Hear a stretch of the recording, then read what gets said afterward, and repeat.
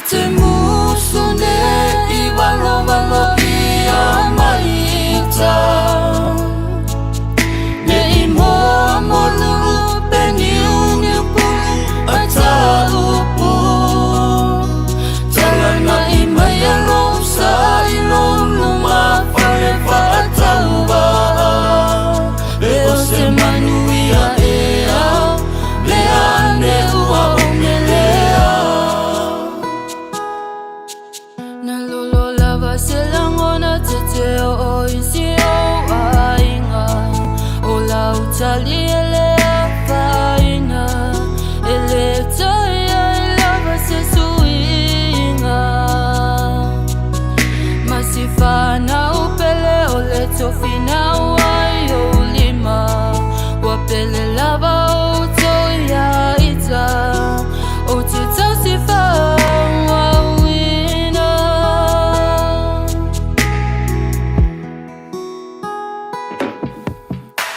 Te musune I walo walo I amaita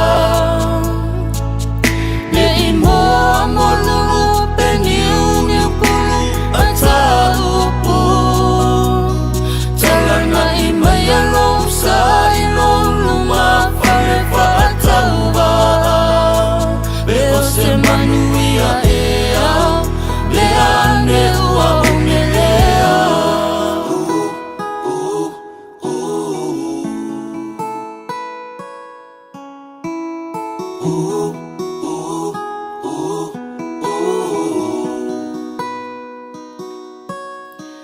No ua inga pele ua tonu lau fili filinga Ni I fati toto sepe au vale Malili e fati sisina Lo utau po fatau sala ua I foilinga Mapu maya ia ile na talanga Manui ala tama futanga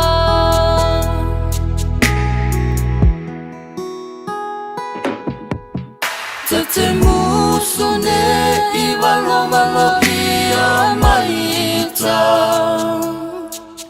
Ne I moa molulu Peni ungi pulu Ata upu Talana I maya losa I lulu ma Wharewa ata ua Leo se manuia ea Lea ne ua ongelea Te musune I walo walo I amaita Ne I moa molulu Peni ungi pulu Ata upu Talana I maya losa I lulu ma Wharewa ata ua Leo se manuia ea Lea ne ua ongelea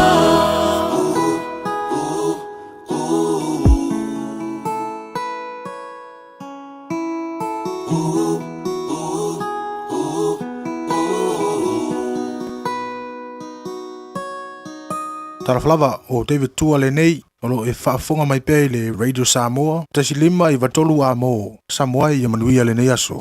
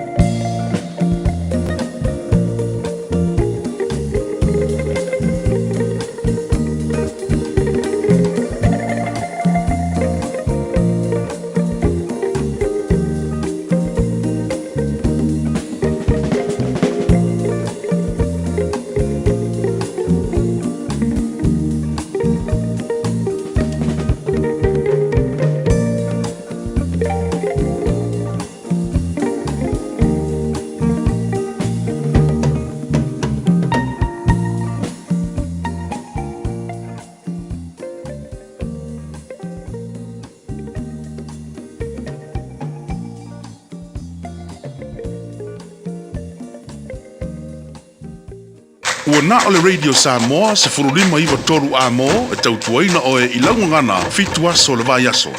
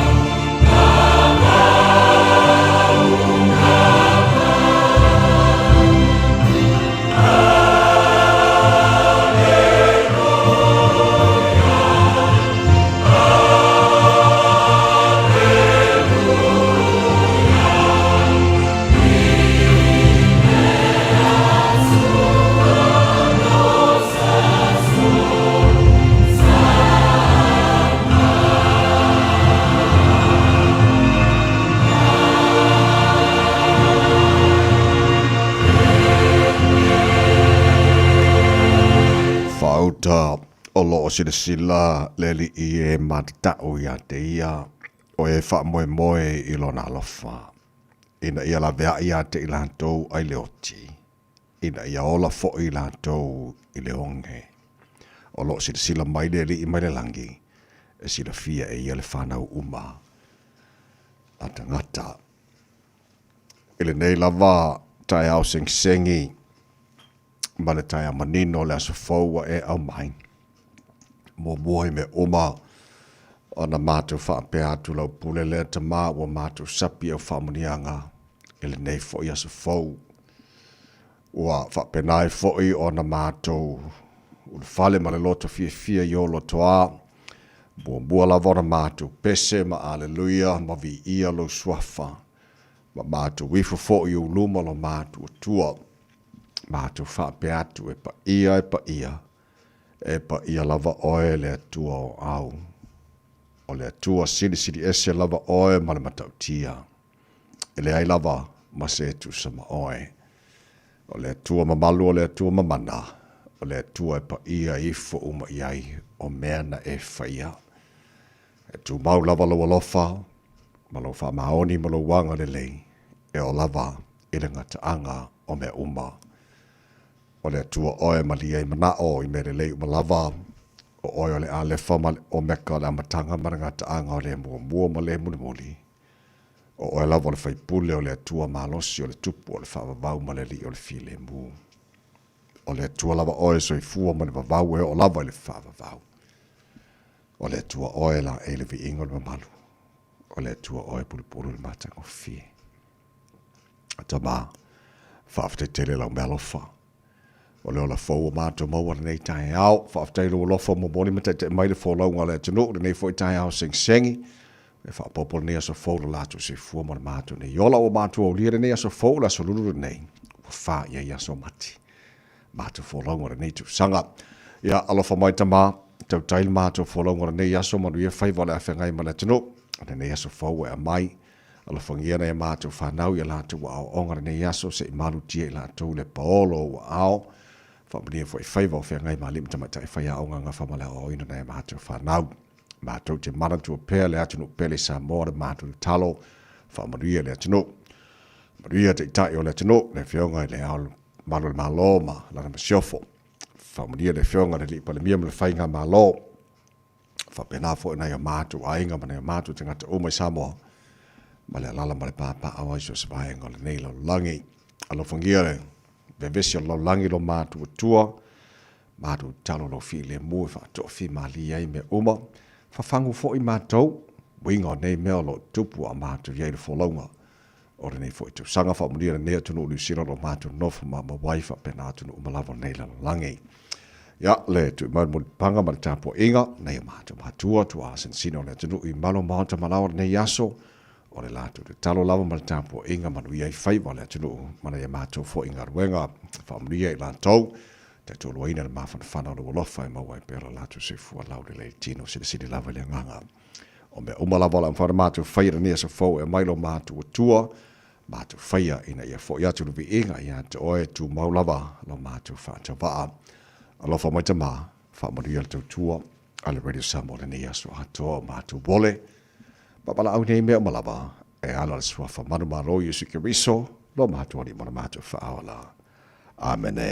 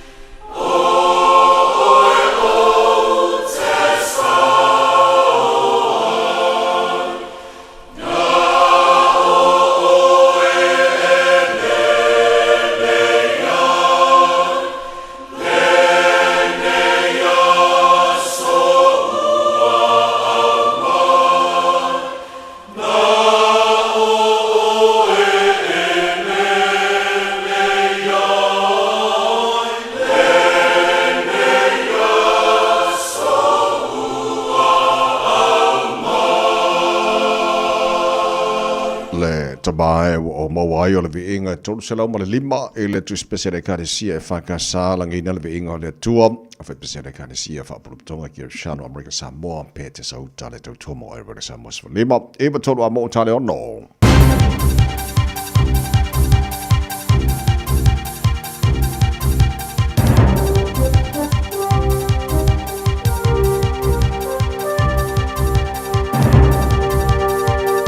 In this update, Donald Trump says it is too late for Iran to talk and their air defence, Air Force, Navy and leadership is now gone. Israel says it's carried out attacks on Iran's leadership compound and presidential office. Meanwhile, the US is warning of an imminent attack on Dhahran, the administrative centre of Saudi Arabia's oil industry. It comes as global oil and gas prices continue to rise amid fears over global supply.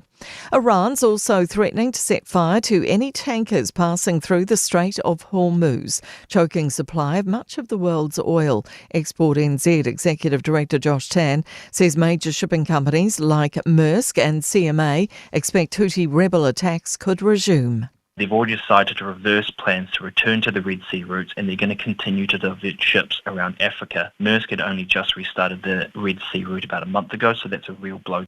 A barrister says it's an unbelievable travesty that disgraced Gloria Vale leader Howard Temple won't spend a minute behind bars. The 85-year-old admitted indecent offending against 6 girls and young women over 2 decades, but he successfully appealed his 2-year prison sentence, instead serving home detention. Barrister Brian Henry says Temple has never shown remorse. The government's hit the halfway mark in its promise to recruit 500 new cops, but is well outside the deadline. Political reporter Ethan Griffiths has more. The National and NZ First Coalition agreement committed to delivering the new police within 2 years, but that deadline passed in November. Figures from police show there's now 10,470 officers, an increase of 259 since entering government. Most joined the force last year, with a net increase of 302 officers, while 2024 saw a net fall of 44 officers. ACT MP Cameron Luxton wants rules relaxed so pubs can celebrate the opening weekend of Christchurch's new stadium. One NZ stadium opens on Anzac weekend, but national restrictions ban hospitality venues from serving alcohol after midnight on Friday, April 24th. That's news. In sport, golfer John Rahm has accused the European Tour of extorting players and explaining his refusal to join 8 fellow LIV competitors who signed a settlement allowing them to contest tournaments on both circuits.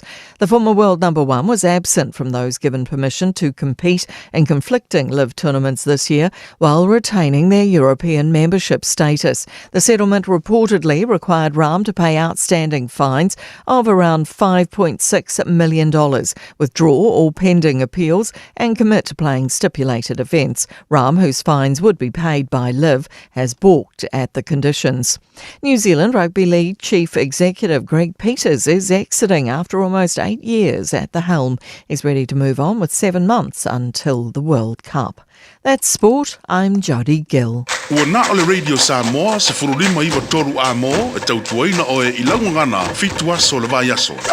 Mabone tai ono whaatalofa mo whaawhelo ai whaatulima fo ile tele lava mani vinga te tawai sa mola tino pele e pa ia man mamano la whaafunga aga malo lava le soifu man vile ne tai fo whaatalofa te oles wa famana malo lo tātou whaalo Yesu Kiriso o tātou mawani ne aso le aso o whaia le tua tātou te oli ia ma tātou fia iai pa le tia leanga le lei o le tātou tupu se te siri le langi mo na lofo mori mai lutu si fua mo le mātu wola ia ma tātou fia whaia le nei fo i tai au fau tātou awen vi inga ia te ia ma tātou le talo lofo mai le tua tau tai tātou whalau na nei aso ma tātou whalau le lao na lofo tātou ia nei fo i aso lulu wa whaia i aso mati tātou whalau o le lua whea lua se fulu ma le ono si mana whafonga le pura kalame mano le tai au Ready Samoa Swalima eba tola molo to ona nei tamai meni so sona mai sini on tātou Facebook ma le YouTube o le Samoa se rata se patea ma le whenga pesta au jelo sio ia wa fo te toina o tupo ia mo tupo malu le nei fo i tai au fo o mai o nei tai au ia tātou awen vi inga le tua lo na lo fo tātou o le nei aso fo ia a tono rei se tasina moia na fo o le au nei tai au a oe ma wala fale tua ma mai le ola mo lo tu se fo ma mo lo fo yola le fo tai a fo ia fo ila irvi inga ia te Le mo tele tula e ono mo na amtai no nei fo ya se fo mai la mai mo la fa fonga ole lui tau mo le aso.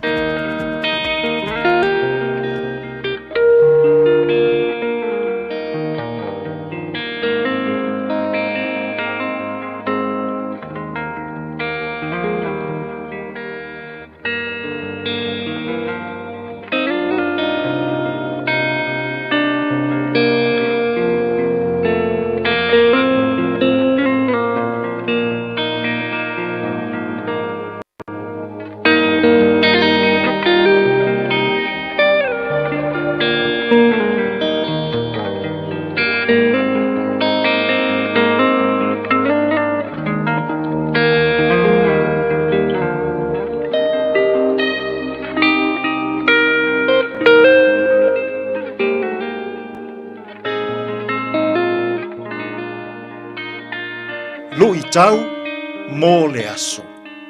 Tina matama itai i le tusi pa ia. Women in the Bible. E soto lona mata upu e lua, a o lona fua i upu e whā. A ua tū ma mao atu lona tua whawhine. Ina ia iloa, pe iu ina wha pe whea o ia. Tina matama itai le tusi pa ia. Women in the Bible. O Miriama, o se tina sa whaao ngā ina e lea tua, i lana ngā luenga whaola i le lalolangi. O le tua whawhine matua lea o Mose ma Aarona. Sana leo leo ina Mose, a o whaatawhetawhea i le atokome, o le auwala whaola a lea tua i lana tangata.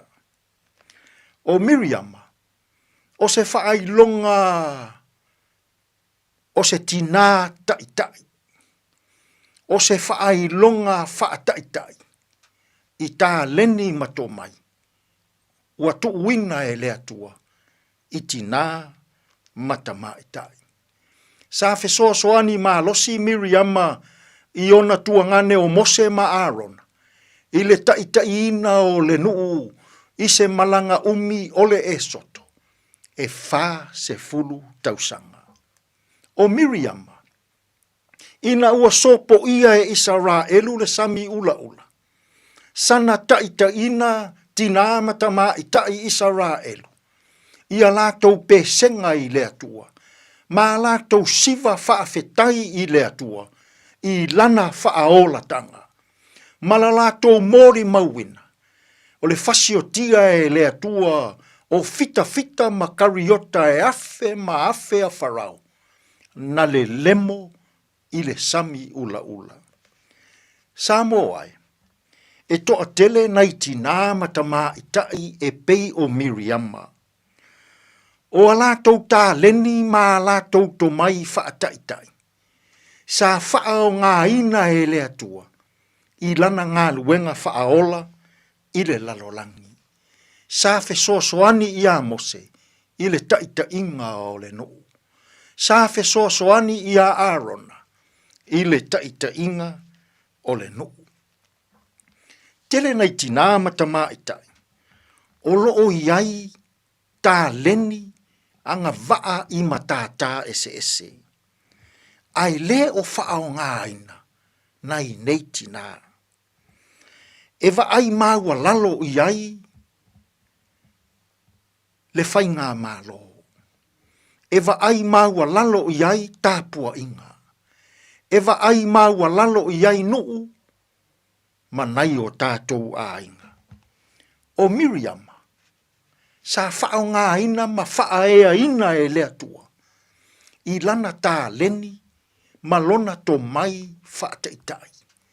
Sa fesoasoani ma losi i ona tuangane. I le taita inga o le nuu, i se malanga wha se furu tausanga. Sa moai. Ai ape a se i o tātou whaao ngāia. Tā leni, to mai, maanga vaa o tina matamaitai.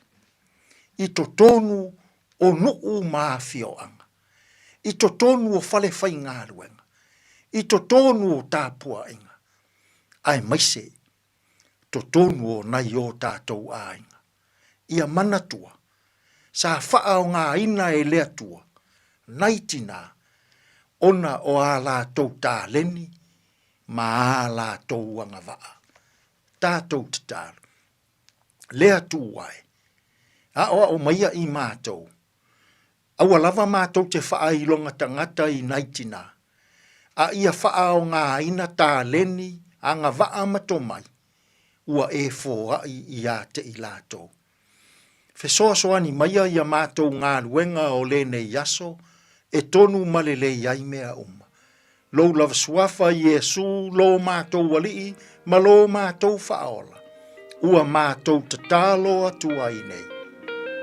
Āmene.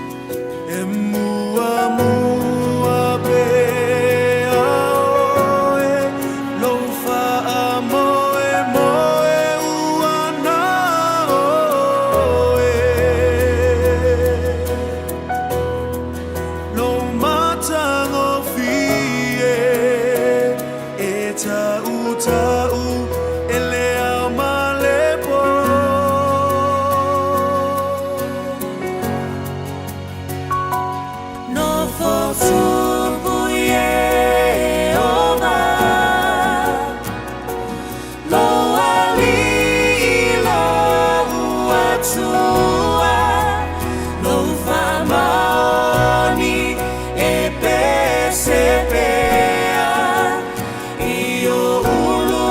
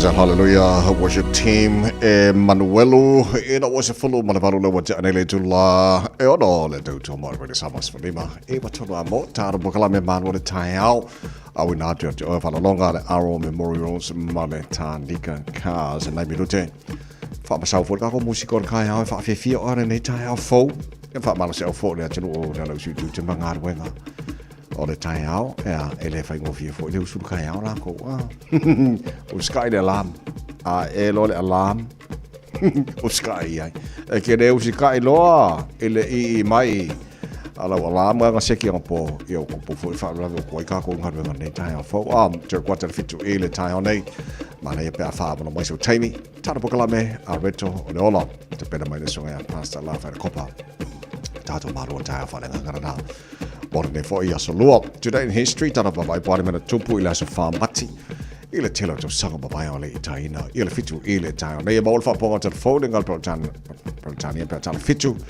Tana pokala mena.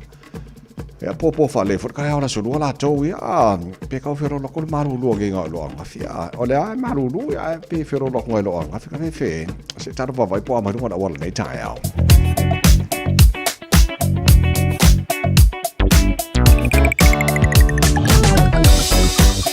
Kwa se ki alu wala kamina o kai au le ai ama se vai ngok jiji lo atu o poloka le bang o tai au alai pisi ai olai fakat so fakat ko se ki kasia la o map lay o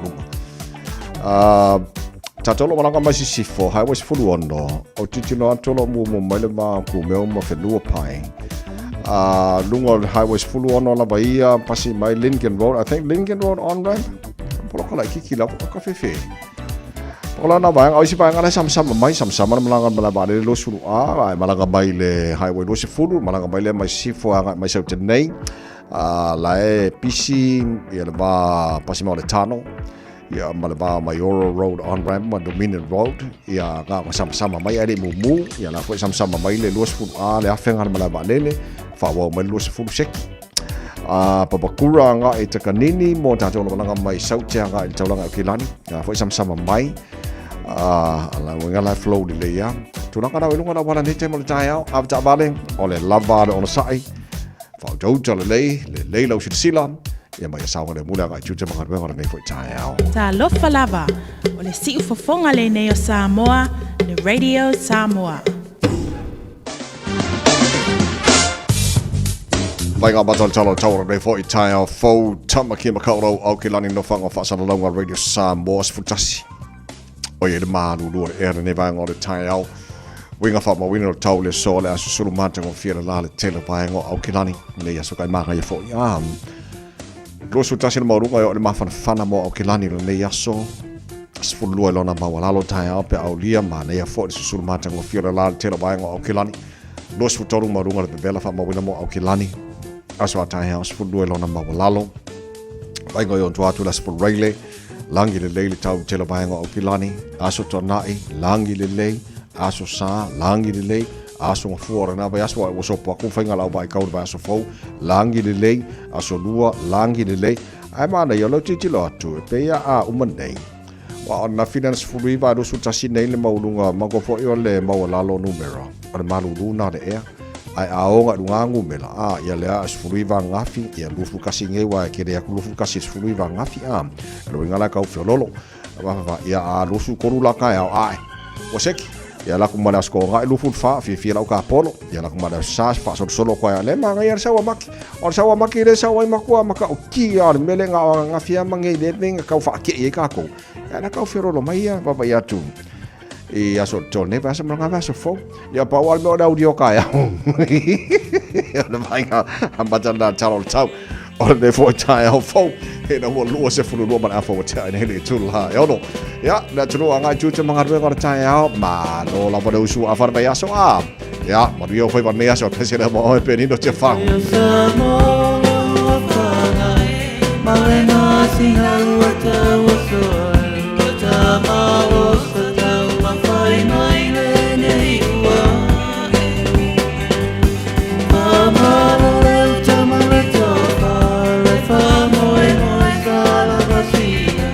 Oh,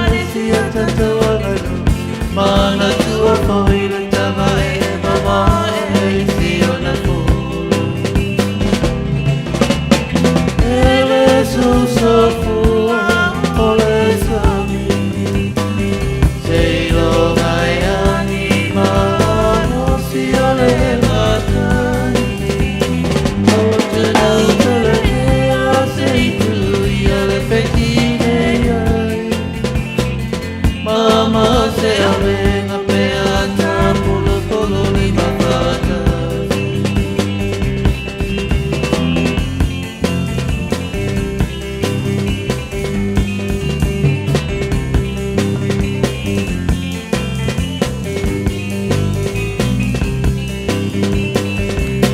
Samoa e manatua ona i leo leo ala i roa i le pui puina o tau ala la whana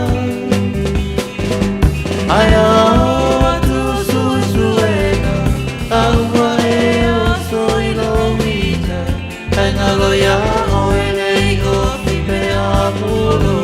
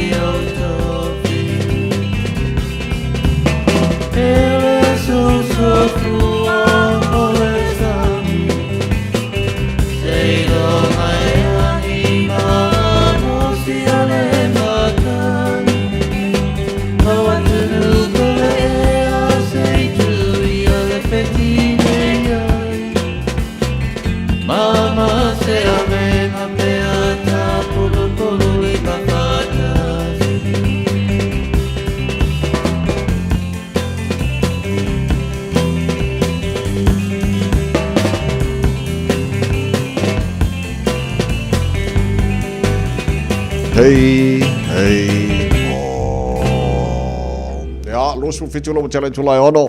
Ole taimina mātou nei New Zealand. Mātou fo'i o le no whanga o tua whaasalalonga Radio Samoa i nei numero tolu pa totus fura no Hobart Avenue i Manukau. Manukau mo le sirifio le atunu o lo lalampapa au ni se vainga ki lope le i o mai nei New Zealand. E le tui saute o au kilani o le City Pito City leon te le o New Zealand. So le tula i saute o au kilani. Le olo i el tātu fisa au tu. Le olo mātu whaasala wat wai. So mātu tara no atu la i taimi. Se lātu ese tātu taimi. Ono ingala ese atu no o lo o tuwalala mātu no whai. Ia ai whaongaina lai mātou taimi. Ia ono o le wati nā le mātou titilo atu. Iai, kangola oi whaafsenga pona ese ngau tātou taimi. Olo iai te losi vaenga lai o me le pone pe ai lua e tu la ai tātou. Whapela le la awhale ono. Ia pe au ke rola la awharwhasi vaenga le me le pone. Anai whakalo whamai a. O le melo ki o whale me oka e se ala papo. O le au me le pone. Ma alo whafte tele, Christina tanu basa le kele ang whakalo whamai kai au uma. Ai whakalo whamai o i me le pone. Ia le hoki ki loko le whakalo whamai se au me le pone. Whakala o ai le sunga Tristala so le whai. Watching from Melbourne, Australia. Bye yen ko kele lau Melbourne le. Melbourne ma lor si fo maria nei tai au fo. Ia o pa anga tara pokala me o fa tara fo maria nei tai au. Yes, Christina Tanvasa. Good morning, Christina. Ma lo fa te tele Melbourne le fa fo ngai Rachel Sifa. Te lo le fa fo mai o ia o sa o kilani. Bye. Ne ku ma mai fo ma ku o kilani iri le. Ja, de factors in Maltai out. Point England, East Auckland. Maria de Yaso, Leonga, Uputamuli. Felega, what coffee is it Katha? I think, or Perth, Australia. No for more. Get Casiala to. Well, by that is a single caco committing. Olala, Afalon or Mato, Gerola, Afracasian Bangala, or Perth, Australia. Yamsapella, Afal Pony. So ke fa ko fenga la Oscar ye so le tole 4 si moti good morning ma lo si fo mo me pone fo la fa talo fo mai o ya woi coffee fe e se de lei ruta swaba aba Lucia good morning so ma lo fa tel nei time fo lo fa tu fa fo wina tan yelu ma lo si fo mo le nei time ao few if amosa Oile simanga li, umanga, malo sifo manuia, mayama Simone Talia, good morning. Malo sifo manuia, maachino papa, Popelo Lani, good morning. Malo sifo netaya fo, semanu, dekade te filo, good morning sir. Ala fatu netaya, monia faiva ne fo yaso, ya ma si papa sa vidi male, oka so se kale si ngako keleri.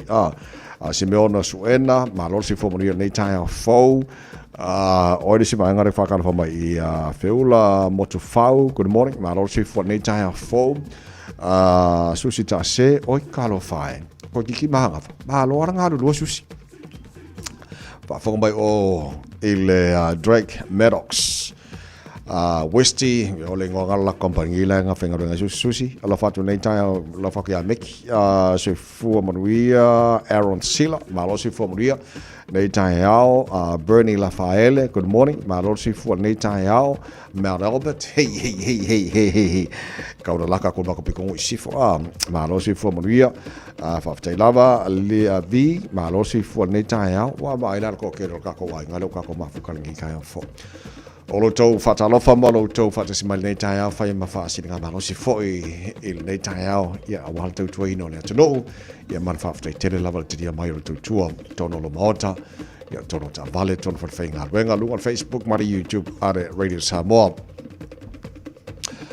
Alai mea tupu I le os whainga Amerika ma Israelu te loa o le vahenga leo lo o tala noa I laulangi atoa le media laulangi atoa Let's update latamai. So ole tala latamai I ripoti mawal tanto por kalame. Os whainga lea Amerika ma Israelu ole te papai atu ole a foi. Ole aso valo masina len tatu nei February tu so le aso tonu ale na le na a matai ona target Amerika ma Israelu. Ia no whanga foile le sili on ole ringo le tala o ke whai aku o target Amerika le ma Israel e le ikele se piko me le na tam whai ia makua I kau lai ia le latu o whainga so ngā maua le leia vaenga le na fo nos whai Amerika ma Israel mai se lava le vaenga leadership indicating operation vaenga la city on whamautu iai le ngato te tai o Iran o le tele o vaenga lo ia lato suau o lato fita kuso vaenga umai mawhainga e lo Amerika ma Israelu e ono o le malosianga o Iran kua ku sao e le lako target fo le ko fa ya ko la ka mai o le foi ko inga os fainga o le winga le tana ata mai nos fainga e o so fai nga e le me ala nga faina le ai mas ko mingo ai so far ya na o to se feel lei o le supreme leader to so le ta sidi lava le o Iran Ayatollah Ali Khamenei ka mo buanga fa sila Amerika ma Israel na o molonola ile os whainga na nana iai salope luai tu la ka luonga whaset sila mai le le soifuo Ayatollah Ali Khamenei saules whaset silanga ua whasefunu wono epe whasu walu isi Iranian leaders ua whaolanta wala o le winga lana o le tala lata mai o le target o tai ia mavaenga Iran o lafa motu ia lato fita ma me swau me fapenga kusala o loa inga le nga vaenga nga maro si nga Iran ia kusa mingoi mai ai se la ko attack la fai ai wole tutusa so tulanga lana ia ile vavayatu retaliate Iran ia ile se lato was fainga el Gulf and also isi vaenga o territory sala elu o sala tos fainga ia base mesh ma US bases I Kuwait ia ile tana ngala na fai na fiel tato po kala me fifia mai male alofo Samoa o Israel na fa manino ai ia I tuai nga luenga o fai Israel temin nei e le tawhanaina i lalo o roketi whanga mamau Iran. E mana ia na wa ele mana ia langa mana ia no whalongolongo ia. O le mawhaia Israel on tawhana umai lalo mango foi a whanga mai a mea tau whatotonu mamau ia Iran. Ia le alana mawara nafi e iai waalele a Israelu wa le kele lungo le ea. E sake dike lau ke lo le leile mamau po le ala ko ngā mau lunga wa pe fa e level sa mau lunga e o mai ia lo ke kia. Kama fo e whangwhanga mamau lunga lava sau le si mau ralo la kiki mai sau le si sau le o ngā kongu sau le si piko lalo.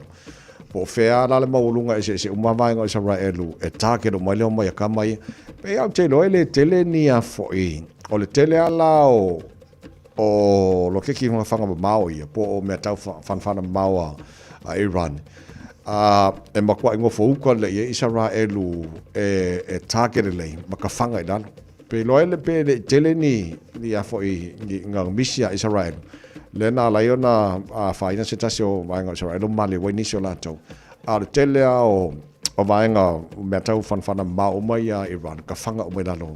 O le ata maile nā ma le o lo ia le technology whangaina Israel.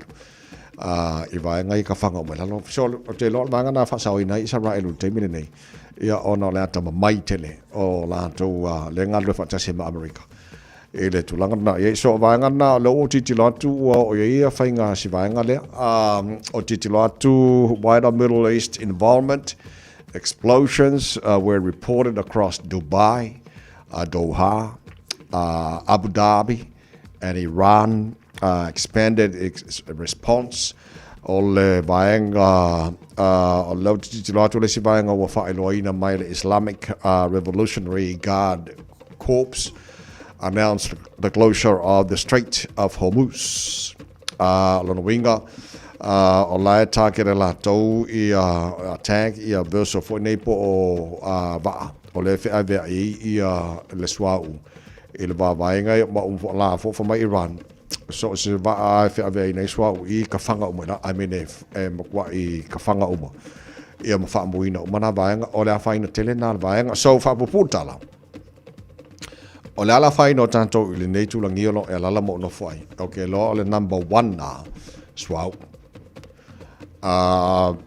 stai mon tatu tal no le swau o New Zealand ma le tala ta mai ai o le tawur swau ule ua mata ona a whaina I tanto te lo vanga mo muare na te lo le ua o le tau le no whanongo o te nei se lau nusi furu paelo le o toi o iele ma te wantar sua o le taimine nei so o nei vanga na ma le tala la tamai ma update e le tulango e los whainga Amerika ma Israelu I tonu o afo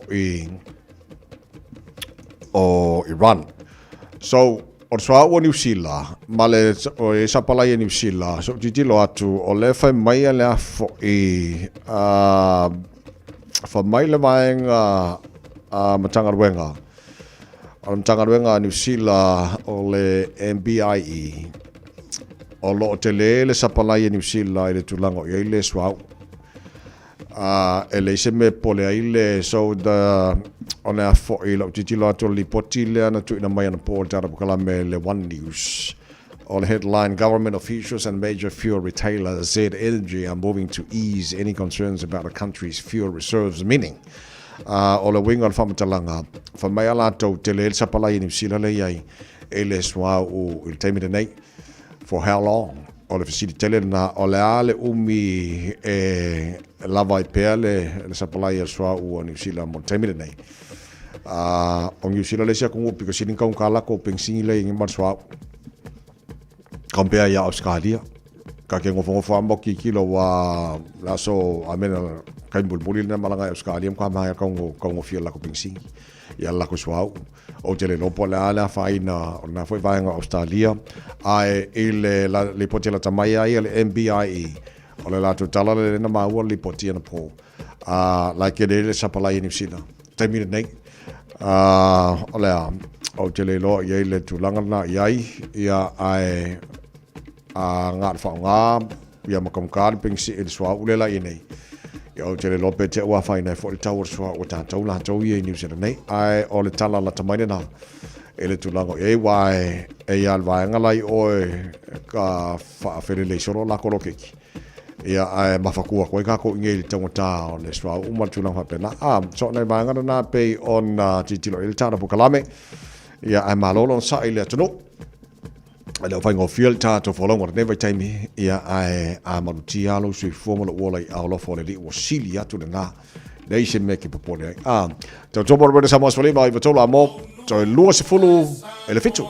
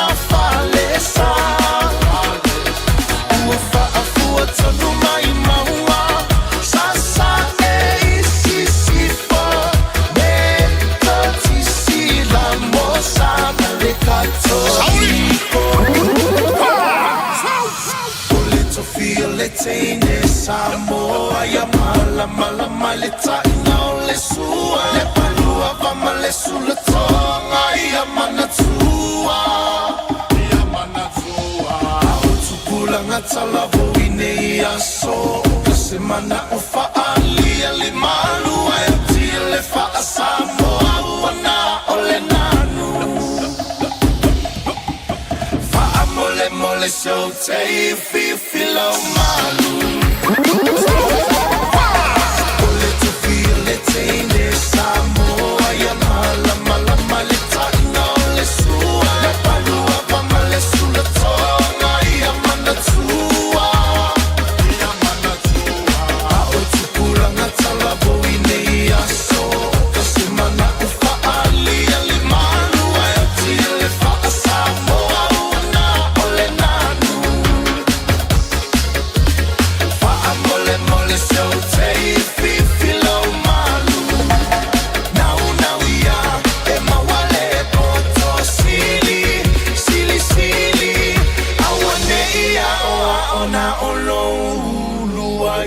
Radio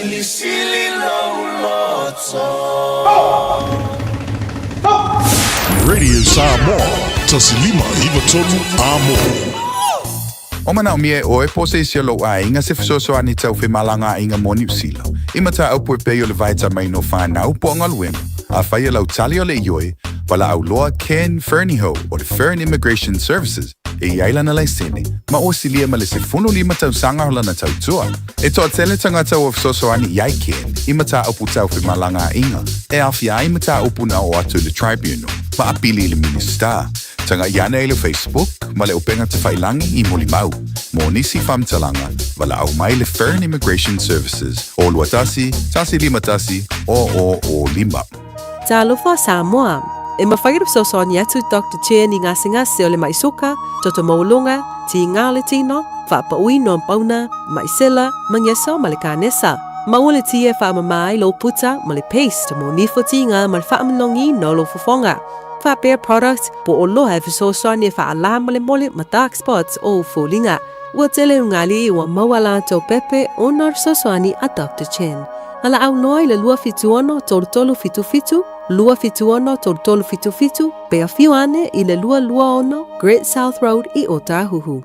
O esi la fia e iwa tesi ma le tolu wha miliona tala le se leni a le UTOS, ua toe whaasafua atu I ona sui whai unite I le lua o lua wha. Whai sau teo ngā tupe e teo wha whainga luenga ai lau se leni ina ia vave wha tau nuu se wha moe moe tā ua a lau a inga wha pe e ka le sia. Wha o ngā au nanga le ANZ po le talofa voucher, le M tala, ma le My Cash e ala I le Click X. Wha afso tai mai le ono valulima lua ono iwa wha iwa, le www.utos.ws, po le emaili o le info@utos.ws, po le Facebook, le UTOS, le wha aputu ngā tupe teo wha whainga luenga o le mawaenga tau sia Samoa, teo wha whainga luenga e mātau lau se leni, ai sele e oe le manuia.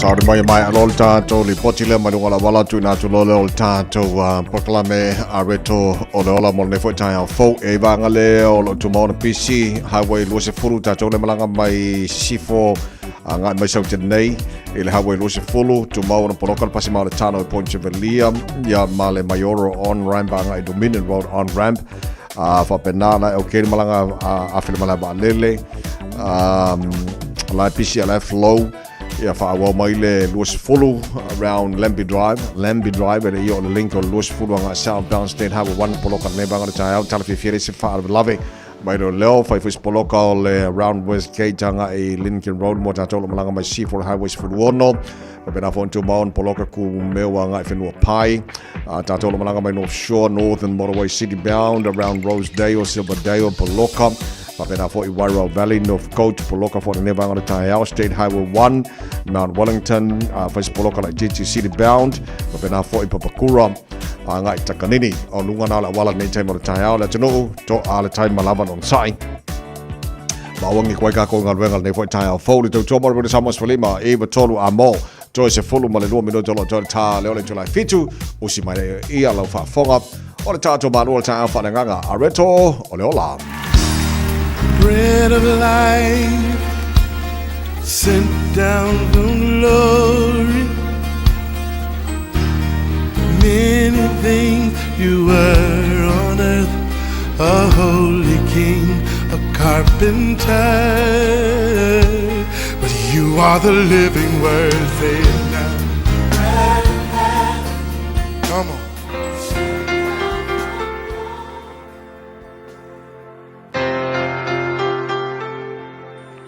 Au te whatalofa tātou atunu, mai tātou polkalame le areto leola i le nei foiaso, i le lofo le tua ea malo le soifua manuia, ea te oe mawhai o na whatasi mai i le nei aso. Wha malu rufo no le leo, wala veli furu, ea ua ese tua i le leo le tātou polkalame le nei aso. Al tu se yopu mo mua, al whai upe valu whapea, ua e mawhauwhau ea i lau au na o yopu, le whesiri le tua, na fai ia satani. O leu pula nei ase whabea, fai se mea e mita i lautama. Lautama lea o le langi, whabea onga e tau mawhai. Fai se mea mita i lautama leo langa nei, whabea na fo i le tua i le langi. e mita pe a e whaia se mea vi i ai oia. Oia se taimi te mawhau lo loto ai i le tala noanga le a le atua ma satani whai mai tala tuspa ia tusira i opunga na alu satani i luma o le atua whaatasi ma au o le langi ia le la ia i le tala noanga lea mana tua ina ua sau satani i luma o le atua na fesili ia i le atua sole feke sau wa ia le satani ia le ia i le tali satani mai o sau sa o le lalorangi sa o fe alua ia fe savari ai fai mai le tua fesili mana inga o fai tau tala le mana ia fesili le tua ele i uma markala satani fai mai le fesili le tua ua e mafau ea i la au na o yopu awa ua le ai se tasi tusa mai ia o le tangata ua saola na amio tangata e amio tonu matau le tua ma alo ese mai mea leanga ina wo fai tau ke mi uma ki va ai tala le ma va ai tala doanga le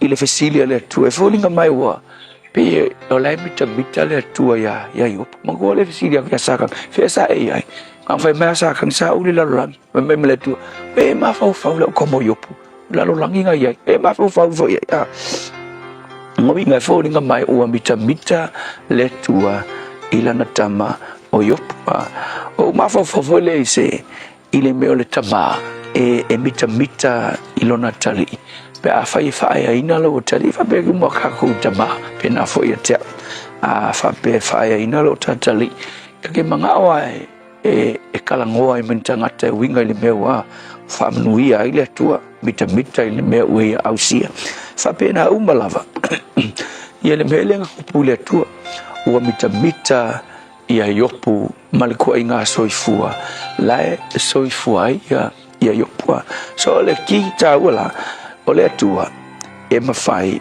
ona mita pe e kamane lei ma eteni lei ile o langa le nei a facilita but fa vela pe fa pe e ke le fayangi mele lei ele kamane lei ele teni lei ai makua e kamale anga ile o langa ngai al mangaku ia ai longa la mika le tu lo pe la kuya ya satani fa pe ku le tu asakang we va ya si o kali ingao fa pe sakang ya kali ya ra kwa manga mo kwa si fio ku la kwa manga mo kwa pe pelo al mele ai fa no le tu pe fa pena so le songa foi la mo el neyas ia o fesili ke fesili fa o mo o fa pena ke fai mai o le tali o le tua o le fa fine o le tua e lo o la e ile le kalango anga ile langi ke le o lo akwa ia e la kuya pe fesili le tua ya sa kang ya o mai la ka male ngai ba fo la ka male o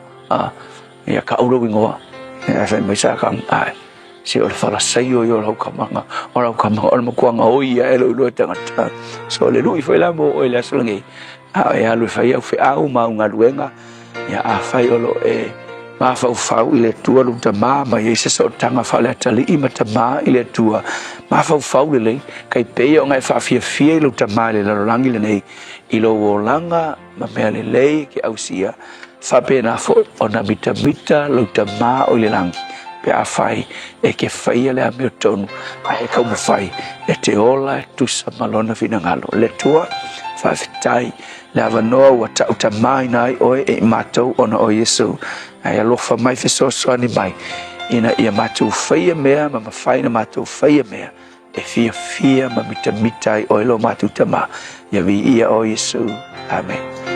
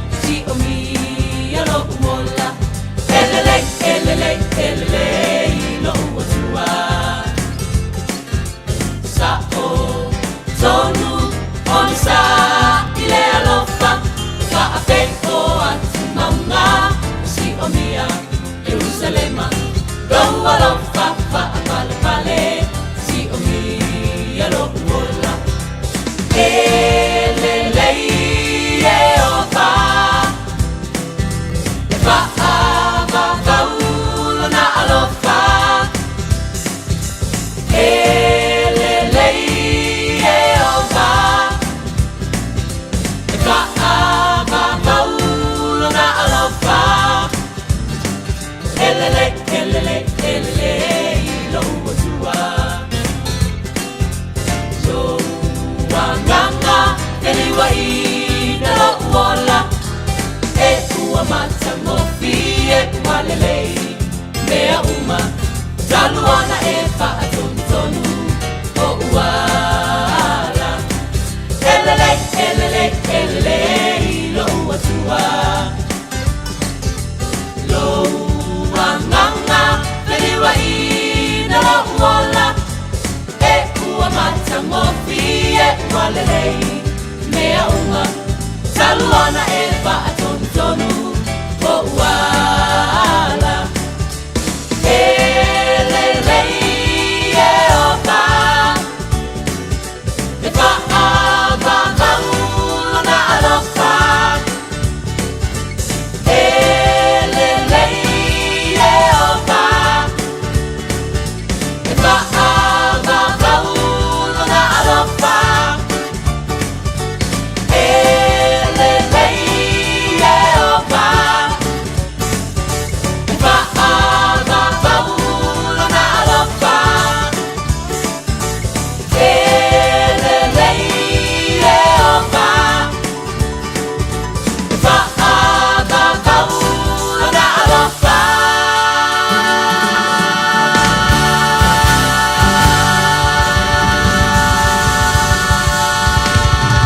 Lei ova pa Paulo Dalo por pesema na pesela le peace chapel fa mai el tarbo kala me reto o le olo nei foi tai fo ina water tolu minuto lo tore tale o le tu la fitu o le aso fale nei o le masino match ani mena tupure nei aso tau sanga wa mabai.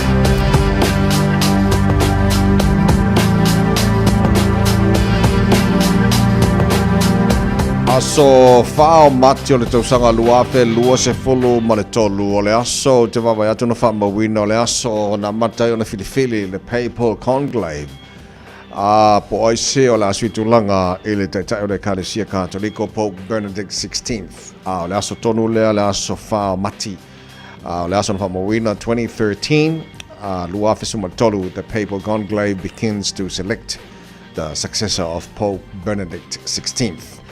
O le aso wha mati o le tausanga afe iwa se lau, iwa se fumare lima. O le aso o lau titilo atu wha mawina na fo'i. Na vese na ili sampini o le WBA. O le fusire na sampini o whai plenga. Na whi se lau isuma lima saya George Foreman. O le mafuanga. Ua musu e fusu ma tangata i ngoia Tony Tucker. So al fai ungala na fai e se mai le fusi o le WBA mai a George Foreman i le tausanga le asofa o mati o le tausanga a whewisa lau iwa suma le lima. O le asofa mati o le tausanga a whewisa lau iwa suma le tolu. O le aso na tui na tui whai long whai toa ESPY, ESPY Awards. Ya Michael Jordan, basketball superstar. Yeah, and also all tennis player and 9-time major champion Monica Seles. Tau oina iai whainonga whakatoa ESPY Awards i le aso wha o mati o le tausanga awhi visalau i wase fulu ma le tolu. Ma le aso wha mati o le tausanga awhi visalau wana suma le valu o le au te tilo atu o le aso le na e le kangaka o ki loku o fo i ya wa alu esa ko marka ko screen le o jasina vaenga fo ina o maua i le today in history pe akun masingi le so kan ko so maskami alanga le pe akun masingi male mabo ko ma kafefe ngi fo masingi ko ale alo fo mai au ngi ka fo okay le leiso na vanga na fa mawina na tupula fa mati le telo to sanga vai ele tau tō maru wede Samoas Whalima i wa tōru a mō e na ua tātonu le tu la e ono o ia fiku le so ka waru kai mea skari ari ai leo nus mai na whafonga o le whaponga o taru tarfo ngana Poritania.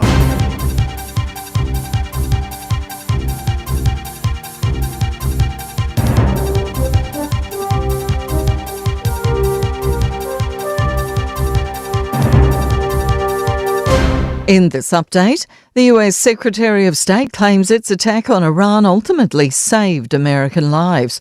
President Donald Trump says he told Iran it is too late to talk as it continues to target the country with the aim of crippling its missile capacities.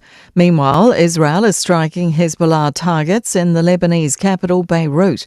Secretary Marco Rubio says it knew Iran would immediately go after the US if it were attacked by Israel. If we waited for them to hit us first after they were attacked, we would suffer more casualties and more deaths. We went proactively in a defensive way to prevent them from inflicting higher damage. A new survey suggests New Zealand investors' love affair with property is being shaken. ASB's report shows investor confidence has lifted 1 point to 11% for the last 3 months of 2025. The survey reveals KiwiSaver and managed funds were ranked as the best investment rather than owning your own home or having a property investment. ASB senior economist Chris Tennant-Brown says the share market is currently trading at all-time highs. A children's advocate says it's shocking the government is going to have a second go at its boot camp for young offenders. Our newsroom understands a pilot program is starting in Palmerston North on Monday for 10 young offenders. The first pilot ended in July last year. 6 of the 10 participants reoffended while in the program. Voice CEO Tracy Shipton says it also cost more than $4 million. At that sort of price, you think about that and what you could do in a community with that type of investment. And I think that is eye-watering. Nelson's mayor is sitting out at the Department of Conservation's decision to close the track to the country's deepest sinkhole. Doc says the Harwood's Hole track in Abel Tasman National Park has unstable rock and significant fall hazards. Nick Smith says the move is an overreaction to health and safety concerns. That's news. In sport, golfer Jon Rahm has brought out his verbal driver and teed off against the European Tour. He's accused the organisation of extorting players and explaining his refusal to join 8 fellow LIV competitors who signed a settlement allowing them to contest tournaments on both circuits. The deal reportedly required the former world number 1 to pay outstanding fines of around $5.6 million, which would have been met by LIV, withdraw all pending appeals and commit to playing stipulated events. Rahm's blasted out of the rough. I just don't like the situation. I think we should be able to freely play where we want. Silver Ferns captain Karen Berger expects preparation for the Commonwealth Games to stay independent of the turmoil surrounding Netball New Zealand's current administration and board appointments. That's sport. I'm Jody Gill. Ua na ole Radio Samoa se furulima iwa toru a mo e tautuaina o e ilangungana fitua so le vai aso.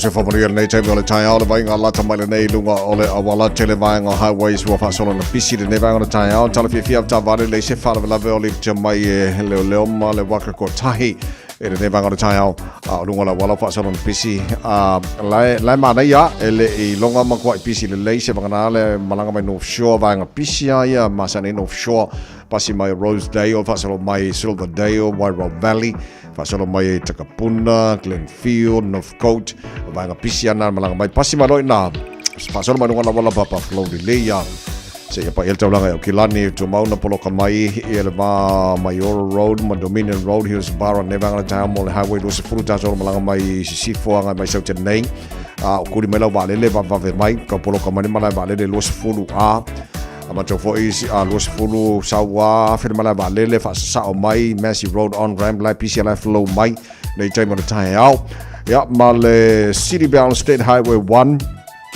to baon poloka le yo mai papakura on ramp fa solo mai takanini fe lolo va takanini ngai manurewa on ramp like poloka like titia pasi wala nga flow di leia se pa el taulanga Kilani ele nei taimi ole tai ao around West Gate link mas full valua ngai full ono ta tolo malanga mai sifo ngai taulanga Kilani fa poloka like titi lava pasi mai tiara 2 flow di leia se pa el taulanga Kilani ele nei tai ao lunga na la wala nei taimi tai ao manol foi malol silsila ta vale to baon sanga le muna chu chama ngā nei tai ao Radio Samoa Tasilima ivatolu Amor Radio Samoa. Tasilima ivatolu Amor.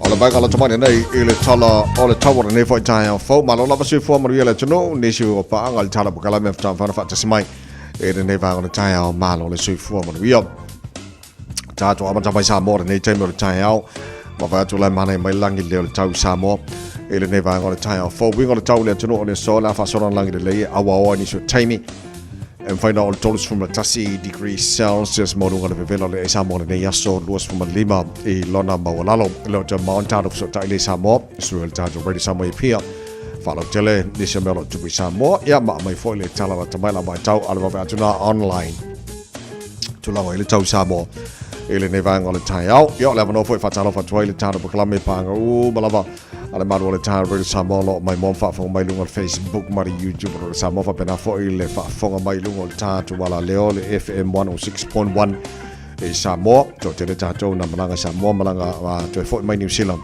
mo le mawina le malino leo ta fa sa longa fa tala fa tu ile nei tai au maru la por sui fo mo rio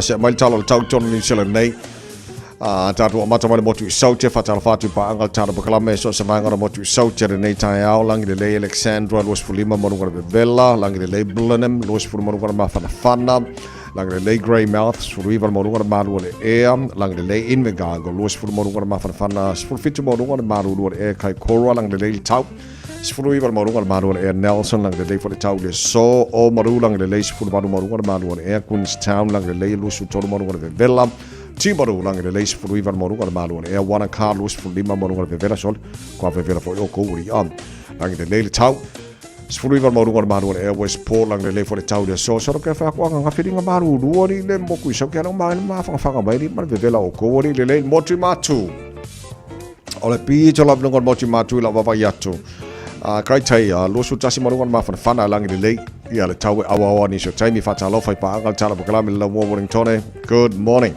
Marola por si fo maruia ala fa solo na awa o tau mo to like detail time po wanai wanga ma fa solo ton lang le fia na nei la full feature mo ngana maru fa mo wina mo Wellington le so fanga rei lang le tau lo su tasi mo ngana ma fa fana anga nui po wanga nui po fanga nui lang le tau fulu ivan mo ngana maru e tau ranga lang le tau lo su far mo ngana vera tau po lang le tau lo su fulu mo ngana ma fa fana tau mara nui lang le lo su lo mo ngana ma fa fana aroto rua lang le lo su tasi mo ngana ma fa fana le so pa mas le north fulu ivan mo ngana maru e fa solo na awa lang le tau los fulu mo ngana ma fa fana ni Plymouth lang le tau awa ni so taimi lo su tasi mo ngana ma fa fana nei pia fa solo na awa pa utimo ni so taimi fulu mo ngana maru e Masterton awa lang le fa na nei le vin lang le tau fulu ivan mo ngana maru e Hastings awa pa utimo ni so taimi los fulu mo ngana ma fa fana Gisborne pa solo ina awa pa utimo lang le fa na nei fulu mo ngana maru e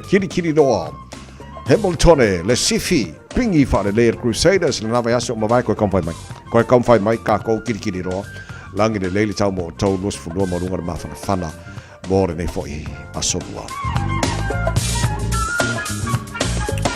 no fanga fa sala ko radio sa more nei vanga le tai au sfutasi o ye le malu lu nei vanga o le tai au fo fo e so va ya tu fa fo le a pe fo ringa mai o le a ele I manino le mai fa va ka mai langi le fa mai na vai tau o le so o le a fa solo in langi le tau le telo vaenga o Aukilani lua sumal tasi al marunga na o le mafana fana mo tato o Aukilani ne yaso sfulma lua lona mawala via tai alo to se fomana mato malo se le aso sulu mata ngo fia fo le la le telo vaenga o Aukilani bevela la tai alo su tolu lona mawalunga vai ga yon tuatu las for raile mane fo le langi le o le tau aso tona e whatever look for el auta polo o na langi le fo le tau mane fo mafana fana ro su fa Morunga de air lesto nai mafan fana le airport de vela lesto nai aso sa langi de lei aso fu aso lua langi de lei oka se lo ni mika le saur kingi kilo makire saur nge fai e pe fa pe nga fa mo Sama pelila ole vaenga ngai langi le leito mafana oka pepesen ngu mare kare sia vaenga la tamare na talo le taure ne foi vaenga le tae ao se furu le wate ai nei ia leito la fitu le tau mo le sama spolima e va tolu amo o me ka ko ngi ka fo se ki me ka ko malo si fu mo du sore sbai pese fie ile ngi ka ao ri fa ko foi wa fa ko ka wo ye pisinga Pako foi ngai ka ngaka ko fa fare le yang nga weekend mo kia aku ya penga ka mafang la ko steak mo la ko ka mafanga ya fa fe okupu mo ka ya ko ngo winga le la ko ka mafanga fa neka minute ya pare po mo wa ai le mo o kiri yang me va veri ka fe ya nga fi mai le o nei ta ya ka ko pese fi fa fa le tu ala ve fese al vanga lai o ale molo sui fu ala le moro malo si le ngai kai fa ko fo aleluia bi ele tu nei tai fo so ti la tu fa vale le fu semi good morning uso ala fa tu fa tai fa tasi mal nei tai fo e nei di so mai ngai fa talo fa mai si va ngola tu no ala fo e se so la okay oi Isabella Talia, good morning. So kikilo kwa Christina Melpone malosi for Maria. So ngai Teofilo ba tuola lautolo. Good morning, sir. Lai fa fonga mai by telephone malosi for Maria. All right, here we are. Maliana now. Good morning. Malosi for Maria. Is it Kalgoorlie, Australia? Ke ala fantasi mona to wa ba le se sengo kai mia ka ki nge masimanga le Oscaria yellow me great good morning sir ala fatu nei tai alpha fatu mai okay le simanga le Hawaii Ropati Pula good morning sir ala fatu nei tai au la mai mo mai o Hawaii afarfiku kai au or kami nga fa so tai mai ai o le se senga ko kami le nge mal to tele la tino o le sila junior finau le senior Australia ke ala for fa pe ia lu foi lai tu la le vai ka ko masini Australia le se senga nga o taimi o lo fa pe nau ye le malo le tuno fa tasi mai ya mal taimi ma to ni o ke lani ma lo la va fa ka fa tasi mai ni tai o fo o ka ko ke do ka ko wai ngo ka ko ma fu ka ni ka ya ma lo fa te lava tali o mal to tuo Malu tai already some more tono lo mota fa bena fo tono ta vale tono fa fainga wenga no on Facebook mari YouTube ale ready some more baris ka ko piki ma yo ngai kai se bas ka ko piki ma ya fa mo le ya le fa ale piki fa o so kai ai se so le fo se le la so la to ma nei au te ro si vanga la o Hawaii pe ala ka so fu so lua ya la to la ngai kasi ela so Fesi vavela kiki amato. O le whai unga vea sole nei. O amatele te fitu o Vancouver. A lau titi lo atu. E lau maranga whai a ongan kai ko fiku o peleki sole. A vaenga o ori. Lau kama fiki lea o ko masi dama. O ke whai aku o whai kau anga pole le alo le whai a. O wha pia sole ke whaku o le levanga ka ule. Le vanga ka uru kai ko fiku wa ia wa ka le ngai o kai ko fiku e nga maka mai le ka usanga no ale o mar kai mila o ai fa mai le ia mai visa a ko masi dama mai malangai o Vancouver o le ala o le anu ala wo ku le assistant coach ale a fo ia le kai ko fiku a New Zealand e va ia ka maka alo mala ko au le la o ngai oi o mo fa pia so ka fe o ke fa ko le vanga fa ka kia mar ka le ngor kai ko fiku ri de wo mo da so yo Vancouver ai de malanga fa ya o ngari so la asofitu la so valu o fa o weekend nei so now le wo fa mo so now te to fitu Vancouver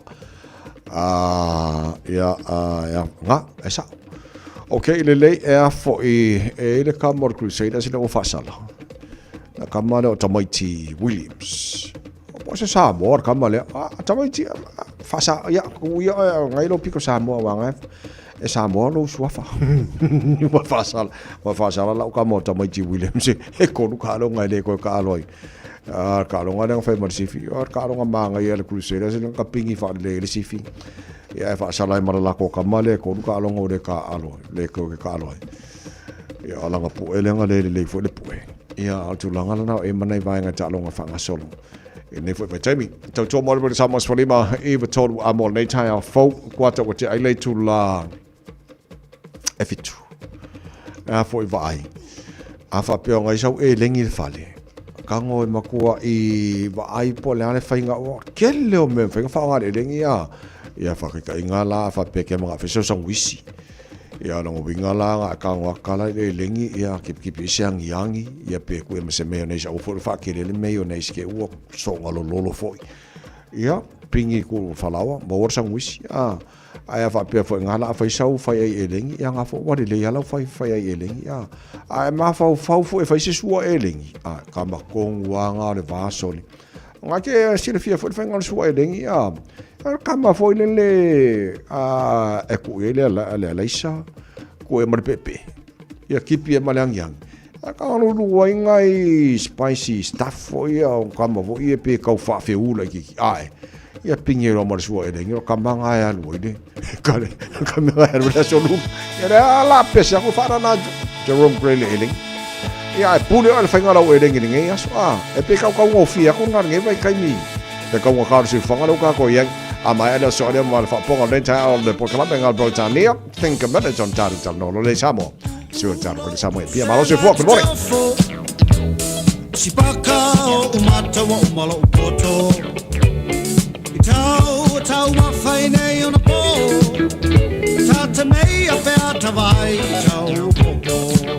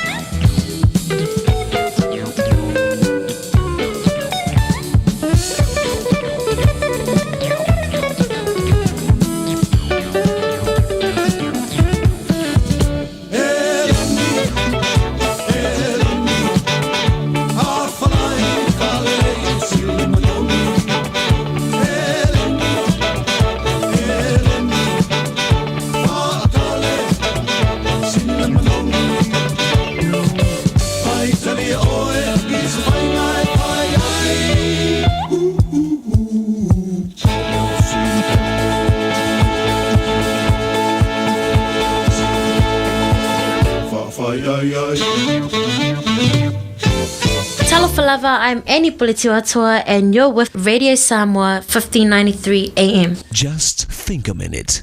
It could change everything.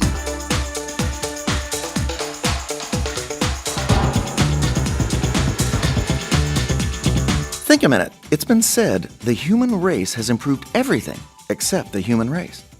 But at least we're consistent. Some of us remain immature all our lives. Kind of like boys and girls living in adult bodies. As we said yesterday, a major mark of maturity is self-control. And one of the hardest things for us humans to control is our tongue and words.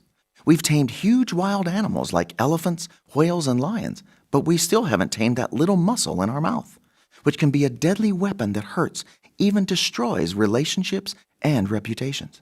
Words don't break bones, just hearts. So the first step is to think first. Stop and think about what you're going to say. Is it true? Is it kind? Is it necessary? The second step is to talk less. You have a far less chance of hurting others and yourself if your mouth is open less.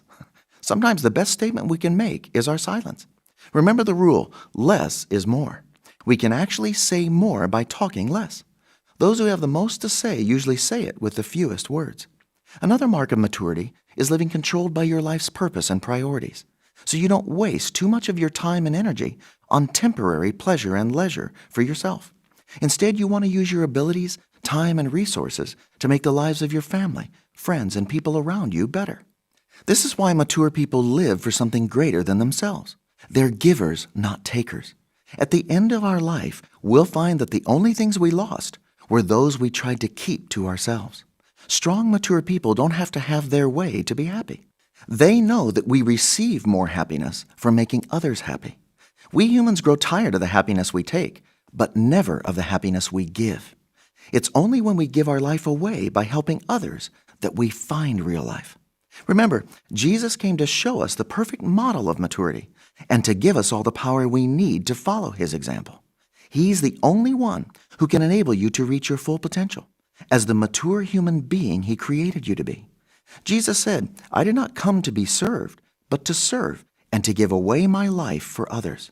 So won't you ask him to forgive you for your wrong, self-centered living and to take control of your heart and character? Then you can grow to become all that he designed you to be. Just think a minute. If you'd like a free CD of our top 40 programs, write to us on the internet at www.thinkaminute.com and catch us tomorrow at this same time when we stop and think a minute.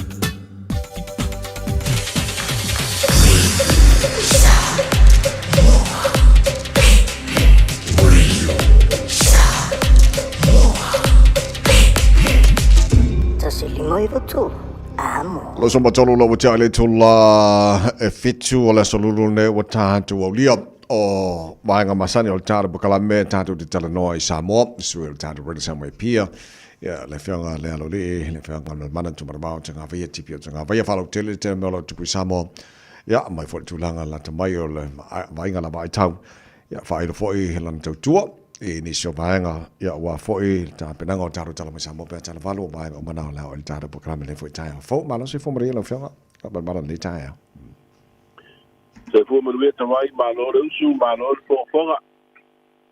Malo. Ma uia melos. A fiona rika. Ia. Boa si malo si fo ifa malo si mai ai. Ben ka fo ia kai o le sululu ia male. Wa fa fenga ia malo sunga mo tatu tulo. Fa kai. Malo fa tai. Ia malo le. To mai tatu ngaluenga le nga ton le vaso tatu liop. A maile tulanga ile on te lenga a te lo leo sila mio fo le tu mai mo ni si o fa salonga online tulanga ile sui America land nei Samoa a matanga ni yaso ni so ba ngo umrsa ni fo I ile baba ya tu fu fanga mao le tu no mo le se va le taru no o te lo tasi lo ba nga le tele ya o fo inga sa lo tu fo le e le sai ni ma sui America o mama. Ia, o le whenga rea na seinia nei rea sumafua. Te loa ia nā ua lopu si le fia le tātou tino. Vaenga tā ua ma le leia i le whenga rea wae. O le whaiero whiwa ia tātou wa le rea ngai Amerika, o mai fui wa le rea Amerika I nei. Whaino atu tātou wa le rea whai tutuina ma manoa. Ia o I Amerika, wa pena fui leo mai Amerika, whai o le territory ia ngai mai nei. Awa afua ia I te mine. Ele se va le ho le o sa wa sana malanga mai Amerika sa ia tatou. Mani. Pe nga malanga va le ho le Hawaii le ha. Te adu fo I Hawaii ali fo o Amerika Samoa ia ngata ina. Ia tatou va le o tu nei Samoa we so tu tuila manua ia mai fo ni. Au te dona le wa sai ni le fenga le a malo Amerika. Te la mo foi no fa foi no fia tatou fo ino wa le. Michelle le ftau John wane fenga le. Ya man tulanga fo yo le tatu ba le tele ya o mai. To e fati no i tatu o nga company ba le Samoa we sa mai Samoa ga ya tui. Atunu I fa fo pe New Zealand ma Australia ya ma Amerika. Ma lo fa vetai. Tata no I su Amerika le nai ila matanga re ba yaso e le si ba ngale titula to launch American Corner. Em phải tao phải làm chơi vài ngày lép pola le au chua le tu lang fa kun monia apa mana American Corner ya ole no fuanga le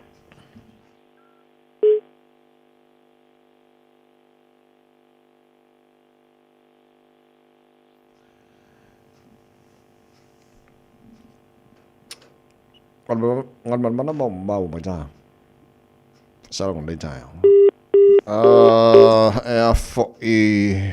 fa le tonu mai tato so ta inga Samoa se o baba ya le titi a fo le fo se a mai tato fa salong fa business se ko so ta tu tato fa salong Samoa le temela ta okay fe ka ko fa salong fa business o mai Talofa ba mai le tanika kas. Afio mai e fili sau piki apu da porque o komeki pe suikia to ele da ono foa. E lua se furu le e mawa ile teminei mai le lua se furu afe tala iba se la iba se furu mai le tausanga lua afe se furu iba e o ile lua o lua tolu. Bala au mai misa ile lua fitu ofa pe afio mai ile tanika kas ile fitu tasi fitu Great South Road I Papa Toi. Wala au mai misa ile lua fitu o fa o.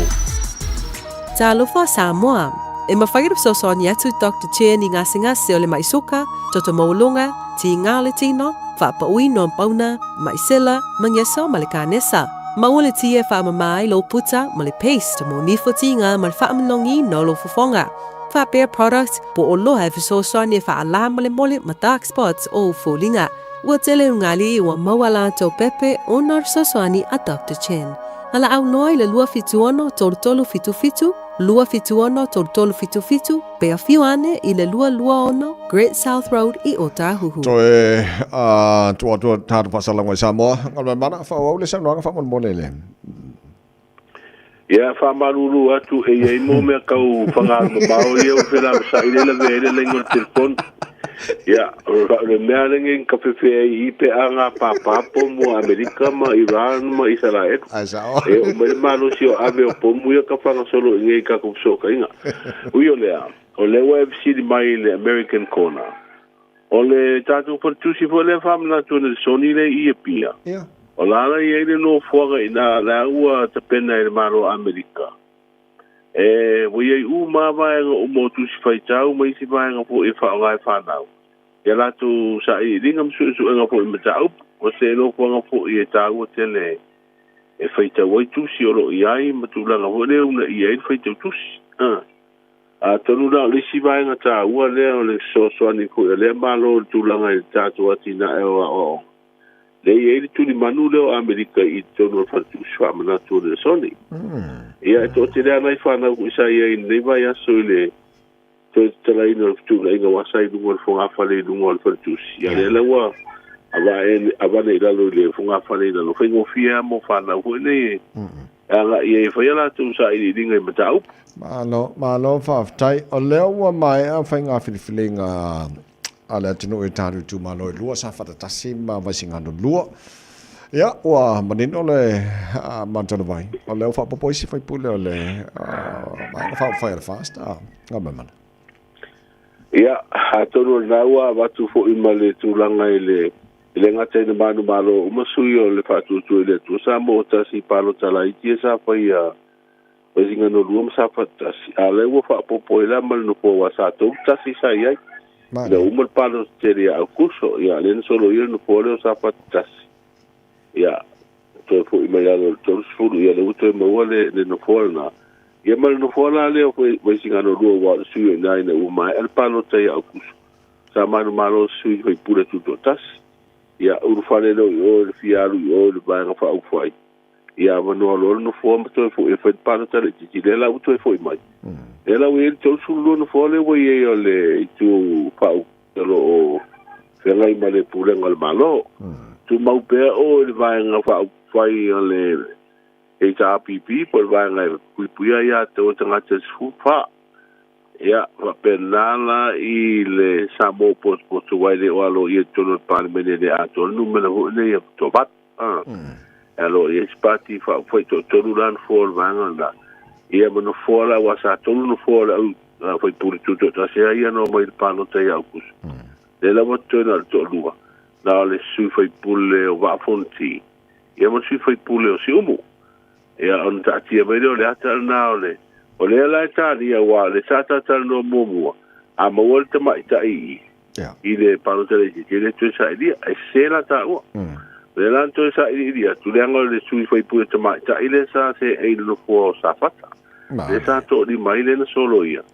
e to le to fa no vinga le tu mo le limo foi pu te mai ta e tu mo wala te una fa ngale ia inga le ia inga ho le full percent sa ile le si te mai ta a fa le vela o te le do ia wa o le ta o tu mta o po ta si o tangi te palo ta mai fa le ali ta no vinga e fa ta dia la si me se fa un po feo ia ona mauturola ia le pe la tula ngai ia fa un na fa msilonga ia o te lo ina na fa to ava no ona ana fa ngale ia inga le fa vai sa ile si fa pule te mai ta ia to ta si ato to ma la fa tai fa mani no ino ne vanga ia o le wesa no ia ile to balo le fa la tasi o le tala to mai o fa fo le ta tali ile stai mina ta mai o le wa le sa ma to o le va sfori le nei tu langa fo ile su ile fa sino o mo le mau to tu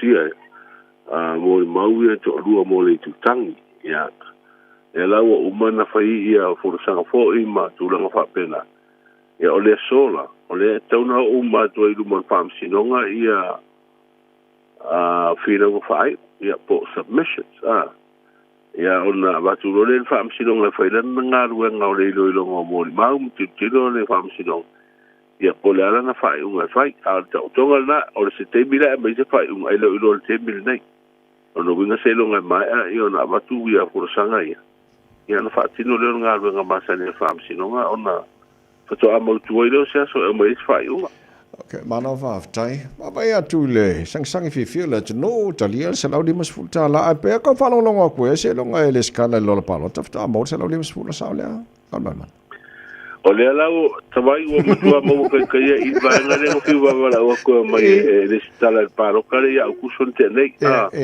si fi fo e mai fa mo fa sto te pe puru mon tu po afeta nga tai ele i o ele stala o te tau na palota a me se la to ie wa ie lusu test so o te lo ni si la to ele stala la to le malanga i fafo ia mai po lo nga fa vai tai o la le ele si va nga na ele stala o le ala o tau na fai fasalanga po le tongi le lua pepe a le stala a le la o fa no o le o tu mo tu le o i le oficio palo te mo le lu e fia fai le stala no fia mo se la lima spu la o tu ava no kom sina foi mo le oficio ele foi la fasalanga va nga le o tu e fai le stala ai pe o tu langa tau holna e tu foi no se la mas furu le to fo iao o le foi ina ta mo el vangale o lo fi se fe le sta lo no vinga o le se fa popongo o le numero tanga te palo tai tu malo pe fa pe mai ale tu pongo se la mas furu le wai e tala tu ane tau le fai unga o masino uni fa tu mai ala fa nga so la pe tala na e tu langa le se la mas futala e tanga te fu ia sala le fa korena o mai palota e sa malanga mai ai o le la te sa ma tu pero e na firma ministale ai na firma por o que ti milione o le sa no mai ministra la tu wa no ia fa ia la fa a mai uni ia o le foi na mo le fa mo ia le a pa pe a mai le ia na nga ile fo fa va tu mano sa pano tai na ta pale fo fa mo lo na bia na mo se le mas fo a tu la ho le fa pe va la o mai ile fo fa va e di fo se se ai nga tala na se le mas fo mo la tu ele ma fa ma no fa tai wo manino le tela na va ngai sai tanga ta sili mai po ele manino mal te me nei to fing o le komsin o le leo nei te me fa se sili ele le ya mai pe sa mo wa ko la se update la mai fa on bon o e tau sili fi fa se ia ma na ia sili o le filo inga le o va so le te le va so tu WhatsApp sili tu sta le pa bia po o a mai ele tu la foi wa tu la le wo e to fing o komsina o mana abe fa tuanga fo I o filinga o ale komise pure nga malo o kapeleta ia ole alo mo mulina kapeleta ia na siria tu pa mi o tali tatato ia no vinga la le ka karo la fo karo mi saio le po o ise tamali fo e nga va amor tu finga ai ole tala tu nai de mo Sapa pe po I fai lo mai de vaso le te nei ne. Ala ta tu talo uma. Ta ku karo mo Iran mai sala e uma. Mas vai na live be si mai o ka ku karo kom singo ta tum tanga ngolo. Okay, ma lo fa tai. Ya wal te la si te mi ka ke kalo a wole nga mele ku ka di ya le ka ke kalo. Ya ka ko fa. Ya si fi fo I. Ia. Si fi o te vai te mi o par mia ia le. Poi pure for tu malo le pa. Sa si tu ai na o mo for te mi ngalu le pa si sai ai. Po fe fi nga wa fi nga par bia. Ya si tu ai tu sta mai ya. No tu pe le tu. Tu pe le tu. Talo ya, talo ya talo. Ya e o mai. Ia fi ya le o ye fam si. Ya, pero foi lá de wa tanto to foi taro. Ya mos como si no le. Okay. Mano. Pa telo na uso. Fa ilo le tino au tapa nga mo taro tala mesa mo pe taro fa mo mo. O le wa mata ona tapa na pena foi le malo wa fa mo ni nga sa fo le fa to si no le palo te ya kuso. O le se lauta la mo pepe fo ia mafana witi mai le tasi te usanga o te usanga le matua. O le ua si tia le se lau afe ta la afe so ni tupe le malo wa wha matu watu mo no fuanga lo tausi e o tato tamamati na matua no fuanga I mapu I whanga le upolu wha pelongo I polo tu I savai. Si tia le se lau afe ia na so ni na mo tato no fuanga na ia fa pe fo yo na wa fa ilo mai el minsta fe ngai male prokesi miliona el tu wa fa sale anga lu so ani tu foi no se la lima sultala o le wa mai fin ngalo minsta la ye se ta pe na fo yo la to e fero ia te el malo male I tu malo ia tau swala pure fo mata o pe ya ona silofia ia wa fo tu langa fi ngol la to te fono la to por fa vai para o tele tato tala pe a o te masani o le o nanga tawai. Tal valu o temina o nanga le fianga ngamal mana e taro tala mai sa mo ya pe na masani ai tai out tasi so foi o les freile o las tala na mai la mai tau mo ne ya so fa mo ne. Ele o ia se fa tuanga po ni la te inga fa marusia mo tato utunu atoa. O wingo le tau mo le ya so lulu o au o sabili le mta polu no upitia I pele sino o mo ya o mana I timu e a fia isa mo ni si o teimi o le vai ga le tau ya o polu ma sava I le so e le wingo le tau se ia banga na I timu I ni si o banga ve la be le we ma tu vai nga ve la o ma ku fe po ali sa te le timu a va ia kula o mat e mu ga la ko be la okay ya o matua sala o kam ka kia ve vero la le ia ya fa pena winga na ma sa ni tau a le ma na ia le winga tau tau le ia La whenga le alole wha malo wha whataili tau tō mai le tātou ngā ruenga le o ngā tōna le vai aso. Ia, ka ko whiro ia las whrai le pauli. Ia, tātou i fua le whrai le ka ke mafuka i fu i ma le tau sala i wha ingoa vai aso. Ia, ka ko kou whai kakalo musko masingo leo leo. Kai. Ia, maka ko kakalo aku ia tsampu o lava ia le lawe vesi e kure mai. Asao le. Maria ne aso so, la vatu. Ia. Yeah, so for le whenga le ala le whenga ngal manantu mana wau tanga vai tipi o tanga vai sui o tata already samo i pia o le whalau treina o mea lo tupu Samoa ia whapena fo i ma le tulanga i ai ia tala whalau tele e tala mai Samoa pia tala whalu i le tai o nei ai mōne nei taimi o tāna whamlea ngos whana.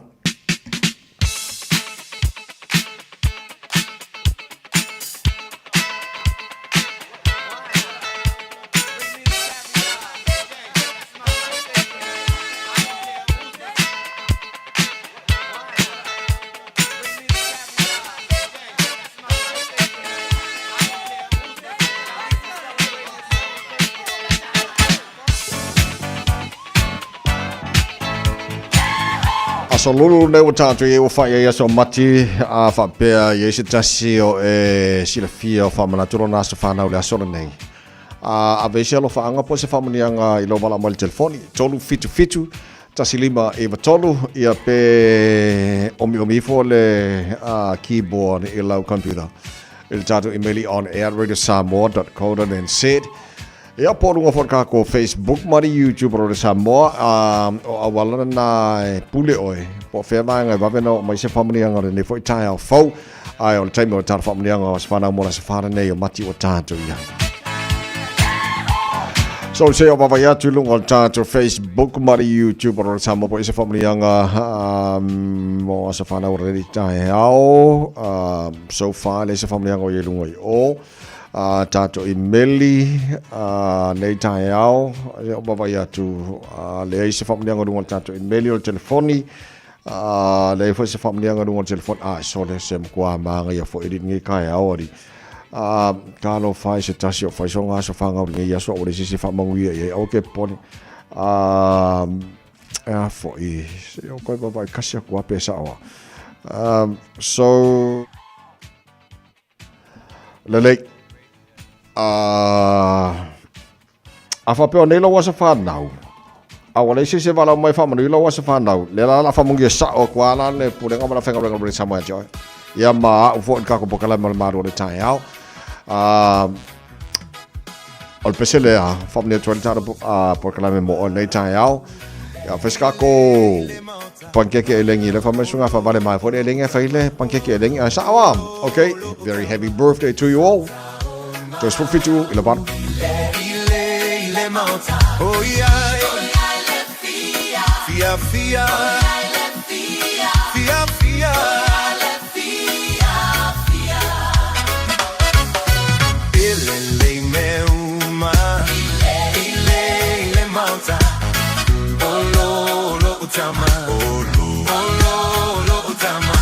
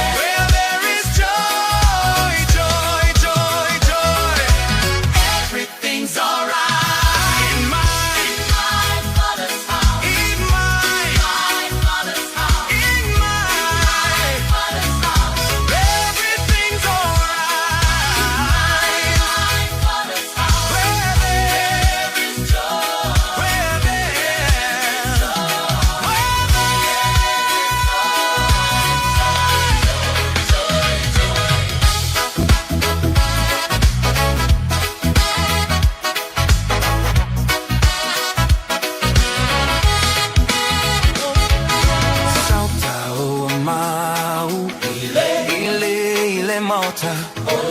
Olo Otama. Olo Otama.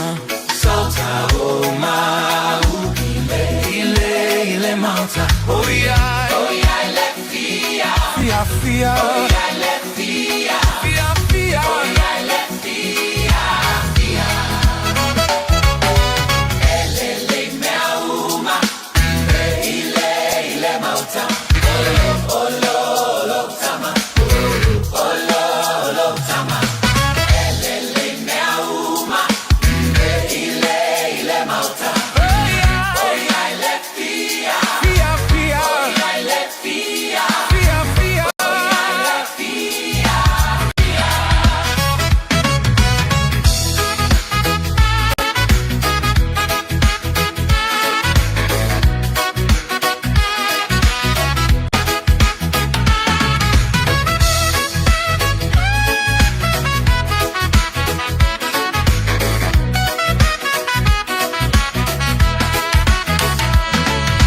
Come and go with me to my father's house. To my father's house. To my father's house. Come and go.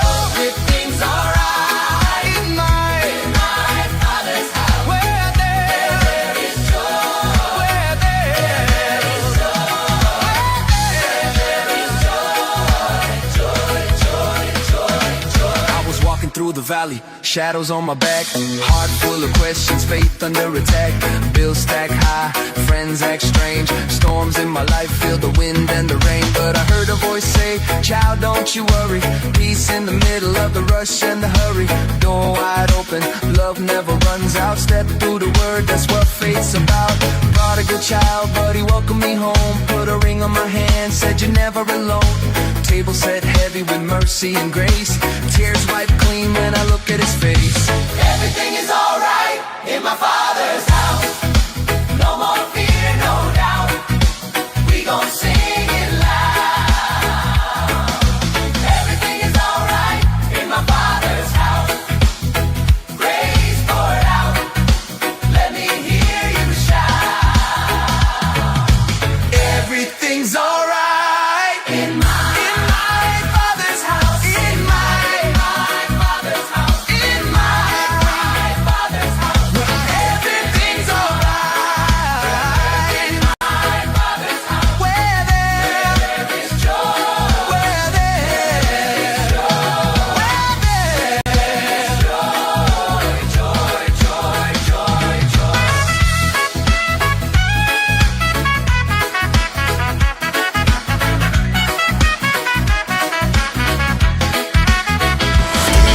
Radio Samoa. Taslima Ivatolu. Amo.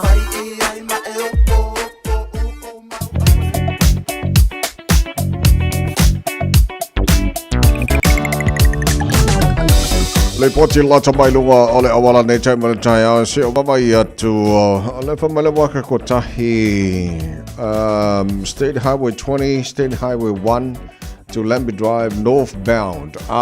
Okay. Poloka yele Fabraven Tupu earlier this morning. Poloka like DJ La State Highway 1 State Highway 20, State Highway 1 to Lambie Drive northbound. On Malanga Imatu. Okay. Lele. So pauna baenga lo titi lo to fas poloka re manga. Otherwise, ole telo baenga State Highway 1 poloka yo le pasiatu o I for East Tamaki Road on ramp around Highbrook, Tip Top Corner, Mount Wellington poloka in the vanga o tai hao. Pa benafon poloka malanga mai sifo so kilo link mas full malu ngas fulu ono around Westgate. Pa solo mai nga poloka kau le leia tauranga kilani mo tato malanga mai sifo highway fulu ono to mono poloka pasima le tano Ponchevelia. Around here's Barra, Pasima here's Barra on a hanger flow, the lay to Filolo Pisio, Malanga Malaba, Leleman to Force Fudono, Sawa, Pasima on a hanger, Saudunga, Walla Papa, Mangele, Fedal Malaba Lele, Malus Fulu, Massive Road on Ramblay, PC, Alive Flow Mai, Leo Mai Puni Road, off ramp, Poloka, Lambie Drive, on ramp, Poloka. Ali ole link ole Luis Fuluanga South Down State Highway 1. Lunganala wala ni time ole tai out. A tavale, o le toa al taima lava lana sai whamon a wange e oso lunga le lainga le pasima le T2 ai e le kaunga e oso ai. Ona wa pisi lunga la wala a pisi a flow le leia i ngā le leia e ki kaungu o alfalwhainga ruenga. E le sau tike le maua ke ua mau fo sala ngai kai a fo am lunga na la wala nei taima le tae a. Tasilima i watolu a mo. Radio Samoa. O e sauni malanga i Samoa, maratua loa le Moana Rentals o loo whanga solola na whaapitoa e luse fulu pasene e pa uma o lalo ai te toki o Taavale pe a tolu pe silia to fo i aso e te whao ngā i nā iso se Taavale. E mawhaiora pikila Taavale mai le malaiva alele i whaleolo po whangali i whaapelo tātou o fisa au tui ala fua. Pe mumuri e to fo i le whale tani malo o loo e wha mautu ai ai ngā whaapitoa. O loo i ele tātou insurance cover i te fili mai ai ina rei tupu se whalavelave ai o loo i ele wha mama avenga. Maratuolo o yele tātou account i New Zealand pe lafo sa ufo i le Moana Rentals e whao ngā i le Pacific Easy pe whao ngā lau credit card e whaantino ai le tungi ina o lo sa. Mori si whaamtalanga wala au le Pacific Easy i le ovalu se lau o tasi ono po no mera masani au kilani o le lua fitu ono fitu iwa fitu wha ma le lua fitu ono fitu iwa valu wha. Matalo sanga e transfer o e i le Moana pe asisiane i le tātou Facebook o le Moana Rentals po le tātou ubenga ta whailangi o le moanarentals.com. Moana Rentals o laupaanga e taitoro ina oi a oe malanga asiasi i Samoa.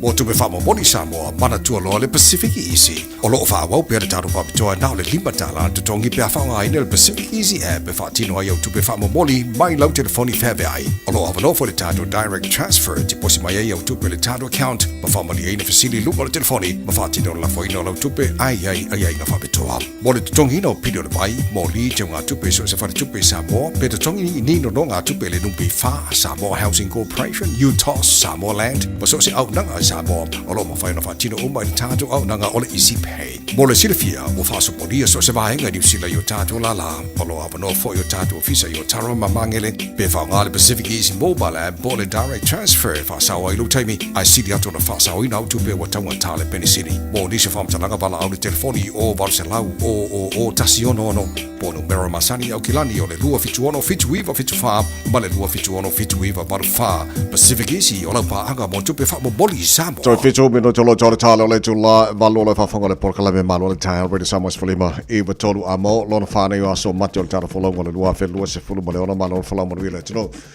Taru i wholonga le nei fo i tau sanga wha malo i mātua le nei tae au fau te penei o nei whanau i lea onga malo on sai. Alo fa mana losi o te lo ama tanga tau sanga umai pisi o tātou nei whanau i lunga secondary school mo tā penanga le Polyfest. So ele lei na ona whamana tu fole le nei mātua leanga tele telefoni teimi o nei whanau i o na kua o ngā siwa ma me o whapena o mai vai au le whaia mea o ngā i aila le whale tonu i tulanga lea ai a pāleni leia ia le toanga te moiti a lātua o ngā siwala whai mō le Polyfest. Ia ma taimi e whaalu mō lātua mea o ngā o se mele rei tele le nā, te loa le vaenga taun whamanatu fole le nei mātua. Le tāua o le pāleni le o le pisi o te moiti le o ino siwa o le Polyfest. Ia ma le taimi e taun whaalu mō lātua mea o ngā. Ia pāleni le vaenga ia. Ia mō tātou. Whaafutani sunga ia whaamare le fua semi. Sir. Whaftai o le whamai manga ia fo ia le lengi pe a whai le pankeke e lengi ia a ue ngofongo fo nei aso a whai fusau pankeke ku e le lengi oka se fuse manga ia soni ke no le si manga ia le melo le e lengi po kama hole le whai le oka kukama ke leo po e kama whakaikai soli ai o le makua a la po a le me soli o yonga ke fsil pe fa fer fainga so ke fori ya o ri fa pe o le vanga e lo ari fa il fainga di ole e fa ya la pe ala woka ku kama le masena fai ia ke kangola e ku ye le lengi ku e mal pepe o isi vanga masengo faia o ke kango e a fo e olo ye ile le pa orki polo ku ye mal la mori kamalanga ke kangupi kau spicy like kiki fo le taste kam ai Kwa ma ngai ar ka manga a fa pe ya fa ko le manga ya o kele o ku ka so le fa le le fa ma ko man sunga ya fa valele o le fa ye le pankeke ya le o fa manga ko ko e fa fo ma ka ku kam ele elengi ya ma si fa nga masang ya nga ko masang ka ko le fa ngole elengi ya amanga ya ka mingi ka un kar so fa nga si ko e pele ba nga le o I fa le nga ka un kai ka mafala ko steak mai si manga ka ko ia popo ka ko eleng io e ola lai eleng io la steak ya e se se nga ka e sam ka sa le ya e ola lai eleng e ola foi ai steak ya ya o kai kai ka ke lava ka kai le o ka ku ka ma ko le eleng ara sa manga e fai le o ka ku ka ko le eleng e pe One way mal pa orki polo sole ku e mal la mori o nge ngal la mori chur ke me ka sim me ma ngal la mori ku le ka ku kam ba kwa se la paseng ya ai e ma lo pe se le ma to fanga me ke fi si bang ya o si bang me nga ke ya ma lo le so ma taro tala me sa mo le po ta ya le fa fanga bo kala me ma lo ta ya and when is almost fully me to lo mo abuna to fa lo ka tani ka kas ma hour me mo good morning it's a pull on my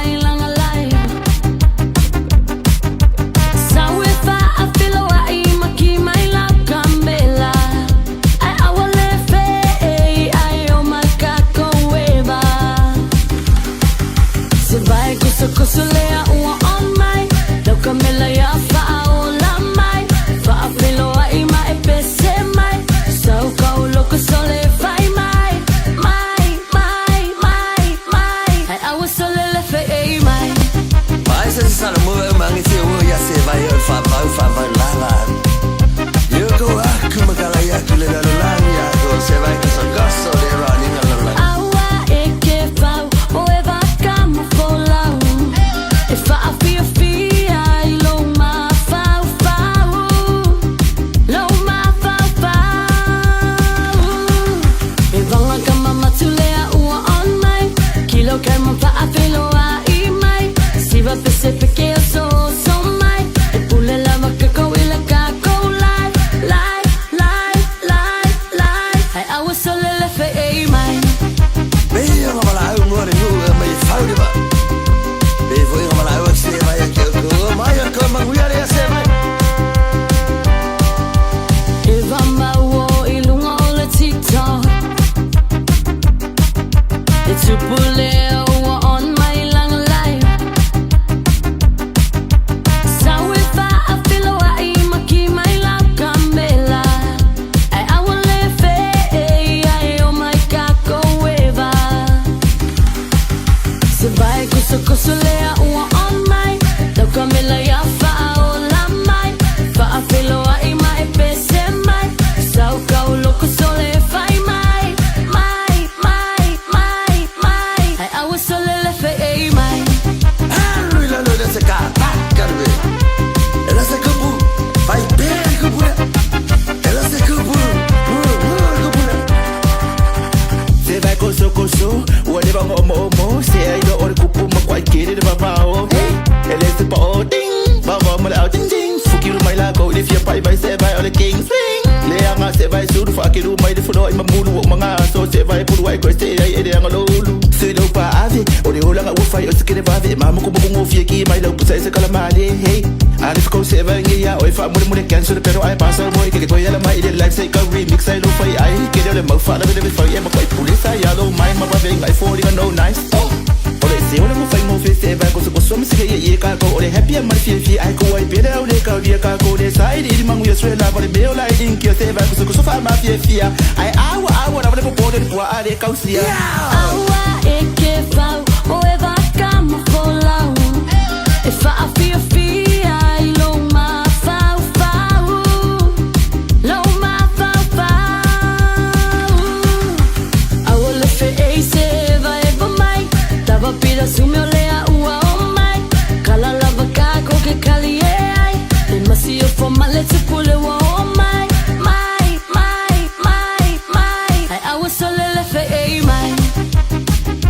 Talo fa o to finga le tau tala ma eselo fi whanonga le breakfast le Radio Samoa o te maa o nā. O si mai alau whaafofonga o le whaapoponga fo ele nei o talafau mai Samoa. Awina sa mai mo oe e lau leiti o whalongalongo le Radio Samoa. Tasilima iwa tolu amo. O te fia fo ele nei o sa fo e whantalofo e lo tātou butino tātou whēroa i fo i a wale whaapoponga le tautua whai pēa o si mai alau whaafonga. O le ua matona tāpena pena le malo i le tasi o whaamanianga tau tupe, ua whaingoa ina o le baby bonus, e whaapitoa lea i pepe fau whato a whananau mai. Whapea whanau iti wa atoa le tasi le tau sanga o rātou mātutua. O stasi o whaamanianga na whola le vanga whaupufai o le whaatuatua i le atua, Samoa o tasi, i ana whaalau i loa o whaato sina o le palo ta tele ia au kuso, o le nātau sanga ua mawae. E se lau tā lao le a maua le pepe le masina, whapea whana witi wa atoa le tau sanga o le matua. Ma o le a wha awau o na maua lea whaamanianga se ia o, i nā ulia le tolu tau sanga o le matua maua sauni, e uru fale i a onga amata po o a onga whaataitai. Wa whaidoi le minstau mtanga luenga o tinam tamaitai, a tina e o fioanga maanga fisotai, leolo i eilewa i o le polo keti miliona mo le ati na o i tu malo. O le masino i ulai o le tausanga nei pe a amata le tausanga wha le tupe fau. O le a amata mauai lea whaamurianga tau tupe, mo pepe ma whana witi. Whaamurianga le ne sau no i amata i ulai, o tātou whanau, le amata mauai le tasi tausanga. Ia whasoro le amata tui laro le pepe fau, le whatoa whanau mai. Nā se whatau tonga lau tau whaamurianga le mo tausanga wha tupe fau. Fi se fuafuanga se tupe e fia ne au whai ni whanau. E ono alu ele whamunianga na pea amata tau sanga wha tupe fo. Ia, o lele o maua lele se leni. O na fuafua fo i telo o tangata ma pepe fo e whanau mai. Paua lea o lea wa maua e o wamale lusfuru afe i a tamaiti. I le tasi tau sanga, i tol tau sanga. O le whamautu e manuia i le. Ia ta forecast lo lai ai pepe ole o tau sanga pe ono fai ele fai ono fa mautu le ngumela o pepe fo a o fai ngumela lai le stale tono pe fana le matau titi lo ai ole around sfuru no afi ia ai o tele foi fana o lo maua i le se lauli mas furu le telo fana o le pe fana ia o le foi la wa mana e foi fatino le se lauli mas furu le wa avel fa maro si au i tato matu e fatino le tulang o le oto e fai mea tato pe fana ia folo tu lo male proketi le manu ia i tai se la tala masin ia la uma tu male le ia la to fa mamonga te mautu ala le fa munianga le mo fana o e lu se la tala tamatiti e se la tala le tamatiti le masina ai lu se la pe fa pe o le lu o ma fo lu se la o le pepe fo le to fana ai fa marsia ai le matu e o ele sitala ma fai pe fana ona o la mai tau e o tele pepe fo e o le sitala i tono ta tomatu ma ta tonu e se tau sama ko le fa muta ia ne e fa mania na vale pepe ko sta sama ia wa se i atos kurban ande moro to si la fio na e lo tu lava ile tasi e tau o ile le tau sama ile tau sama a to lo tau sama fa ngata ia ona e foi nisi ma fo fo mo fenga mano o e o time na wa mata na preschool le pepe le tamititi ia vai nei la preschool ona ia se le ni na fa matu el mano so soani ia ma nisi lava fu nga na e tau tapena to el fenga mano mo le o langa o ngal fana o se finangalo le minstau mtanga luenga o tinam tamaitai a tina e o fioanga banga so tai le fionga moe fa wo Julius a kuitaf nai. O se tia le so soni tu per malo o tu ina tu nei e so soni ai. I le tausia o nisi o tamama tina mātutua. I la tau lo wha mautu i no fuanga o mapu i whangalele upolu, wha pēr longo i pulotu le tātou motu i savai. O se so soni tau o tele o no uia se leni, e lango ai le ngā luenga i tu a ingo tama i te isa, o lo ngafa ma le tausinga o ia matua tausi.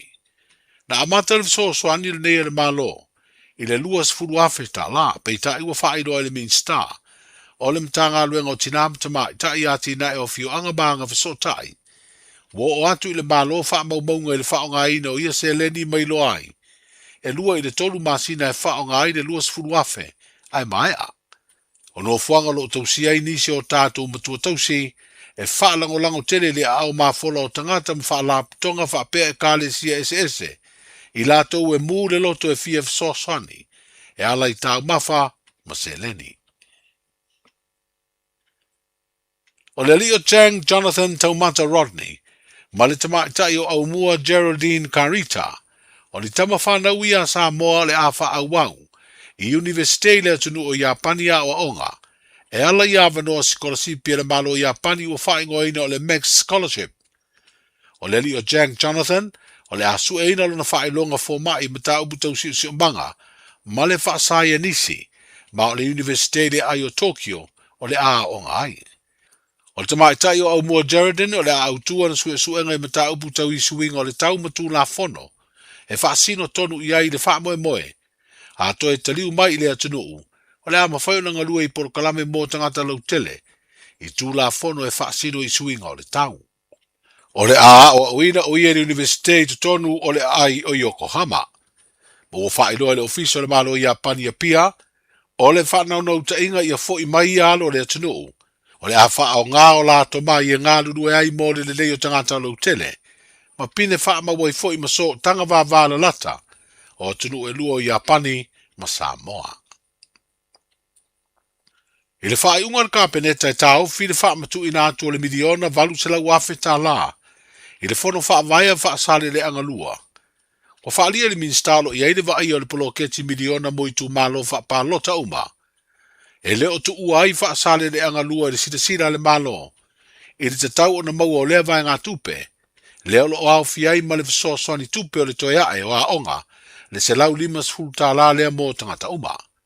Sa fesilingia le minsta le fionga le ia moe wha ua Julius a kui tāfunai. Pe leo toi sida le malo, e wha matu una o le se leni e mawai le se lau limas fulta la mo tangata uma o le tu malo. Ai ta ofisi se leni o le tufanga o le tasi tesi ma le valu miliona. Ia, ona whae manino lava le tūlanga i leo tau fia. E iai le taimi e whiutanga i ai le malo ma le tu malo. Le alava lo whataltali i o boa e foi update o lo mai. O la ta pena mai le tu malo e mai. Ia, le foi ke rola ta pena le fionga le ripalmia pe ona sauno. Atuai mai le o mai le tu malo. E a fio le fionga le ripalmia. E so le pule le tu malo. Ia, e le o whapeo tau fia i la le maua se vaenga o ploketi. A umalava ona so le pule le a fianga foi il whainga malo i upula lafo mai le tumano ia ona fatino foi la ia pe ona mea masani ai fatino malato ploketi pe ona iai le finangalo le fionga moe wha wo Julius a kui ta funai le minsta leo lo iai le vai o le ploketi miliona mo le atina e manui o tangato i tumalo palota e limas fultasi o le tātou kutano o tala i o le ne yaso soifua. Talofa, we're the Katinas. Talofa, this is Pat Lam. Talofa lava o aola pi marina, mau pela o litio. I le radio Samoa, tasi lima iwa tolu amo.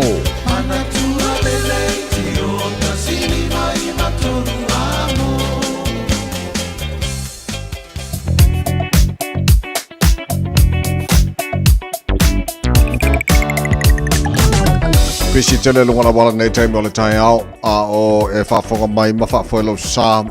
Ona jesi le fia le leil tūlanga o iei le pisi o le traffic nei vanga o le tai au. A laila ona pisi ona leo tau whai malanga mo fwoi nei mātua.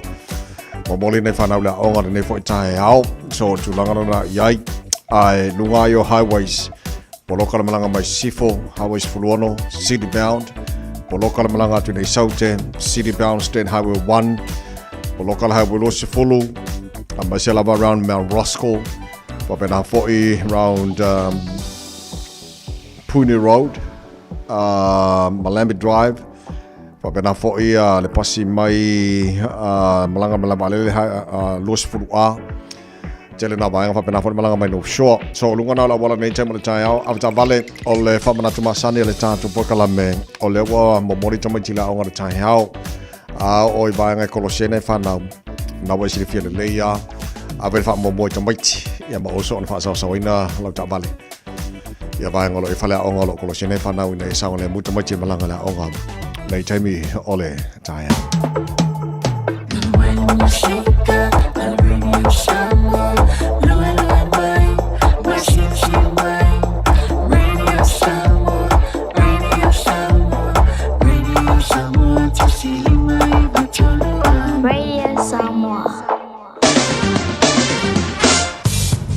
Paikalla tapana nei talon taure nei foi vanga le tai au fa monga la vai tau ma sela sa mo lo se fulu mar fa yele ve vela nei vanga le tai au forward te le valu sa mo e to ma winga langi le le tau le tno se vanga nani so taimi awa le tau ni se vanga sa mo e to ma le tols fu tasanga tols fu ma le lua degrees Celsius mo runga le vela le air i sa mo e le nei fo yaso lo se fulu ma lima i lona mawalalo ya ole awano fo toe fatalo fatroita il taro kalame panga uma lava o mai Samoa ya le ngata fo leo ni solo fa fonga mai i lungo al tanto wala leo le FM 106.1 in Samoa malo se fo manuel nei fo vanga le tai au malanga Samoa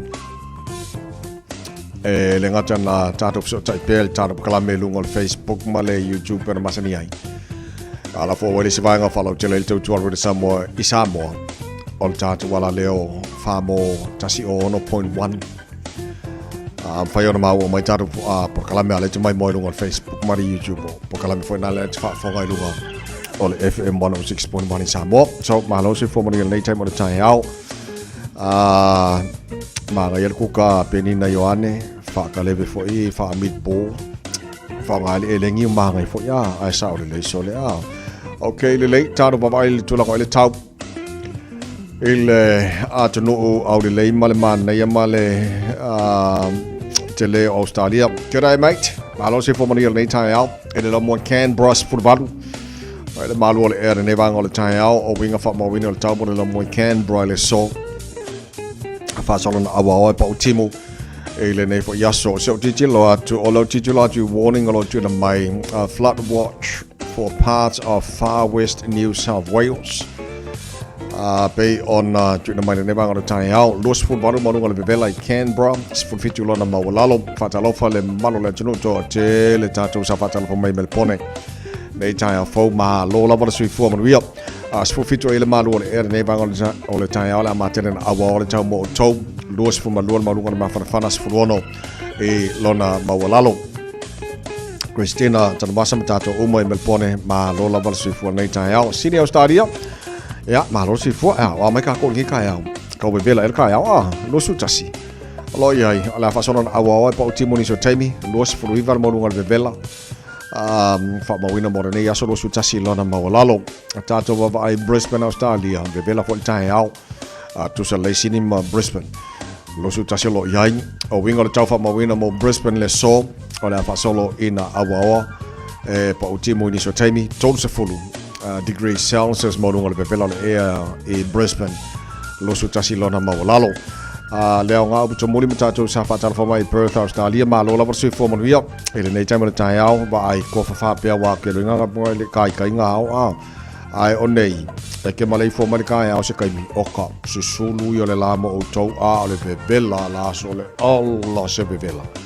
tolu se fulu mar fitu mo nunga le pepela mo Perth Australia los fulu i lona mawalalo so tele na vanga Australia ma tulang o ile tau ia pe ona fa mawina ela vai tau ne foi vanga o tai au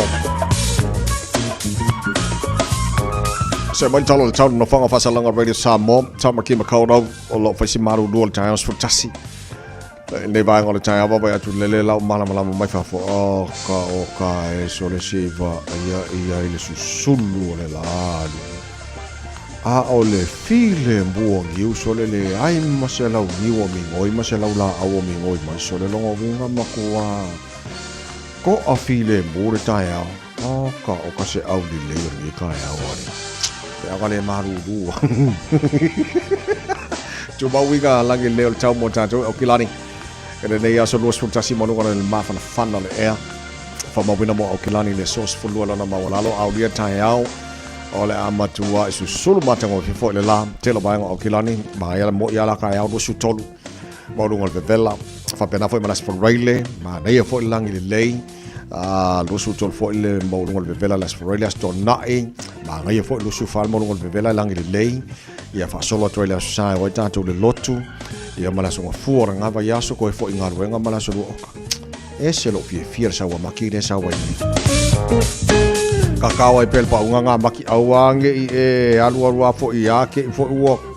Kasui mai ngu mela le maru, mawhangawhanga le maruru. A o le vaenga la tamaile na il talo le taura nei fo i tai au fau. La tunu o lalam papa ao le telo vaenga ke lo pe ele manatu lo manuia le tau mo o tau le nei aso fau wa tātu sabaria. So tuoro i sama sfalima e batolo a moina was fuluono le wati anele tu lai palo o tāro tala mai sa moho pera wha fonga i le tunu o te wha salawina. Mo oi pēr tale tu lai se fuluma lua leo le so man fitu po ana nei. Mo ole se wha pongo o tāro tala mai sa moho pēr tale balu i le tai au a tai au. O le mulmultai o le whainga malo i ana anavatau sa whaasilsile le atunu o le time o campaign o le whainga balota. Ta sile vaenga i loa i le whainga malo e muli ma i ta iala. Ma usta ia vaenga umasa folfola i le atunu o se whainga malo le tele lea ia whatinga le ua whafonga mo whanonglongo. O nisi o vaenga campaign ia le fast o le whamanianga mo nei whanau. Pepe fta whanau mai se ia o le tontu sanga. Ia leo whamanina mai. E le whionga mi stape o nei whafonga ili nei fo i tai au fau. Fifi hoi whanau no atu lo i fo i whamanianga. O whaina mo no whanga lo tau sienei o tātu mātua. Tio asen sino le tanu. Mapui whangalele. Ia whapena fo i le no whanga fau ili mo tele sala whai. O se whamanianga tele lea mo i nā tau. So o nei vaenga ia wa so se whainga maloa e mulu tai i vaenga na folofolo le tunu le whainga palota o se whainga malo e talitonuina le tunu. I lau nawa wa ema lau titilo atu iai. E le tulanga pona iai le tātou malo sa moama ni se vaenga mau mai taru tala mai sa moa. O le ne fo i tai au fau. Ai o taru tarana mai sa moa ne fo i tai au. Wa fo i le mai moama whaafong mai le tunu o le nei tai au fau. Le tau tō mai rode samas walima e matolo a moe no was fitu ma le a whalo te anele tu lai valu usimaila whaafonga o tātou ma whaasamo nei fo i tai au.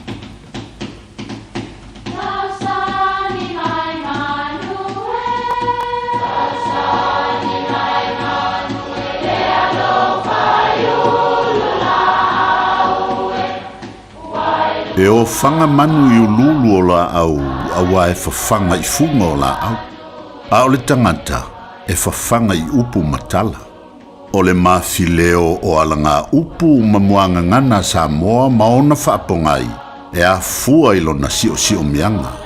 O lona lea sao i le whaatufunganga o le iloa whaale aso, mai le tautua se ia o ina pule. O alanga upu mamuanga ngana, ua lanto mamanuina le tō whamanino a Samoa, mana tua fo'i, e tāo fitau muli le atunu. Na tālu fo'i o tai lelei, ai panga ua tasau ua tai pupu. O le tangi tala dala lea le tamaitai o tufu ngā tai vai e ngoa i a maupenei. O ia lea na soifua i le nuu lea, sa matua mātango fie lo na ngata i fale i le alo o amu felanu lanua i ma le whanga o neone. O na usu mai lea o le tuitonga i a maupene i nālai o na malanga i tonga ma no nofo ai malana tāne tuitonga. Na iai se taimi pongi sa i tufu i na ua pāse maunga mō ma tanu mia ai e le lava le nuu lea e o lava i ona mata whanga o neone. Ua tanu mia e le lava. Na toe taliu mai leo maupene i asi mailo na nuu mailo ai. Ua le toi ai le mātango fie o tufu ngā taiwai. Ona ua tanu mia e le maunga mū. Fai maile toi ina o tia i anteau. E o lava i le papa o le whaatolotolo ngā tama. Ua le toi loa le lei. O na tangi ai lea o le teine i upu nei, pa ngā lea na o walu o tai le lei. Ai wa tasau, wa tai pupu. O le winga lava leo leo langa, e iai mea e a mata o le lei, ai whaai wane wa masei. Sole, Se o le tātou whaiwhi au fo e li ngā maka le tātou mafukanga li o māngai a ngā launga mamalu ang saungi. Ia o lea li ia ua pe ua make lea fo i o ke soo. Ia a le ngao ai fo i la malifalisa. Ia pe wha pe fo. Tau tua nā ma le tātou a inga li le tātou lotu tausi o le tausanga. A mana tua tu le amatanga na le ofi le hall sa whai ai. Ona o le lolofi mai ma le tau pati o le tātou a inga ato. Ia ua mai tauina i le tolu tausanga talua i nei. Ua matua ngao lava ma le toe a wai mai le to tele pe aisha. Na tālu o tai le lei. Ai ua tasau ua tai pupu. Ia manuia lau fasou ngau le nei aso.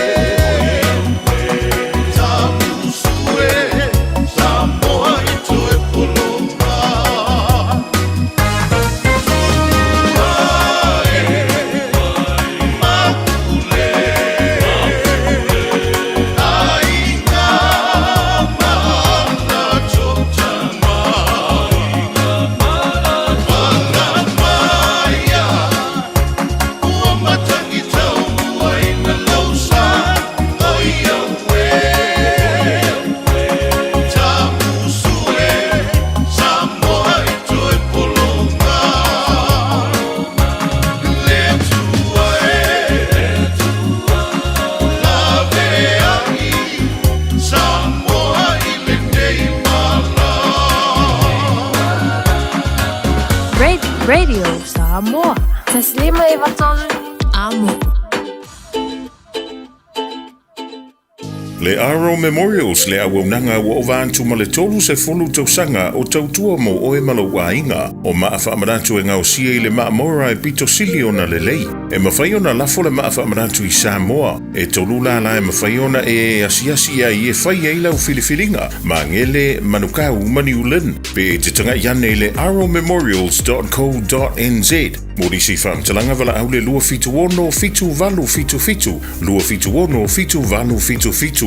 Le Aro Memorials ma whamrantu i se tautongo fie e ngā osi ma le whaamaoni mo e pele i a te oe. Ua mawhainei o na whaatau wantu top up le Digicel i lungo le upenga ta whailangi a le ClickX Pacific. E mawhaifo i o na lafo eise leni i le MyCash a le Digicel i Samoa tonga fiti ma varuatu i le nao le 5 ta la. E le leile reiti aso taitasi ma e whaingo fie fo i o na e listalai. Asisiane i le clickx.com e lafo aisau top up a le Digicel. Pe lafo i fo i sau tupe i le MyCash a le Digicel Samoa tonga fiti ma varuatu. Morisi whamtalanga wala au le olua tasi 5 tolu tolu fafa. Olua tasi 5 tolu tolu fafa.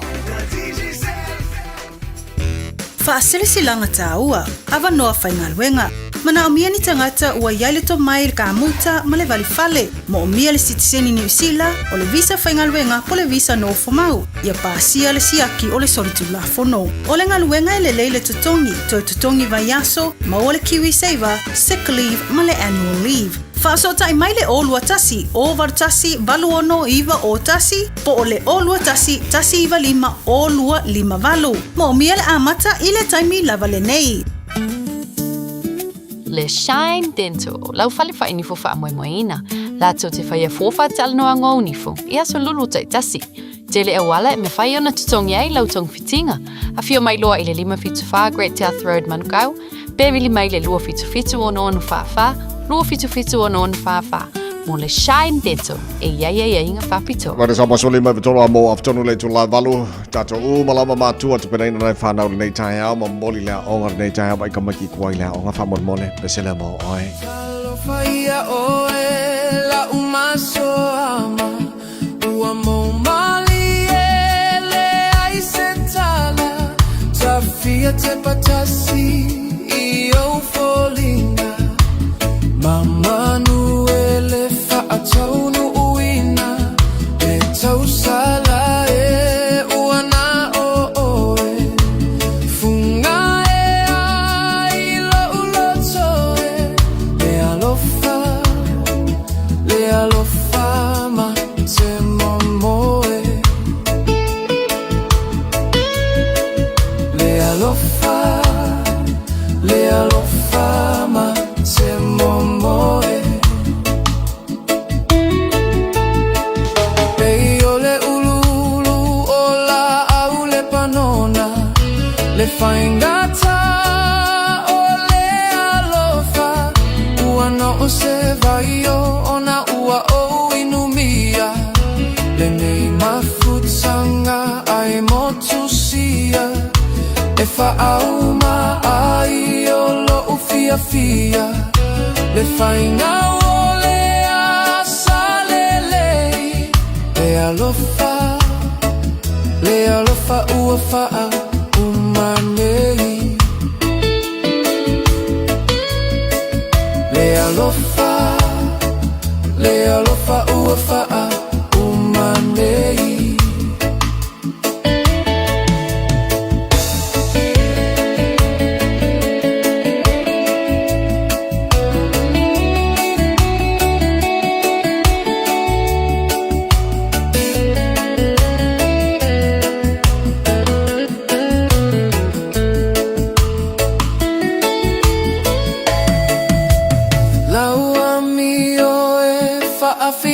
Fia loto be mawai tale loto momo se ie no fotasi mai o utafatafa ma au upu malu ilo uanganga laua mio hanga malu e yo selu pe ua olotu tofa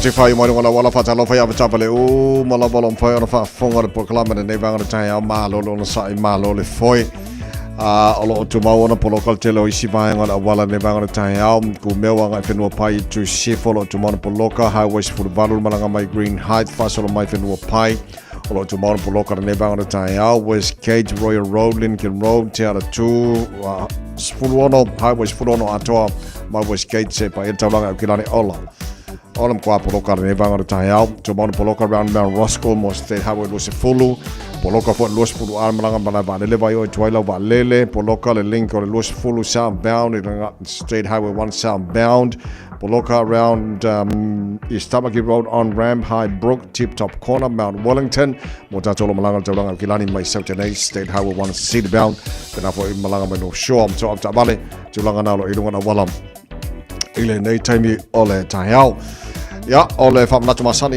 le Radio Samoa tata umalava ave tavale saunga le mua oelo whafoina le tavale saunga le mua pasese lo tono tavale lo e whafoina saunga le mua o tavale whai malanga so se vaenga o le ao e whainga malanga ro nefo yaso o lo o i o ao to lua se 40 minuto lo tōra tālo le tō la eiva Poro kalame malo le tā Radio Samoa swari mai vitola mo tātu i e nefo aso lulu wa wha ia so matio tāra whalonga le lua fe lua se fulu Maleono Fela boy whafonga mai nei table town tono la moto tono ta vale mai mo mai lungo Facebook mai YouTube o Radio Samoa whafonga le tono i Samoa le FM 106.1 ma love of te mai to tour nei foi tai al fo mana to maria mai oi fifia mai ata tamai fai skako fai ai elengi dingi aso baskako sua eleng baskako pankeke fai de eleng pesele mo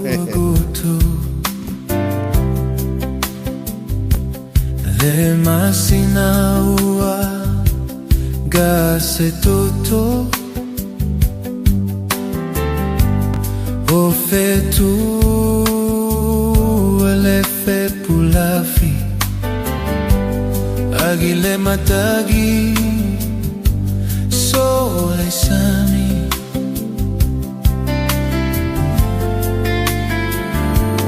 figota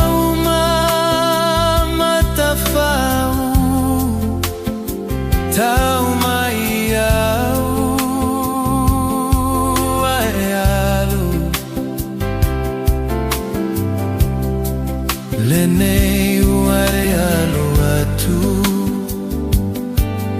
Ai tu mai ai au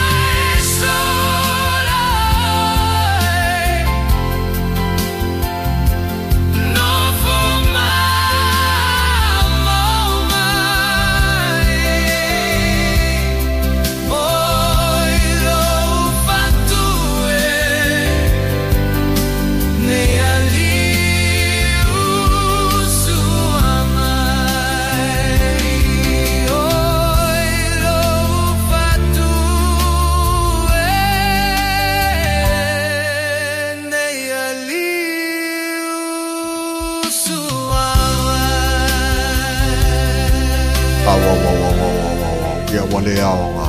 Ia ali usua vai ngai la le faku. Ia vai. Wala manga ali usua vai nga faku. Oi, Amerika bali ole fai le full service o le tire warna o to limited famo. Se ngai foi faku ngadi usua vai mai la kausanga le ali usua vai de ko fai full service o ka fane. So nga Victor, mai le tire warna mal tire to the point ne foi tire fo. Victor, good morning. Uso malo nga hal tire. Yeah, so mama nang mati na pokta vai pa sa maroto to lu. Que pasa lo que sa mo lo que fue en el estado na sa tamam na matua. So fue me mo sa malawa malo na non sa que malo que pa malo si ni foi o señor venga ni estado. Kasi nga mago lo ni estado sa. Sa o sole. Le que eu ali sua vai fa ko ka mai nga PPC mai ni. Ali sua vai na la causa Wa ki le foi le warn of fitness or ka vale li fa vai.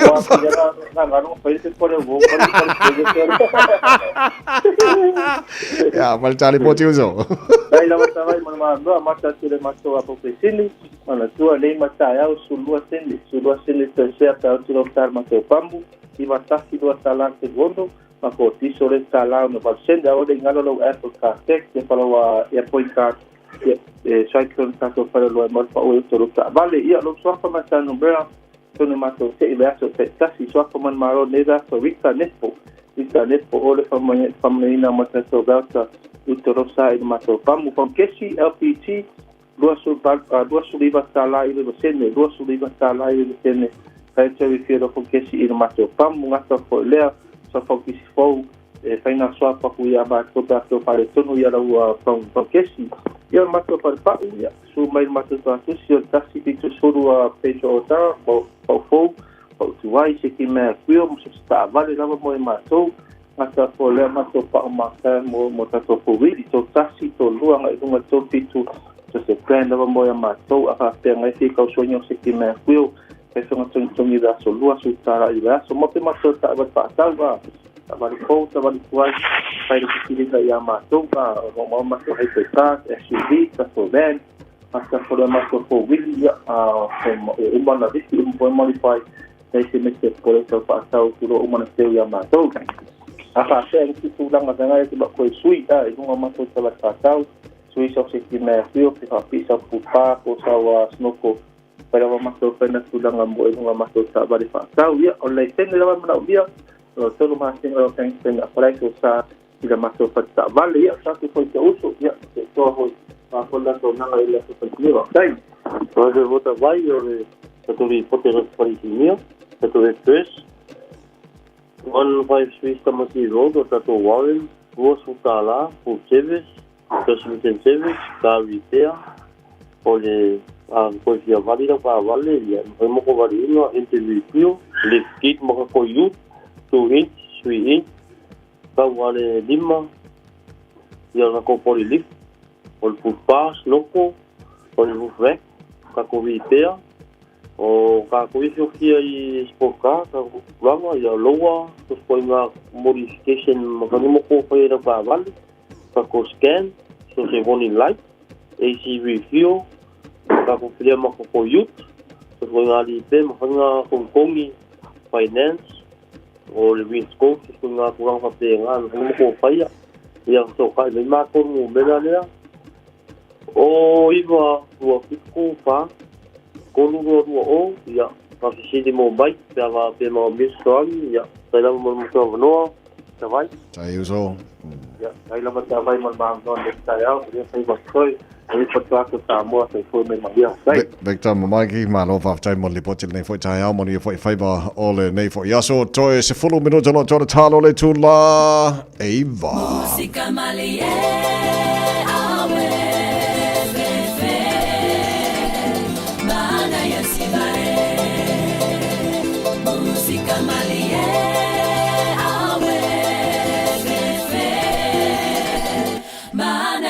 Bye.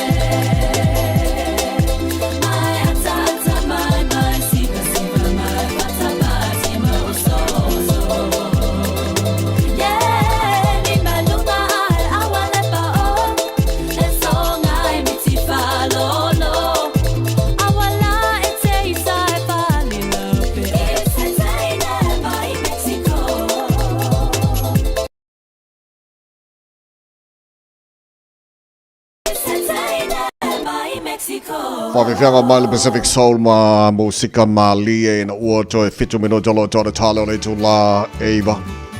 Porkalame maro le tāna radio Samoa's Fili mai matoru amo.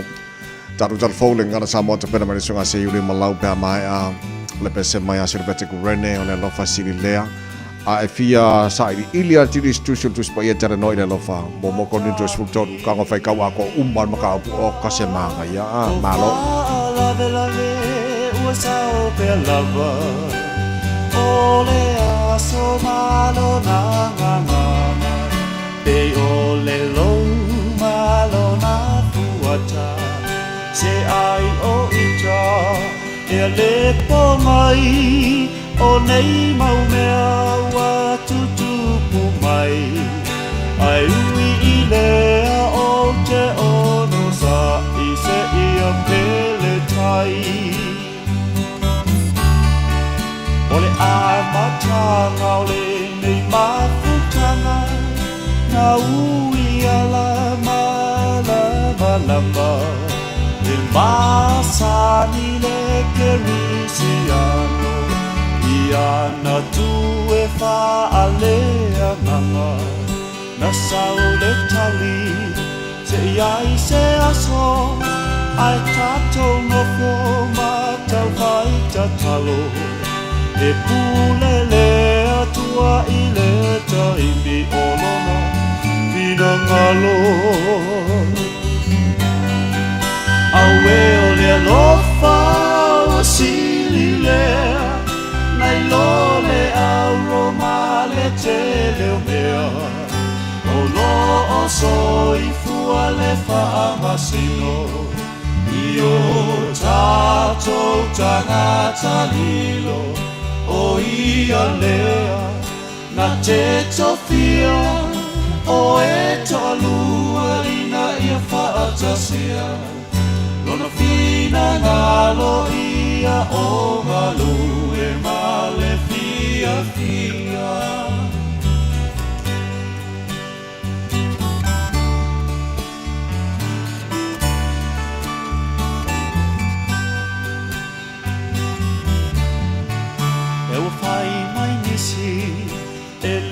Tatau e la ititi lona mafafau ai mana tua e Samuelu ia Iese malana whanau au e matutua sa malu ali a e na whaauina lava le wiki o alau le tua so ele malama ai lava se isi to e mana tuai fo ia kopo na fili o ia ilona loto ile teine la ititi o rasela o le na faatau mai o sipa na faatau atuai I ai kopito o le manui le nasalilo o ala o le atua e faale nganga ele faale tino awe o le lofa o sililea nai lole au roma le tele o mea o lo o soi le famasino io tato tangata lio o ia lea na te tofia o e tolua ina ia whaatasia lona fina ngalo ia o malu e male fia fia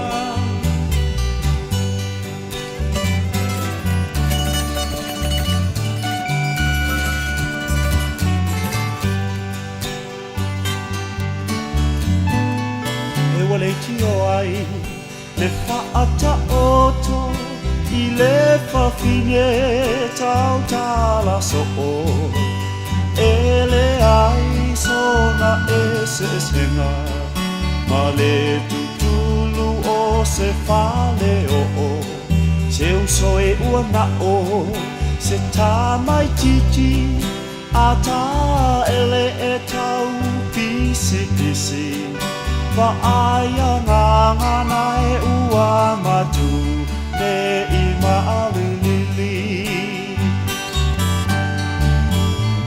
I tai wa ahi I le ino sia pe sela au e tu mai ai o ia o se suinga fo I la uva ai toto no le e ka le sia ai ui I lea o te whaamalosi awa o fuana o le alofa moni tau ulima o e mao mai le langi le tofi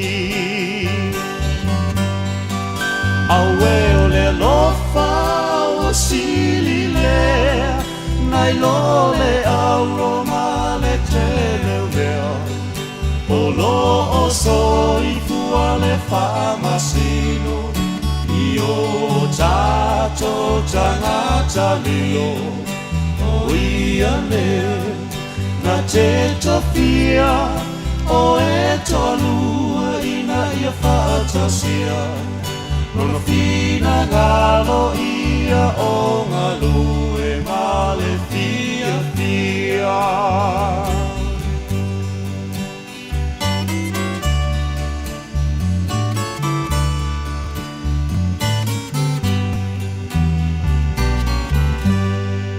Baby, lomani!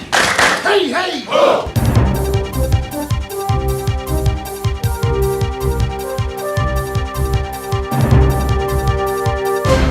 Mai a te roi New Zealand ne yaso o tala mo lau whaafonga mai tai au manuia. Ua whaamatuina ne ana matanga ruenga o le vai whafo ma whaatoenga New Zealand se whautuanga whomo tangata Kiwis o lo ia tunu sa tu to tono le Middle East. O lo a fia le tau le vai Israel wa Amerika ma Iran. O longo ia e te tau na mati tuina mari te toa i tūlanga e ei pe a whai o iei se no whanga I le tūlangi. Ma whautuina aua ni malanga Iran, Iraq, Lebanon, Syria, Bahrain, Israel no whanga o no whoia tangata Palestina, Kuwait, Qatar, ma United Arab Emirates. E te tau lava whoia na tūmuri ese le teimi lava saonga le muai a mawhai ei o na whaia.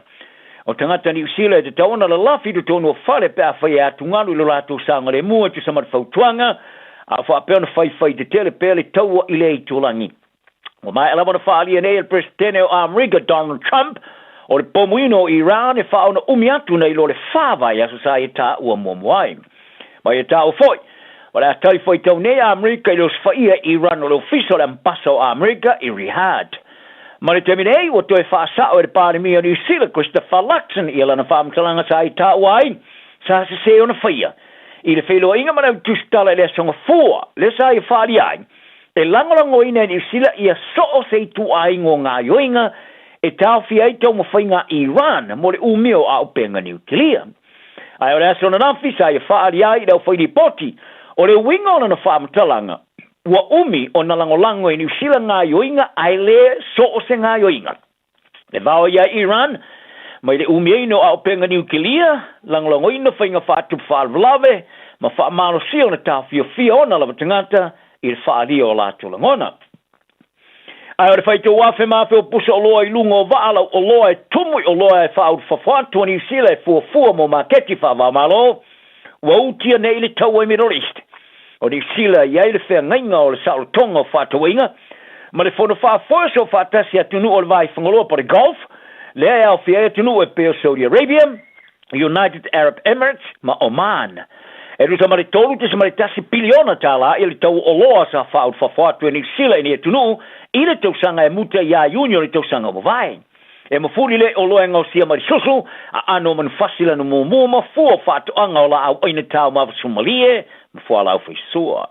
O le company vaala o loa le kotahi sa whawaina le company al Fonterra and Silver Farms wala tu falia wa ngaru le fata sinema pa anga o company vaa ma tunu e fa nga ina la tu o loa mo le mai tuina o ni fufu nga fatino marisio ala vaa. Mori momori ato youta ia tunu sa tu tonu a po ni fufu nga onisio o wala mori fa au yatu le tulangi. Whaaria le tamatai o Visili Emma Parsons, o tautua o ala wa ai uatu i le vai tolo le Strait of Hormuz, ona of tena inga i le Middle East. O le uto pusa o loa ko tahi, ua whaauia tune i le ala wa a mofa whaato inga. Whaaria le sosio ano man fasi New Zealand, to i titi lavo ana o loa umai au inatu le fon whaafoe so whaatasa golf, le atu sa mare lusa lau iwas $4 milion i tau Sancto Wai, e whaauiatu i Hormuz. Ai a whaia te punia le ala wa, o le tolo i o le awina tuani o loa o le apito silo na a fiai o loa tu aisa mo le Middle East, e du sa marsilau ono $1 milion i tau Sancto Wai. O le eftena inga ia tunu sa tu tonu o le alea a fiai o loa e whaun whaleatu i Britania ma Europa, o na o loa ana wan fasi a winatu e whau iatu lea i le sami ula i poli Red Sea, i le taamileo atu i Afrika. O se li profesa e tula fono o rita nei sa sao whaifo i le laulau ar wha masinonga wha aptfita po le military court panels, e tali tonu o morianga o whato ai nei so tanga ma le ngoto le waa aptfita le Samia New Zealand le HMNCS, manua nui sa moa, e le tupu mai moa. O le waa aptfita le Sami sa ngoto le talwhatai o le itu i sautia o polu i oktopa le wafe marufufa, le olo ka kia e pele a kingi waa, ina woso i lungo le au mamasa ai le whaite wafe maa feolito kiso maswa uri Sami. Me teminei, to toru ftefita le Sami o le atutula inei lumon whamasinonga whaafitfita, e whaia whamasinonga o sui o ftefita o le ele ftefita o le Sami, ma le ftefita o le vaale le taupo le Army Navy Air Force.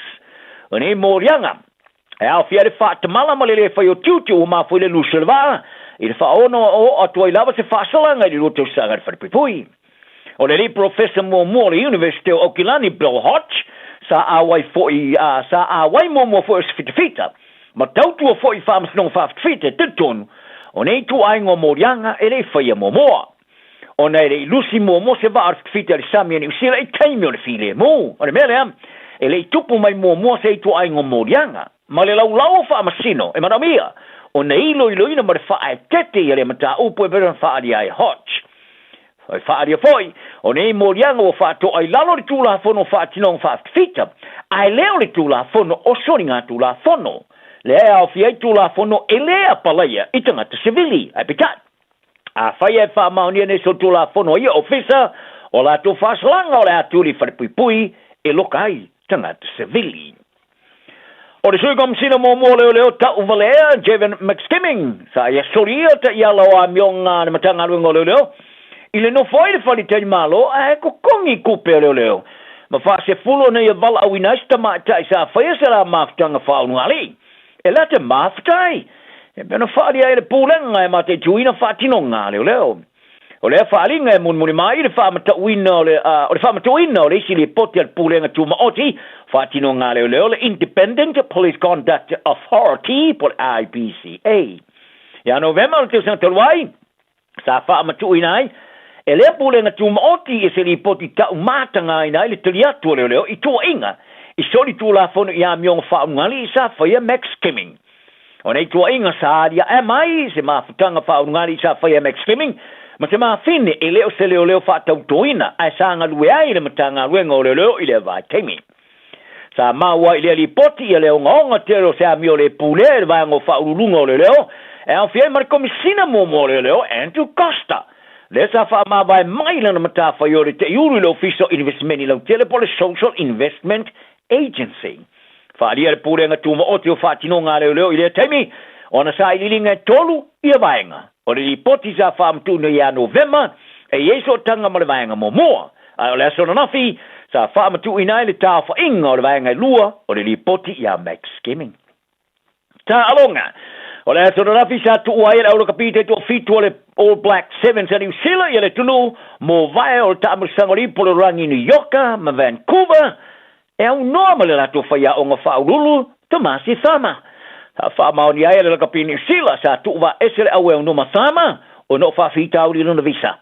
Sa whautua ina le kapi New Zealand o lana tau sanga mo luna visa sa le ima whaira ngā se ina di taimi e malanga e le au. O Thama sa whirwhiria le tofinga whaia o ngā whaurulu ia o kuso o le lua whemariru futolu i le mai aia sana ta alo mata ina tele sa iai.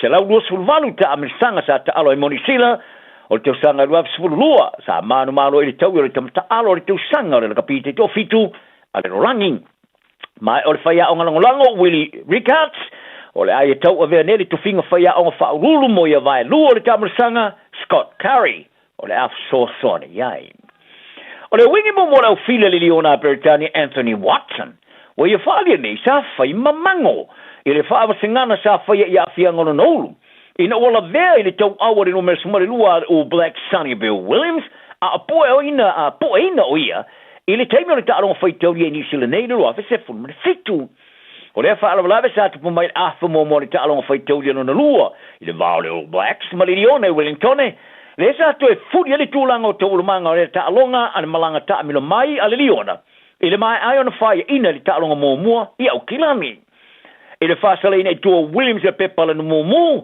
ma ta'alo to as fulu mene whai le All Blacks i le ta'alonga atoa ma whai inai lusu whai le futasi i le malae ale apatao keke de lo mo ma tau fai tu sai le tasi ta along fai tau le manu malo ai i le ta along fai tau le tasi no toi e roi au e manu malo serisi tasi le vasu muliane toi ta alo au e lua o kilani ma tu sai foi tai sfulima ma tu sai lo serisi ta along fa va malo i le kukusa e foringa mai Watson sa kausa sape ona va ma sai tau tino ai sa langona le po o le vai au le fale le potu i lalo le fale matomato no faia o la siaki o ia ta wai sa ia mana tuaina ia fasolonga upu lima e to ta pai ne pasiali suenga i le taimi sa ia i lo le lava le polo te kolo o le tuina tu le ia te o upu lima mana tuaina o le kuri lima apu ka peka no forzo fangua ma le puka puka elbow apple carpet saddle ma le bubble sa pasir suaina lang sa vali mai suenga mo o tuailo i opu e lima sa ia mana tuaina lele o le mena sa ia loai o le atoi te liu te to normalai ina wasa o nei fai tuina u lava sa kinga le fai ai oso nei o le vaenga o le toi fai tuina opu mo le fa singano suenga i le tala te yolulu e ese i le fa songo upu le ai nei e toi fai tuina nei lo upu elisina sa mai alele le ta alonga ta alo e Watson ma tu e alo fo i le vaenga telo le talon fai teoria muni Eden Park Fadia Watson i le vaenga tala le BBC sa le ima sona wha anoanga i le tūlanga sa ia whaia e ui lava o le a posa ma tua i ki ngalo nolu ai a wha pe ma whaia na toi tupu mai o le a ese sa mea ena te whaia tala nao ne yaso a wa te losi me te le ngafatia ina ma wasa was fia Tala falava o le siufonga le neo Samoa, le Radio Samoa. Le Aro Memorials le awaunanga wa o vantu ma le tolu se fulu tausanga o tautua mo o e malo wainga o maafa amaratu e ngau sia i le maamora e pito siliona le lei. E mawhaiona lafo le maafa amaratu i Samoa. E tolu la e mawhaiona e asiasi a i e whai e ilau filifilinga ma ngele manukau mani ulen. Pe te tanga iane le aromemorials.co.nz. Morisi whamtalanga wala au le lua fitu ono fitu valu fitu fitu. Lua fitu ono fitu valu fitu fitu. Le Aro Memorials ma whamaratu i se tautongo fie e ngā osi ma le whaamaoni mo e pele i a te oe. Naya seafood boil. Matsango fiel ko kai no tau mafa mai sami. Ma ua maso, ula vai, ula sami, pa malona sosi au lele. Lau fale ainga pule ala vai tanga Samoa, talu mai talu sanga lua filua lua. O te tala neile la la fa pupu i Penn Road. Susu mai malo ainga le Naya seafood boil. Telefoni ono lua lua ta si lua lima lua. Ono lua lua ta si lua lima lua. Tu atu si se fitu Bother Road Penn Rose. Po le tolu tasi Hill Street o Nehanga. Naya seafood boil. O e si la fia me e whaatino e mawhaiona e umi ai so fale motu le lumanai. A whai fo i so fale motu, o e si la fia me whaiona whaatino ni si o fuafuanga e whaonga aire equity o lo fale. A wane e misiere por kalame o le malu i fale. Ia fiafi o soruru ta itasi le se fulu e te aile whaa. O le a e si la fia ai au wala e mawhaiona e umia se fale motu le lumanai, ma au wala e whaonga aile equity o lo fale motu e whaata waise isi o fale. Le por kalame o le malu i fale. Ia fiafi o soruru wa yaso ta itasi se fulu e te aile whaa. Aloha, we're the Katinas, and you're listening to Radio Samoa on 1593 AM.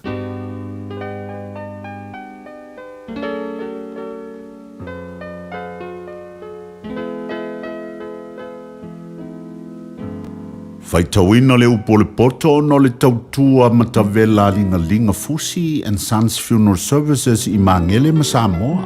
I taimi o mawhatianga ma whaanoanoanga ona o le maliu. Mana tualinga Fusi and Sons malana au nanga o le a whaamama avenga atu mo oe ma le ainga. Wala au I le telefoni lua fitu lima tolu o fitu.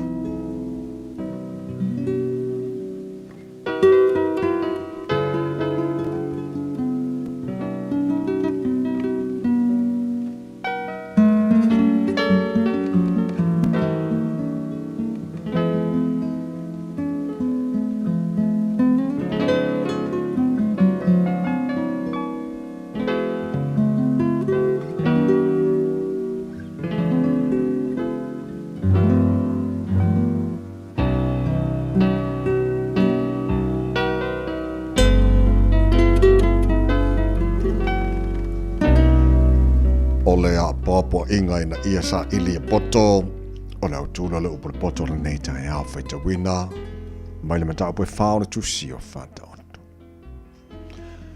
Whaalongo mai o tau le whanawe I le awa o atu o le tama. Ma wai mai o tau talinga ina ia whaata ma mai ina o tau. A wau te abatu ia tau le poto e le lei. A wane I tau tu la wha I la upo e awa atu. Awa o nei, o le atali o lo utama, o le pele to tasi lo tina. Na ia awa o mai a te au, mana fai mai a te au. Ia ta ofi au upu lo loto. Ia tau siusi au polo inga e te olain. Ia maua le poto. Ia maua le atamai. Awa ni ngalo ia te oe nei mea. Awa fo nei e li liu ese upu o lo ngutu. Awa te la fo ia te ia. Ona tausia lea o oe e ia. Ia e alo fai ate ia. Ona leo ina lea o oe e ia. O le poto o le mea siri lea. Ia maua le poto o mea uma te maua ia maua mai ai lea tamai. Ia e vivi ia te ia. Ona fae ina lea o oe e ia. Na te fa mamaluina oe. Pe a e fusi ia te ia. Na te abatu le pale mata ngofi lo ulu. O le pale la le lei. Na te fo in hatu ia te oe. Whaalongo mai lo watali I. Ma e tali au upu. O na whaatele ina I leo tau sanga o lo wolanga. O te whaasino ia te oe le ala o le poto. O te taitaina oe I ala sao. A e savali. E le whaalawelawa ina lau la sanga. A e momoe. E te le tau suai. Ia e tau fi mau upu e awa oina. Awa nei tu ina atu. Ia e leo iai. Awa o lo wola lama lea. Awa te alu le ala o e angasala. Awa fo I te ui le ala o e fai ami o le anga. Ia e wha mamao iai. Awa nei ui atu iai. Ia e alo ai maru ese. Awa lato te le moe. Se longa wa lato fai ese me le anga. Wa ave se fo yo lato moe, pe afe lato te le whaatau suai ina nisi. Awa wa lato ai le areto le angasala, wa lato winu fo ile waina le sawanga. Ao le ala o ya meo tonu, e tu saia ma le malamalama o le au. O lo tupu pea lona malamalama e o ile tu tono le la. O le ala o ya meo le anga e tu sa lea ma le pongisa, lato te le ilo le mea lato te tau suai ai. Lo watali I. Ia e whaalongo mai I au upu. Ia wai mai o talinga I mea o te whai atuai. Aua ne te ese ia mea I o mata. Ia e tausi ia I te tono lo loto. Awa o ia mea. O le ola lea I e ua maua. Ma le mea malo lo ai o lato tino umma. Ia sili ona leo ina o lo loto. Ile leo ina o mea umma. Awa e tupu mai ai le amio. Tu ese ia te oele ngutu wha pio pio. Malau ngutu whatu I ese. Ia mamao ia te oe. Ia wa isa o mata I luma. Ma o lau mata ia whaasanga tonu I o luma. Ia mawhau I le ala o vai. Ona whatu mawina I lea o wala umma. Awane ia whele tu tamatau. Po le tu taunga vale. Ia alo ese o vai. i le leanga. Ua awina atu le upu o le poto i le nei aso o no le langolango mai a linga Fusi and Sons Funeral Services. Ua mawhai o na tu whātasia o au nanga tāla whea ngai i ni tautau ngō fia tele. E fsosoni atu ai, a o whea ngai oe ma le popole ma le whememea. E mori whātasia atu ai ma wha mai senga, ma wha mawhana whananga mai a linga Fusi and Sons mo a inga uma o Samoa ua whea le maliu ma le oti. Malau mai loa ia lingalinga Philip Fusi lingalinga. To ia whaapō lingalinga, to ngia si ulavea, pesusu mai i le luas fulvalu Canning Crescent i Mangele.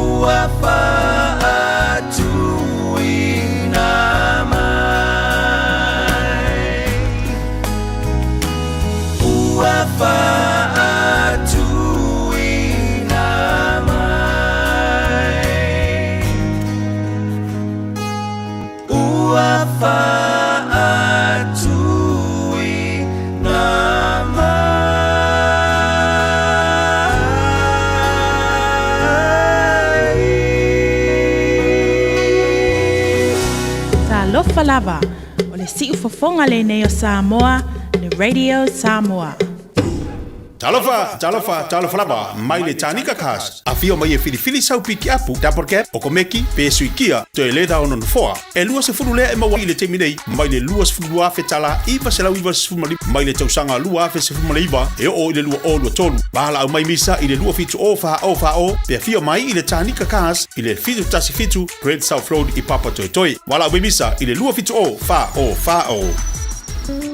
A whaia mo o mia ne utai ni fufa pii, o le tali o le Old Dentures. E whapitola mātou au nanga i so se tu ainga ni fufa pii. E au fiai le plastic ma le metal dentures. Talia Wind Quotes ma le Afterpay. E le aise tutongi o whaatal noanga. Wala au mai loa le Old Dentures i o tahu. O iwa, lua li maiva, whaafatas tasi. Papatoi toi le o iwa, lua fitu, lua tol, po pemioa i le o iwa, lima lua fitu lima. Hey, don't be that guy, or that auntie, ignoring a sore throat. This isn't just some drinks and lemon tea in your sweet situation. Untreated sore throats can lead to rheumatic fever. Nobody wants that for their family, eh? Go get your Pepe's sore throats checked at your GP, school nurse, or pharmacy. It's quick, easy, and most importantly, free.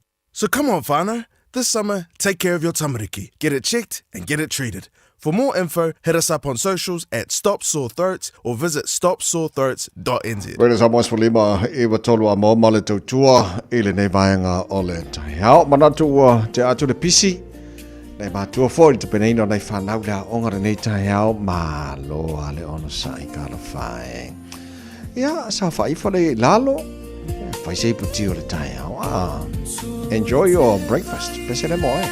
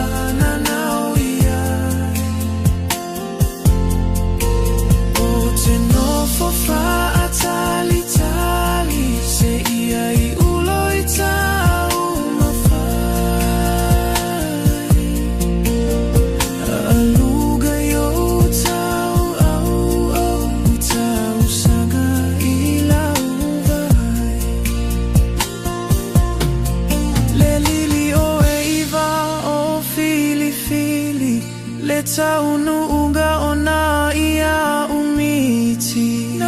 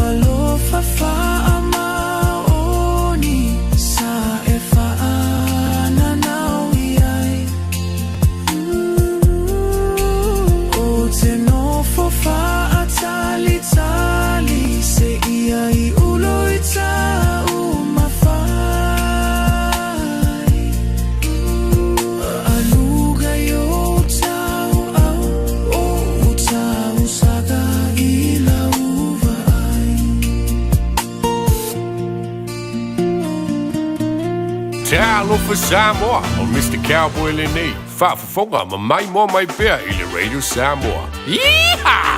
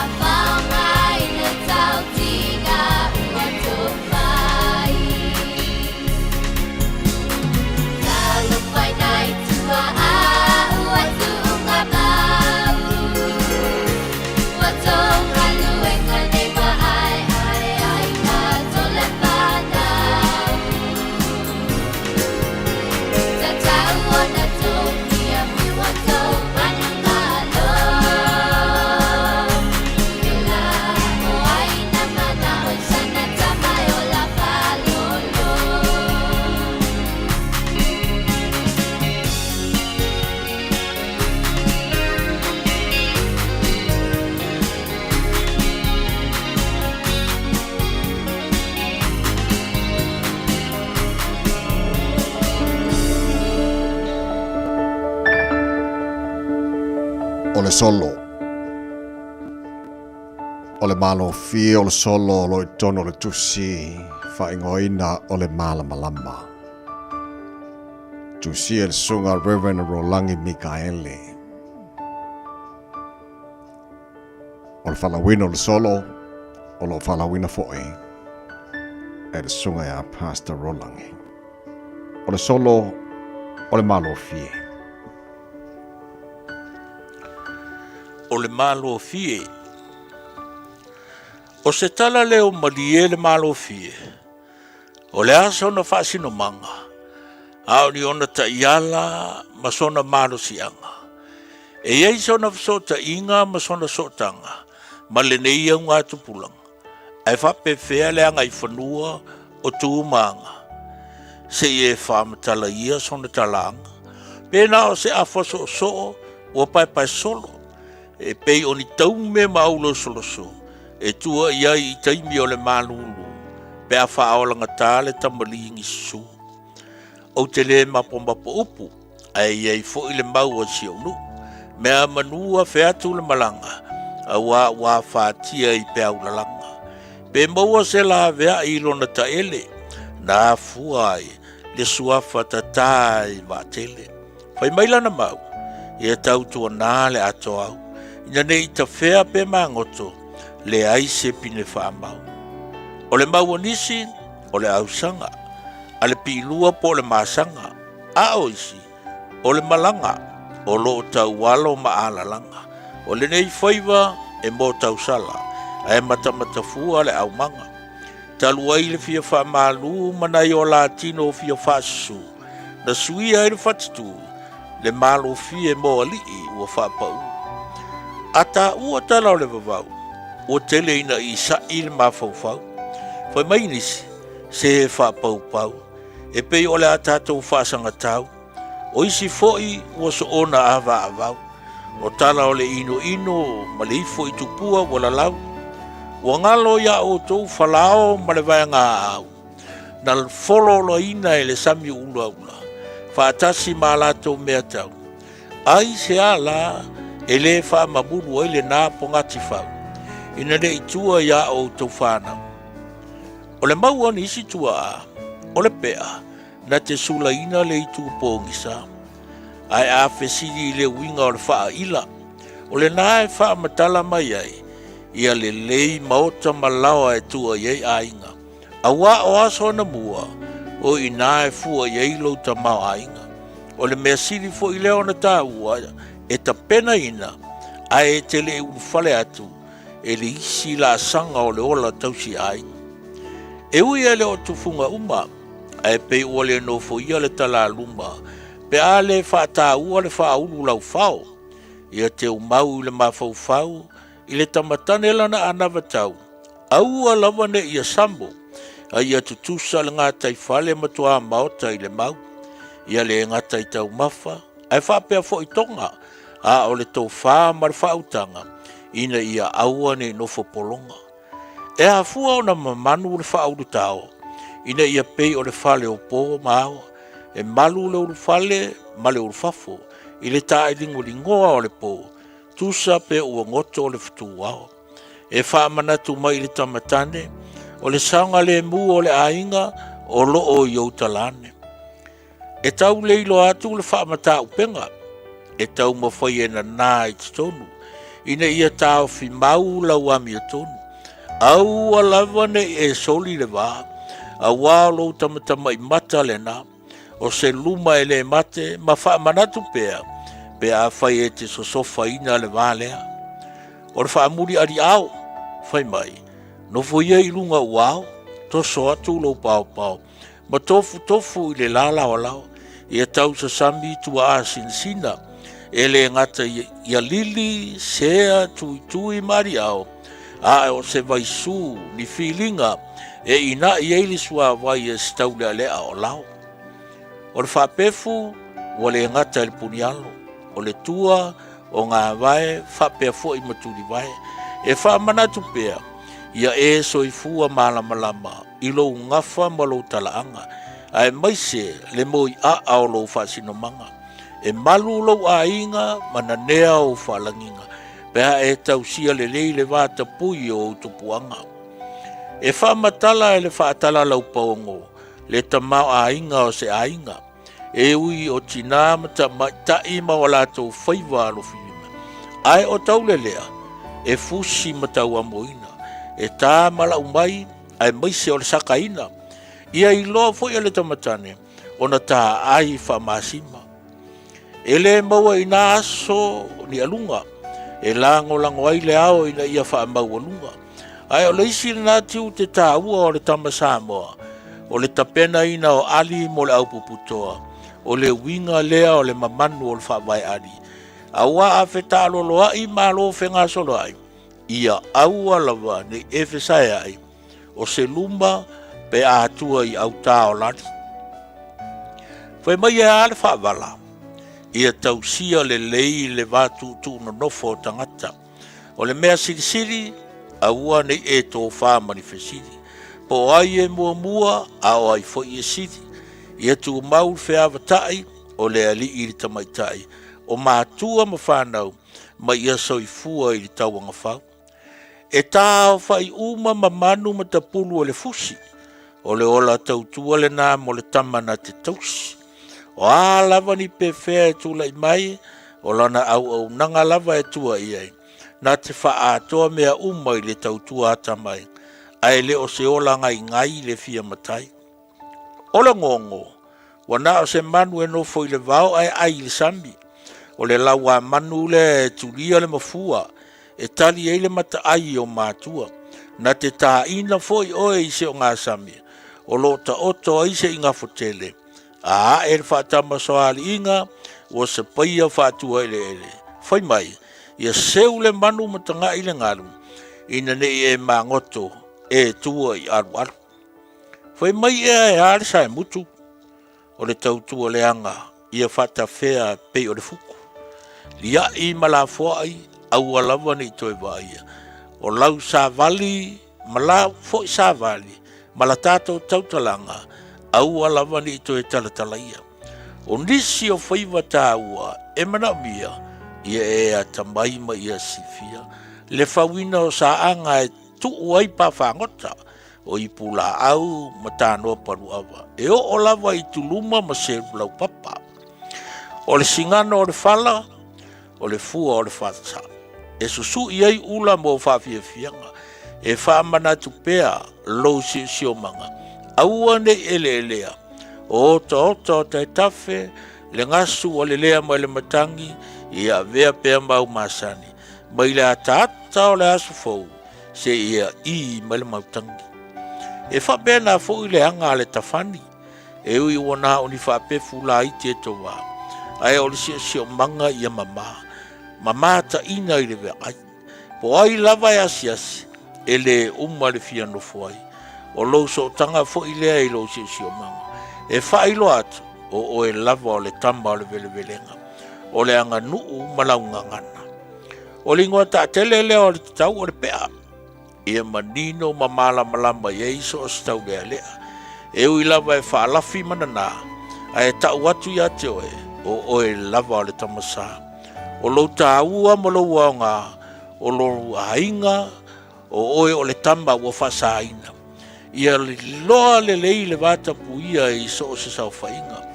O le teine, o le wheangainga lea so o se ainga. E te pola pui pui, ina ia malu lo na whaalanginga. O le pula tamba, e la loifo le waa. O lo o le papatua, e tautala mai mo onga o matua. Mo oe, ina ia e pui pui ma tausi le lei. Ngafa na sa ili malo o ila lato tautua. E le ngata i ngafa mwhaia, a e whape fo i ono whanua. O le pute, ua li o sai e mamanu ese. O le ola ma le oti, ia whaia ma le whaitete. O tapa au, o ainga, a e maise o au whengainga. Ia mausa lima mao popo pea i lau tausinga. O le vaatau maa lua, e whaanofo i lopa pātua. E whaamana tua i le pi lua, ma le ato au na malanga mai malaua. E ui le mamao fitiuta, ai le vale tu lima le finangalo le tu manua ina ia mamanu le tamasa tainane la na fenga inga e o sia falanginga mamau poponga ai me ane o ainga so ia le sai pe te tota ma ai ia tu mamau la to fa o se vaenga o me sina na to ina mai lunga fai mai le mau tusi ia fa mauina i lo muaulu fa pe fo i malo lima ina ne e fa ngaloina pe a le fa silina o lo so tanga le ai lo fa sino manga o le moi a fo i le na o lo tupuanga au ai te tala leu pe o le matua mo o lo tausa eu ai o lo pale fuiono e te teu manatua o le teine o le malu le o ainga e tausi me fa me melo i ai lau tausinga e na nea mana namu ai whalanginga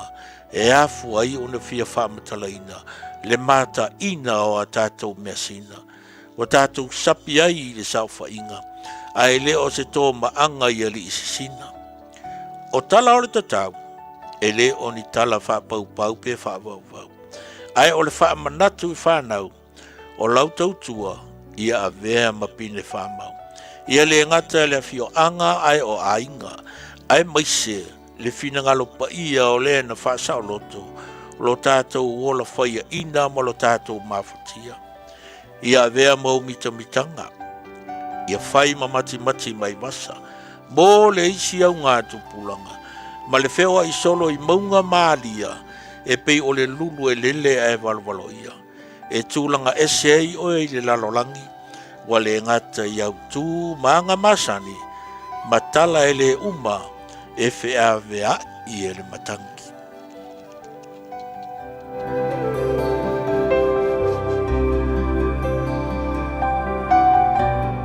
O le swapongo on tātou solo, so Reverend Rolangi Mikaele i le afa o le iwa i le asolulu le vea solo mana i le tautua mo already samas walima i vatolu a mo. Tātou sasi toro la toa a le Enterprise Motor Group i Manukau. E matua i lasila usi sila pe a whea la toa le tele le tāwale ngā whai a leo lau filifili ngā filifili po le ale tāwale tau wailu loto o na fsosona tule sunga ya kuso fiele lei ma la fenga luenga mo oi i vaenga o le tau ta vale vaenga fa pena sunga kuso lo fata simai mo tanto li poto nei ta kuso ma lo nga lui ma lo si fo ya fata lo sunga vai ma lo kuso wa sai nei ta ya na luenga ma la singa fo senga ye Alo fa tai o Afrika ko voyaso se un qua ma ya foi di solo langi ka ya ori ya tai le di e ho mo tia nei ya yes ma na ia e susunu le la ma na ia manu le ia tele savili so e a ngalu mo le mai sa polo ko ya ma ne fu na tru esa shaku ya ngo nga e fa mai mo fo no na to telo ta ba le tolo lo to wish ya le se sa no nga e mano no ia sa to ta vale le nga ta na pa u mo lalo ya alo maua uma so strai nga ta vale o la vale te tulanga lo mna ia ta ia lo sa ia lo telemano na eta ta vale fa ia lo fili ya le tu atu fa no tele po fo ni so mai ngol tu wale fa fo mai no fa mo mole ko so ya fa ta telemon ma to wa no ya fa ta lo fa tu le fa fo ma se ta to wa tu no lo mau mai ta fa salanga nei tu la le ta ya fa ta lo fa tu ma fo lo fa tu ta to wa Enterprise i nei Manukau ia e doa loa se tātou atu no ia lo tele mana noa e tātou tā vale ia telefo e tātou tā vale pa u lalo sefulu ase ia o lo o whamama venga po i lau whasoa i nei po i vai tau e le whu amatalia ia maki ia o lo tele e tātou whaapitoa na ia ka whapeo nei nungal marketi ia po tau sa i fo i sa ni se o whanau i se fo le ai ia sumai ma talamai au ia o lo tele tātou tā vale whai e tau whiwhilinga. Ia, o tulanga masani tātou campaign o lo whao ngā pēr, ia le tulanga wholelo discount, ia o na whai leo lau whiwhilinga, ia pe whai tau cashback, ia le mina o le cashback, ia o lo whai o ne whātau tā vale discount price, ia tele nā wha mama venga o le malu se tātou atu no, e mai tupo i lau whaasoa, ia me pui taimut o le taunga tālu so i fuanga, ia o le tātou lo ia tātou finance ia na o le laisene fo'i na o mia mo le fa'a tino ino o lau talasanga ia mo i latou fo'i o le mauani avanoa i susuma iai ma talamai au tatou lotoa ia lo iai tatou website na o le enterprise card .co.nz lo maua mai a tatou ta'avale i luga inā ia ai mai se ai le tulaga fo'i le fai fa'atino mai ai lau finance o lona uiga e vavi fo'i ona tali atu ia tulaga uma ia pe fa'apea e fa'atino mai lau talasanga i luga o le tatou website ia o le tatou tula tala ia sai masani o le iva nga i afalima ki tuaso le vaiaso ia maua tatu au nanga i mei manukau o le tuate tusi masani o le lima ono pitu i le lima pitu tolu i mei manukau i Grace South Road ia po tatu telefoni o le Oval Selau ono tasiono pata sivalu Oval Selau ono tasiono pata sivalu ia ato ngā lue marasunga le lipule ia Terry Coon sa mafo ia tau o papo ia po tau au nane o kuso pilelei ia mafo inisio vaenga ia wālawa ia tau tuaina po sio tātou watu no whaatau wina o tātou tāwale ia whaatailo sunga le lia wau mon mātou wawanoa anu te leina po ia po whanga po i ma lau singo turn nei aso ia lupungia le tua tapo ia mausi tātou watu no tātou te loa po se malama momua i lona alofa malona ngā lei e whaasoi fuaina mo time nei whaatailo ko so fa tamo le poti mo foi fai ba le nei foi a solulu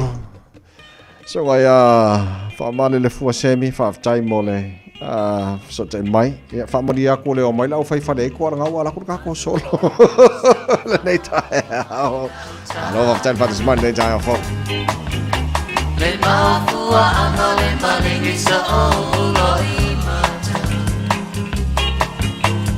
Lau pedina lau ti falau una fala Le ne mama mai Le ane mai o le pisana Di au le sabi pemba pai o na uto ta umaya Le mafua ana wasui ai alo faya ita Samoa se papala nini we pose saina A fai ele ai no se agasala ija A wele stau sala ea Poua mapua i se a Ona ole mai vai Ole alofa Ole tete leo si o ma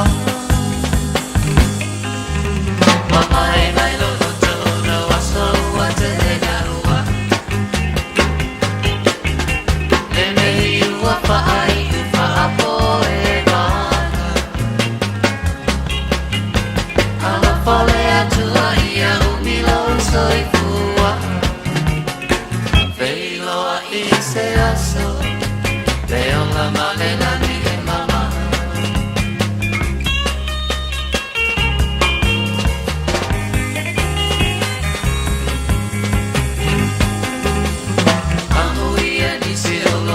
Fia i le olanga E mawani wo whaatau Nuku le mawhutanga E leilo a masalo Salo pise vale i le ala Talo ai o le alofa Ia o e la upaa Amuia ni siolo fia fia i le Mawani wo whaatau na ule mawhutanga E leilo a masalo salo pese vale i le ala Talo ai o le alofa Ia o e la upaana Pe moni e a ita Ua e le ke a mai A pai ua mo honi lea Sau se tau tala mai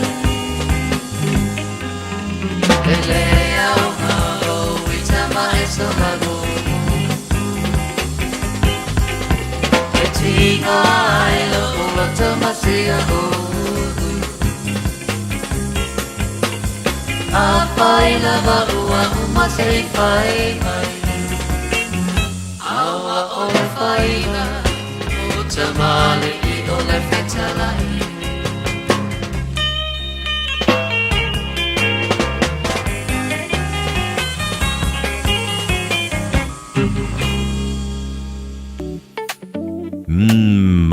Naya seafood boil. Matsang o fiel ko kai no tau mafa mai sami. Ma wa maso, ula vai, ula sami, pa malona sosi au lele. Lau fale ainga pule ala vai tanga Samoa, talu mai talu sanga lua filua lua. O te tala nele la la fa pupu I Penrose. So mai malo ainga le Naya seafood boil. Telefoni ono lua lua ta si lua lima lua. Ono lua lua ta si lua lima lua. Tu atu si se fulofitu Bother Road Penrose. Po le tolu tasi Hill Street Onehanga. Naya seafood boil. Samola tino pele a mailo ao a batulo lima o ta ua whato wha mora nei fo I tai ao o le tā malu o le tai ao le nā mora nei fo I aso lulu o le tāta talo whai whaatasi le nei aso o taimi te talo malau taimi te talo e tau taile tua tāta wholonga le nei aso. God bless. Pase fo. Tau tai mai no uwa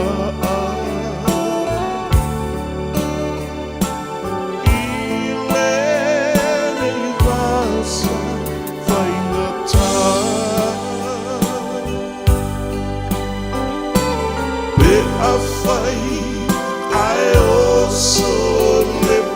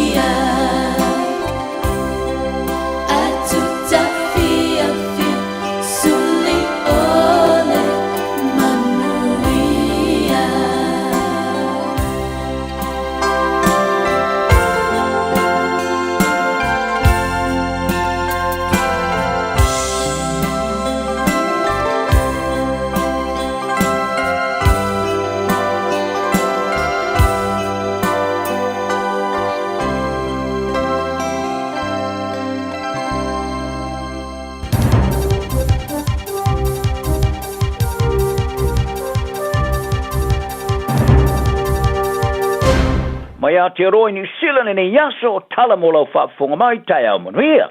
Ua whaamatuina nei ana matanga ruenga le vai whafo ma whaatoenga New Zealand se whautuanga whomo tangata Kiwis o lo iei atunu sa atu to tono le Middle East. O lo a fia le taua le vai Israel wa Amerika ma Iran. O longo iai e te taua na mati tuina mani te toa i tūlanga e iei pe a whai o iei se no whanga i le i tūlangi. Ma whautuina aua ni malanga Iran, Iraq, Lebanon, Syria, Bahrain, Israel ma no whanga o no whoia tangata Palestina, Kuwait, Qatar, ma United Arab Emirates. E te tau lava fōi o na tō muri ese le teimi lava saonga le muai a ma whai ai o na whaia. O tangata New Zealand te tau na la lafi tu tōnu a whare pe a whai a tungalu ilo lato saonga le mua tu samar whautuanga a wha pēr na whai te tele pēle taua i le i tūlangi. O mai alawa na whaali e nei el presidente o Amerika Donald Trump o le pomuino o Iran e whao na umiatu nei lo le whawai aso sa e tā ua momuai. Mai e tā o fōi. Wala tali foi tau nei Amerika i los whaia Iran o le ofiso le ambassador o Amerika i Riyadh. Ma le temi nei o toi whaasao e le pāremi o New Zealand Christopher Luxon i ala na whaamtalanga sa i tā uai sa se o na whaia. I le whelo inga mana tustala le songa fua le sa i whaali ai. E langolango ina New Zealand ia soo se tu ai ngō ngā yoinga e tau fi ai tau mawhainga Iran mo le umio a upenga nuclear. Ai o le aso na nafi sa i whaali ai dau whaini poti o le winga ona na whaamatalanga, ua umi o na langolango i New Zealand ngā yoinga ai le so o se ngā yoinga. Le vao ia Iran, mai le umi eino a upenga nuclear, langolango ino whainga whaatup whaalvlave, ma whaamaro sio na tāwhio fia ona lava tangata i le whaali o lātu langona. Ai o le whaito wafe mawhi o pusa o loa i lungo o waala o loa e tumu o loa e whaau whawhatu o New Zealand fua mo maketi whaamalo, ua utia nei le tau e Middle East. O New Zealand iai le whea ngainga o le sao tonga o whātawinga, ma le whono whaafoes o whātasi atunu o le vai whangaloa pa le Gulf, le ai au whia atunu e peo Saudi Arabia, United Arab Emirates, ma Oman. E ruta ma le tolu te se ma le tasi piliona tala i le tau o loa sa whaau whawhatu e New Zealand i atunu, i le tausanga e muta ia union i tausanga o vai. E mafuri le o loa ngau sia marisusu, a ano man fasila no mōmō ma fua whātu anga o la au aina tau mawa Somalie, ma fua lau whaisua. O le company vaala o loa le Kotahi, sa whawaina le company al Fonterra and Silver Farms, wala tu whalia, wa ngaru le whāta sinema pa anga o company vaa mātunu e wha o ngā ina latu o loa mo le maituwina, o ni fuafuanga whātino marisio ala vaa. Mo le momori ato i uta i atingu sa atu tonu, a po ni fuafuanga o nisio o wala, mo le whaawi atu i leitulangi. Whaaria le tamata i ofisili Emma Parsons, o tautua umo ala wa ai atu i le vai tolo le Strait of Hormuz, ona of tena inga i le Middle East. O le uto pusa o loa re Kotahi, ua whaawi atu ne i le ala wa a mofa whaatoa inga. Whaaria le sosio ano manufasi e Riusila, to i titi lavo ana o loa umai au inatu le fon whaafoeso whaatasi al Gulf, le atu sa mare lusa lau iwas furuvaru milion tala i tau sanctu wai, e whaau iatu i Hamas. Ai a whaia te punia le ala wa, o le tolo i o le awina tuani o loa o le apito silo na a fiai o loa tu aisa mo le Middle East, e rusa mare silau ono sumare ono milion tala i tau sanctu wai. O le efte na inga i tunu sa tutu tonu o le alea a fiai o loa e whaau fale atu i Britania ma Europa, o na o loa ana manfasi awina tu e whaau iatu lea i le sami ula i poli Red Sea, i le taamilo atu i Afrika. O se li profesa e tula fono warita nei sa sao whaifo i le laulau ar wha amasinonga wha aptfita po le military court panels, e tali tonu o morianga o whato ai nei so tanga mare ngoto le wa aptfita le Samia New Zealand le HMNCS, manua nui sa moa, e le tupu mai moa. O le wa aptfita le Sami sa ngoto le tal whatai o le itu i sautia o polu i oktopa le wafe marufufa, leo lo ka kia pera kingi va ina woso i lungo le au mama sa ai le faite wafe ma feolito kiso maswa uri sami me teminei to toru fitfito le sami o le atutula i nei lumon famas non fa fitfita e faia famas non o suer fitfito le elef fitfito le sami ma le fitfito le vale le tau por Army Navy Air Force o nei morianga e au fia le fa tamala ma le faio tutu o ma foi le luselva i le whaono o atua i lava se whaasalanga i roto sanga le wharipipui. O le li professor mo le University o Okilani Bill Hodge sa awai mo fo e fitafita. Ma tautua fo i whamas non whaafitafita te tonu O nei tu ai ngō mōrianga e rei whaia mō moa. O nei rei lusi mō mo se waa arwhita le Sami ni usira e taimi o le while mō. O ne mele am, e lei tupu mai mō mo se tu ai ngō mōrianga. Ma le lau wha masino, e maramia. O nei ilo ina ma le wha e tete i le mata upo e beran wha ari ai hotch. O wha ari a foi, o nei mōrianga o wha to ai lalo le tūla whono wha tinong wha whita. Ai leo le tūla whono o sori ngā tūla whono. Le au fiai tūla whono e lea palaia i tangata sivili, ai pitat. A whai e wha maonia ne so tūla whono ia ofisa, o la tū whasalanga o le aturi wharepui e loka ai tangata sivili. O le sui komsina mō leo ta uvalea, Javen McSkimming, sa ia soria ta ia lawa mionga ne matanga luengo leo. Ile no foi le fali tani malo, a e kokongi kupe leo. Ma wha se fulo na ia vala winaista ma ta isa whaia se la maftanga whaunu ali. E la te maftai.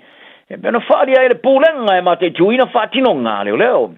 O le whaalinga e munmuni mai le whaamatuina o le whaamatuina o le isi le poti al pūlenga tumaoti whatinonga leo le Independent Police Conduct Authority por IPCA. Ia November te usang telwai, sa whaamatuina ai, e le pūlenga tumaoti e se le poti tau mātanga ina le tiliatu leo i tua inga. I sori tūla whono i a mionga whaungali i sa whaia Max Skimming. O nei tua inga sa aria e mai se mawhutanga whaungali i sa whaia Max Skimming, ma te mawhine e leo se leo whatau toina ai sa ngalue ai le matanga ruenga o leo i le vai teimi. Sa maua i le li poti i leo ngonga tero se a mio le pule le vai ngo whaurulunga o leo, e au fiai marikomisina mo leo Andrew Costa. Le sa wha mawai mai lana mata whaiore te iuru le official investment i lau telepole Social Investment Agency. Whaalia le pūrenga tūma o te o whātinonga leo i lea teimi, o na sa ililinga tolu i a vaenga. O le ripoti sa whaamtuna i a November, e yeso tanga ma le vaenga mo moa. O le asona nafi, sa whaamatu inai le tā whainga o le vaenga lua, o le ripoti i a Max Skimming. Tā alonga, o le asona nafi sa tuua i le aula kapite to fitu o le All Black Sevens a New Zealand i le tunu, mo vai o le tāmusangori po le rangi New Yorka, ma Vancouver, e au norma le lato whaia o ngā whaurulu, Tomasi Thama. Ha whamao ni aia le kapini sila, sa tuwa esere au e au noma Thama, o no whawhita auri luna visa. Sa whautua ina i le kapini sila, o lana tāo sanga mo luna visa, sa le mawhaira ngā seina li teimi, e malanga e seile au. O Thama, sa whirwhinia le tofinga whaia o ngā whaurulu ia au kuso, o le lua whemari le futolu, i le mai aia sana ta alo mata ina tele sa iain. Se lau lua sulvalu ta amirsanga sa ta alo e moni sila, o le teu sanga lua fsfululua, sa manu malo i le tau i le tamata alo o le teu sanga o le kapite to fitu, a le rorangi. Mai o le whaia o ngalangolango, Willie Rickards, o le aia tau a vea nere to finga whaia o ngawhaurulu mo ia vai lua o le tamarasanga, Scott Curry, o le afsosone iai. O le wingi mo mo lau fila li Leona Britannia Anthony Watson, o ia whalia nei sa whai mamango, i le whaavasingana sa whaia i a whiangono noulu. Ina wala vea i le tau awari no mesumare lua o Black Sonny Bill Williams, a poe ina o ia, i le teimi o le taarong whaitauri e New Zealand nei lua, fe se fulmane fitu. O le wha alawa sa tupu mai afa mo le taarong whaitauri no na lua, i le vao le All Blacks, ma le Lione Wellingtone, le sa to e furi le tūlanga o tau lumanga o le taalonga, ane malanga taamilo mai a le Liona, i le mai ai ona whaia ina le taalonga mua, i au kilami. I le whasale ina i tua Williams e pepala no mua, ma ta alo to as fulman file o black il talong a to ma fai inai lusu file futasi il malae ale apatao keke de lo mo ma to fai tu sai te tasi talong fai to le manu malo ai i le talong fai to le tasi de toy e loil au e manu malo serisi tasi le vasu muliane to ta alo au e lua o kilani ma tu sai foi tais fulima ma tu sai lo serisi talong fa va malo ile kukusa e foringa mai Watson sa kau sa sape o na vae masa i tau tino ai. Sa langona le poa o na vae au le fale le potu i lalo le fale mata o le whaia o la nasiaki. O ia ta uai sa ia mana tuaina i le whasolonga upo lima e to e ta pai ne pasiali suenga. I le taimi sa ia i loa le lava le polo te kolo. O le tuina atu le ia te o e upo lima e mana tuaina. O le kuri lima apu ka peka no force o whangua ma le puka puka. Elbow, apple, carpet, saddle, ma le bubble. Sa pasi le suaina o lang sa vali mai suenga mo o tuailo i opu i lima. Sa ia mana tuaina lelei. O le mea na sa ia i loai o le atoi te liu te tono malai. ina ua sa'o nei whaitau ina ui lava. Sa ki ngā le whai ai. Ai oso nei, o le vaenga o le toe whaitau ina opu mo le whaasingana o suenga i le tala teio leulu, e ese i le whaasaronga upu o le ai nei, e toe whaitau ina nei lo upu e lisina. Sa mai alelei le ta'alonga ta'alo e Watson, ma toe ta'alo fo i le vaenga telo le ta'alonga whaitau lia muli Eden Park. Wharia Watson i le vaenga tala le BBC. Sa le ima sona whaanoanoanga i le tūlanga sa ia whaia, e ui lava o le aposa matua i ki ngalo naulu. Ai a whaape ma whaia na toi tupu mai, o le a ese. Se mea, ena te whaia. Tala nao ne yaso, a wa te losi me te le ngawhatiaina, ma wasa was fia. Radio Samoa, tasili mai batolu, amo. Radio Samoa, tasili mai batolu, amo.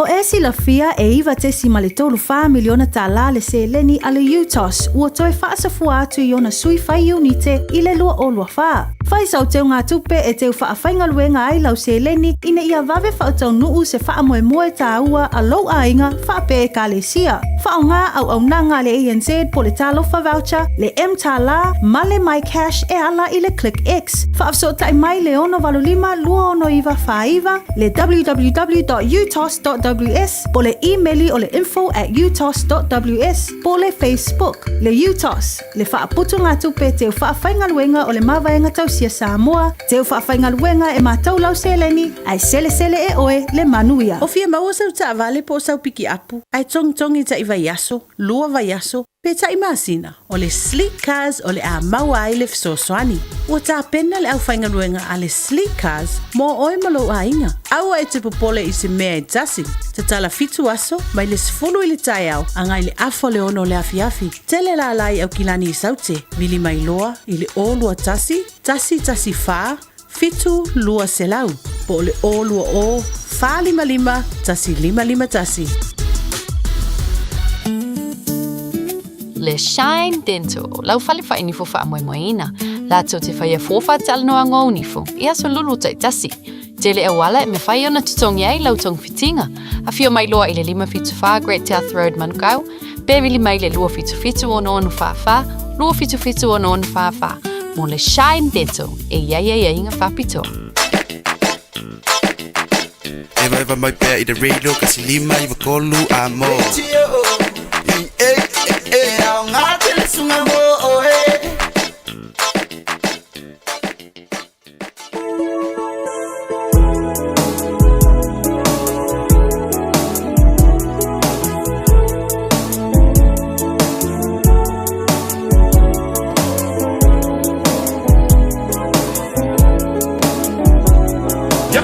Y'all know the name. DJ. Dang.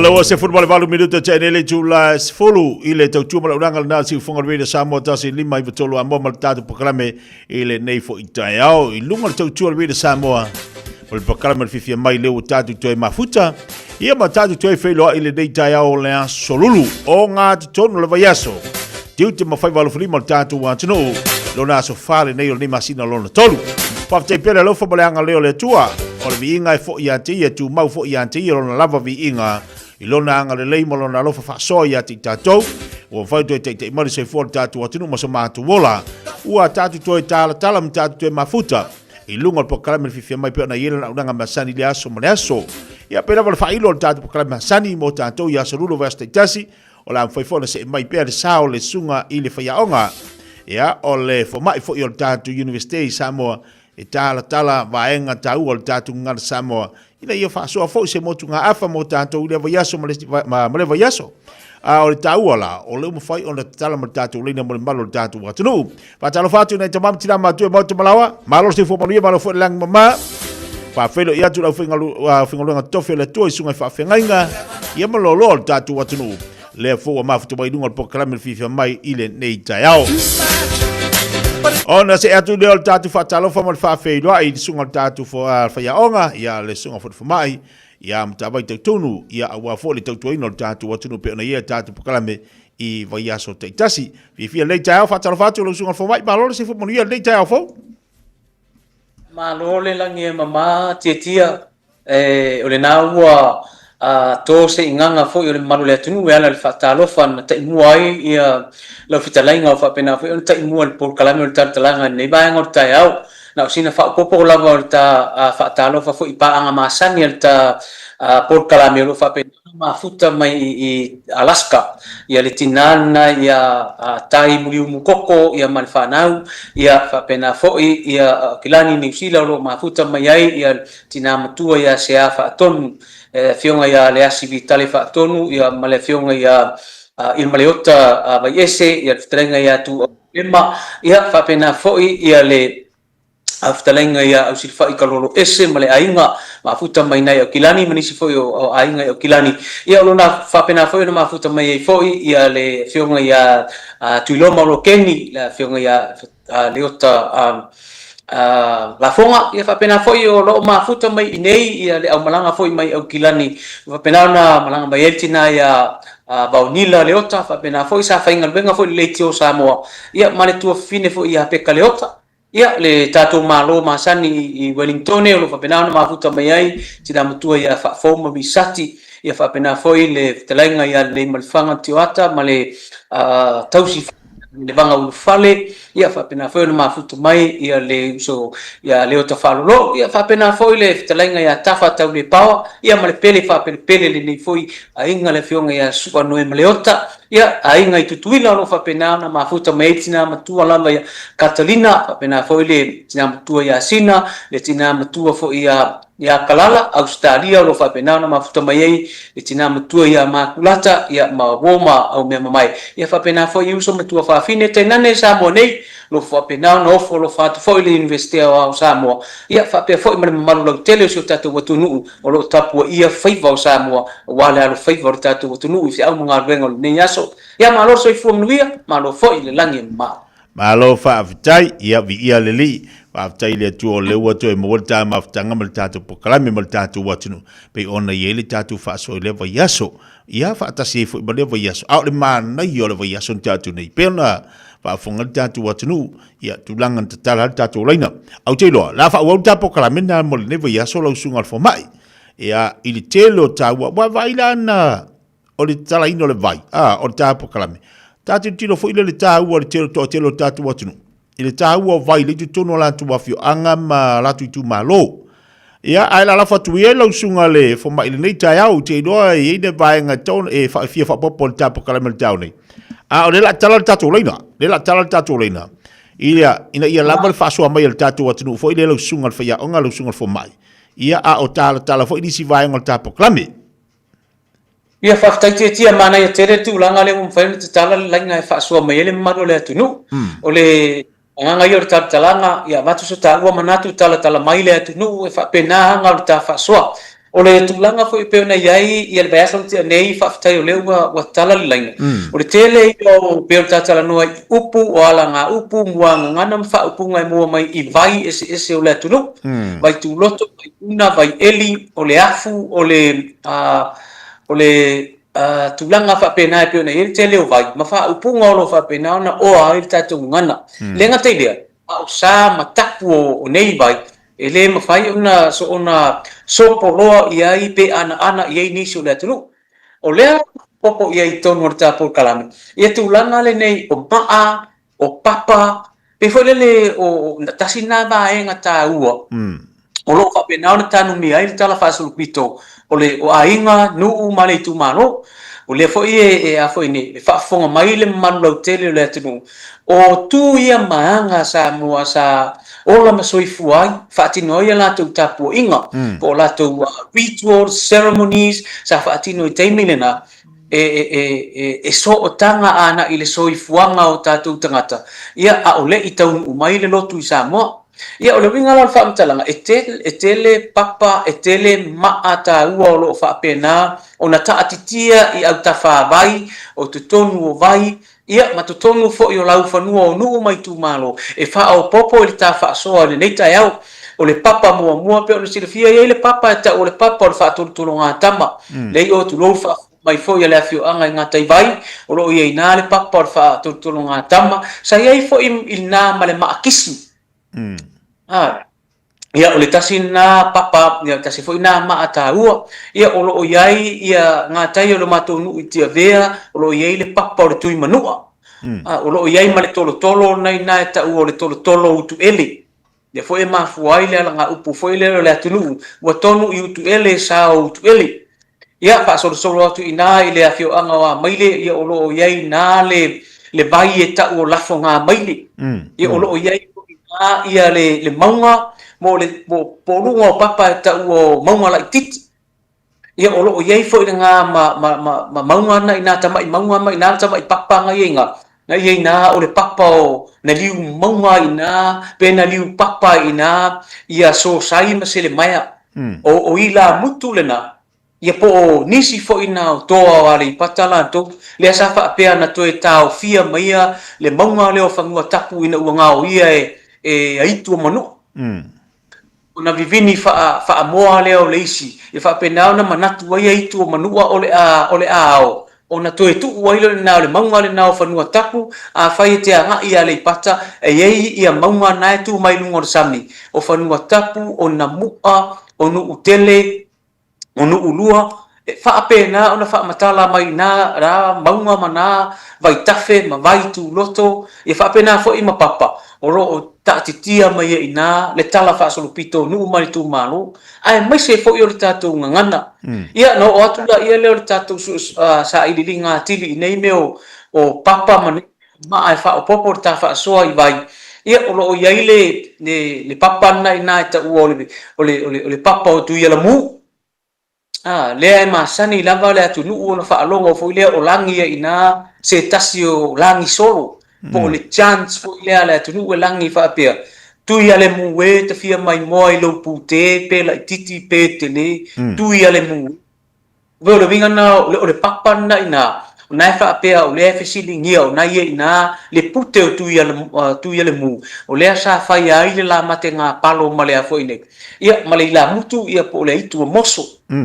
Ia, o le tasi ina vaenga ta ua o ina i salani, o lo iei le papa na ia ina, o lea fo i wha apea na whai ai tau langa.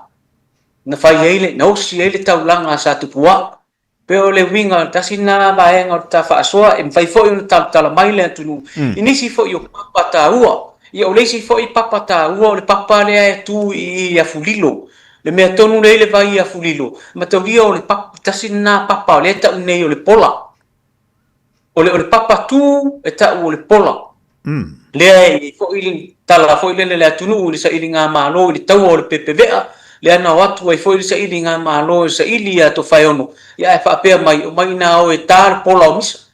Le tele o nai nā tala tu ua le atu nuu ma o na upu o lo whaapea nā o na tatanu i papa ma maa e le o mawhai o nā foi nei. O na hano tele i aisi o tātou atu nuu.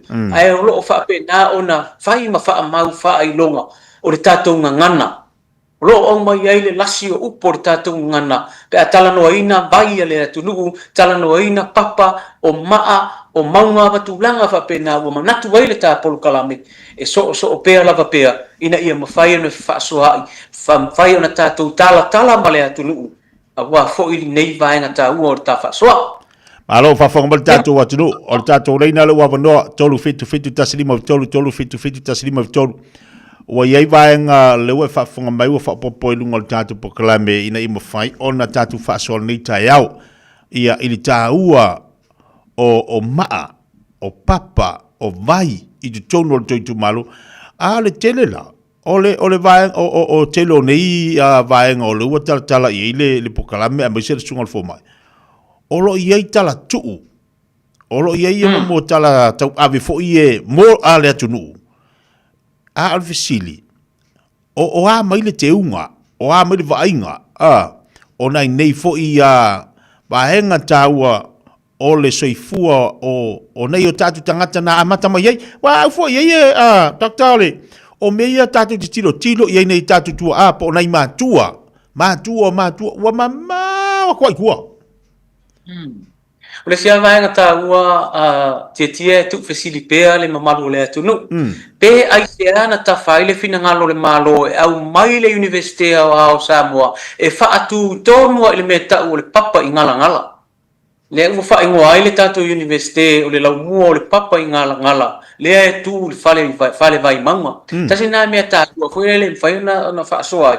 Ia mua sila fia le talaanga o le mafuaanga o papa, o maa, o maunga, o vaitafe, o vaituloto, nai te tonu, o nuu mafioanga. Pero lo winga la o whaamitalanga.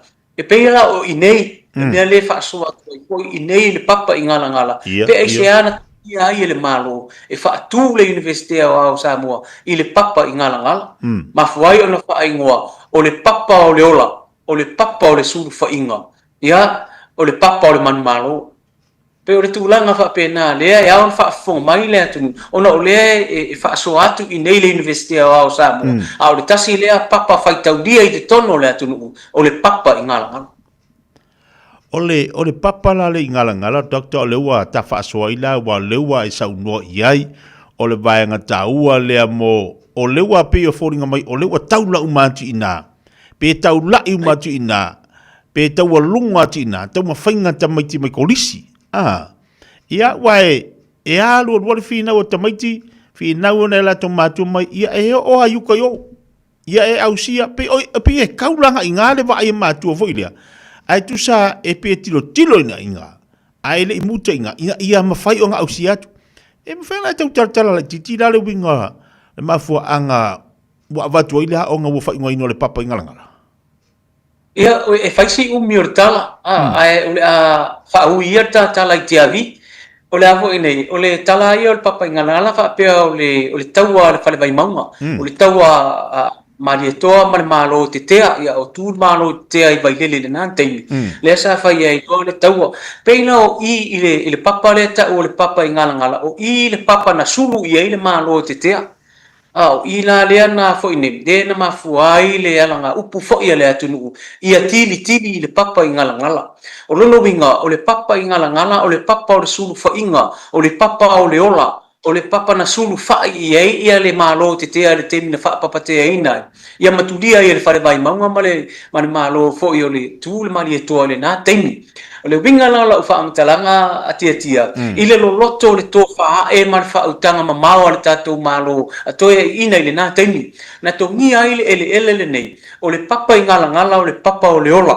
o le papa o le suru fa inga alo ma fa na o le atunu mo le faiva o le poto salalau mana tua ina ua fa atu wina o onga alo ia po formal education i tono Samoa lena amata fa atu le temi o malo fa koloni anga i mai se yo o ina tuto tasi le atunu ia ono nau ta inga o tātou mātua i nuu mai tu malo ina nā temi ina ia ata mamai fa nau a Samoa ia o le ala fo i lea na matatongia ai ma e se manatu ina ia au mai le Universite au Samoa o le Universite au Samoa na udua i whaatuina ta siva varu whai malifa ile tau nei o malifa o le ala o le tasiva i wafitu le ana wha mei mai e no le a onga le nei le Universite ma whaatu wina loa i le papa i ngala ona o le tarito nunga o le ala ngā upu le ala whai mai ia tili i le papa i ngala lono winga o e tuli le papa i ngala o le papa o le sulfa inga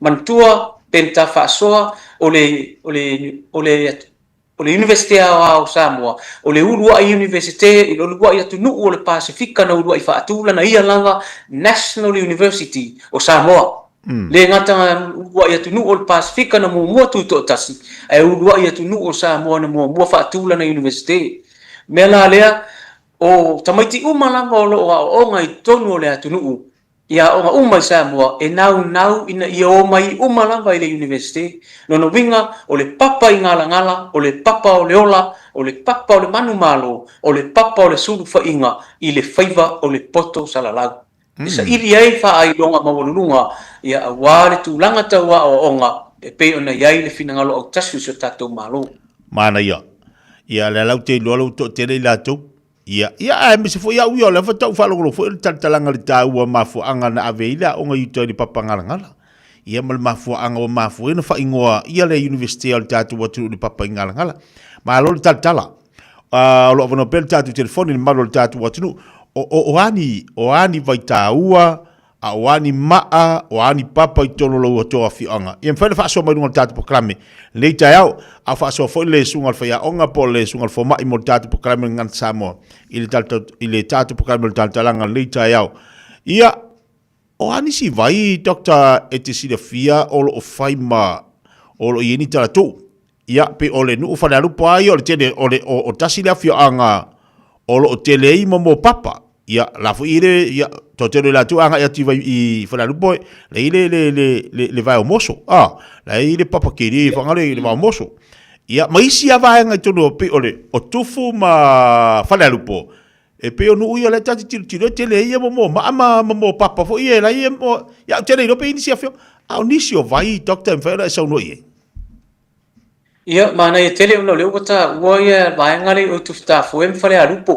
na ia ile tulanga vai o mosu o lo ia ile malai fono o lo ia ile ana o va tausili o lo ia ile vai su toto o lo ia ile le ala o polu ma le ala o sofai ne o lo fa pena foi na ia ile pai o apaula le no fuanga sa tangi ta e ia paula ina ua fasiotia si antamba ia o alu va tausili to o to ileana ia fa pena foi ia le ma fas faisua le ai ngai i fale alupo fa pena foi male le ina ilau na ia ile fale na ina le na au le ina ilau ta mata ia fa pena foi male tua oi foi le o la foi nei o le vai na le luoloto ali ia male pe o le tasina va o ina tufta foi ma fale lupo foi tu lole mai mo mai le afio anga ona lo ia tava lu talaina ia mana ia tu talaina si fa so mai talofa alo se fu ia na to fate tia ia pe foi le afio nga ia o penalo tai so tatu proclamation na ia fa so mai le sunga fa fonga le sunga fo mai ia mo lo sunga mai no mai vai na le matutu malo ia le pata i le vai na le vai tama ia mai le male vai loa ia le pata le tia le o vai na lango na tu si leo o aingo vai le te sa no mai le vai o tama ia mai le male vai loa ia le pata vai le pisanga ia Pio vai na wa ka ola foi nga ia le paka pio vai ia ke ka ele ia mane foi ia mai se fina ngalo le sungal fo mai ta tu mane foi vai wa tala tu foi mena ye fa ia o le vai ia mai le doctor mo le vai i pisanga o le ai fi fa fon fo e pisa au so ia so la ai fa me mani le malu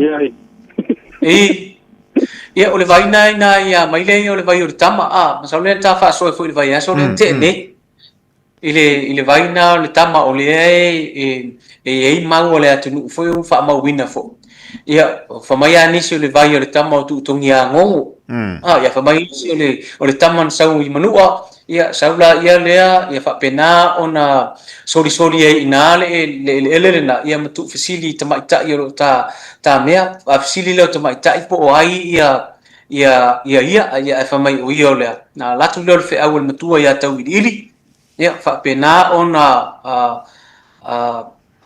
fia inu le tama ile niu afa ia mai le wa inu le tama pia mai la ia leo o tama tai fa pia mai tau bidi ia ole afa inoar tama yam ta afa so tasina version tasina mau fa pia ma fu ai ngole vai ole tama le ana le vai ia fa pia mai ole vai ole tama om ta afa tasina na tala ia ole sabaringa tu lavana tama ile tu sai le fa pia tala na mo wai si vai na ina i le si tu le atu ale pata atoa ia o le vaina nai ona ile o mau atu si fonga o le toe ina ia apo le vaina nai pisanga o le vaina nai fea vai loa vai ele pisanga o vai loa ia le pata ia o mantua foi o le pisanga ia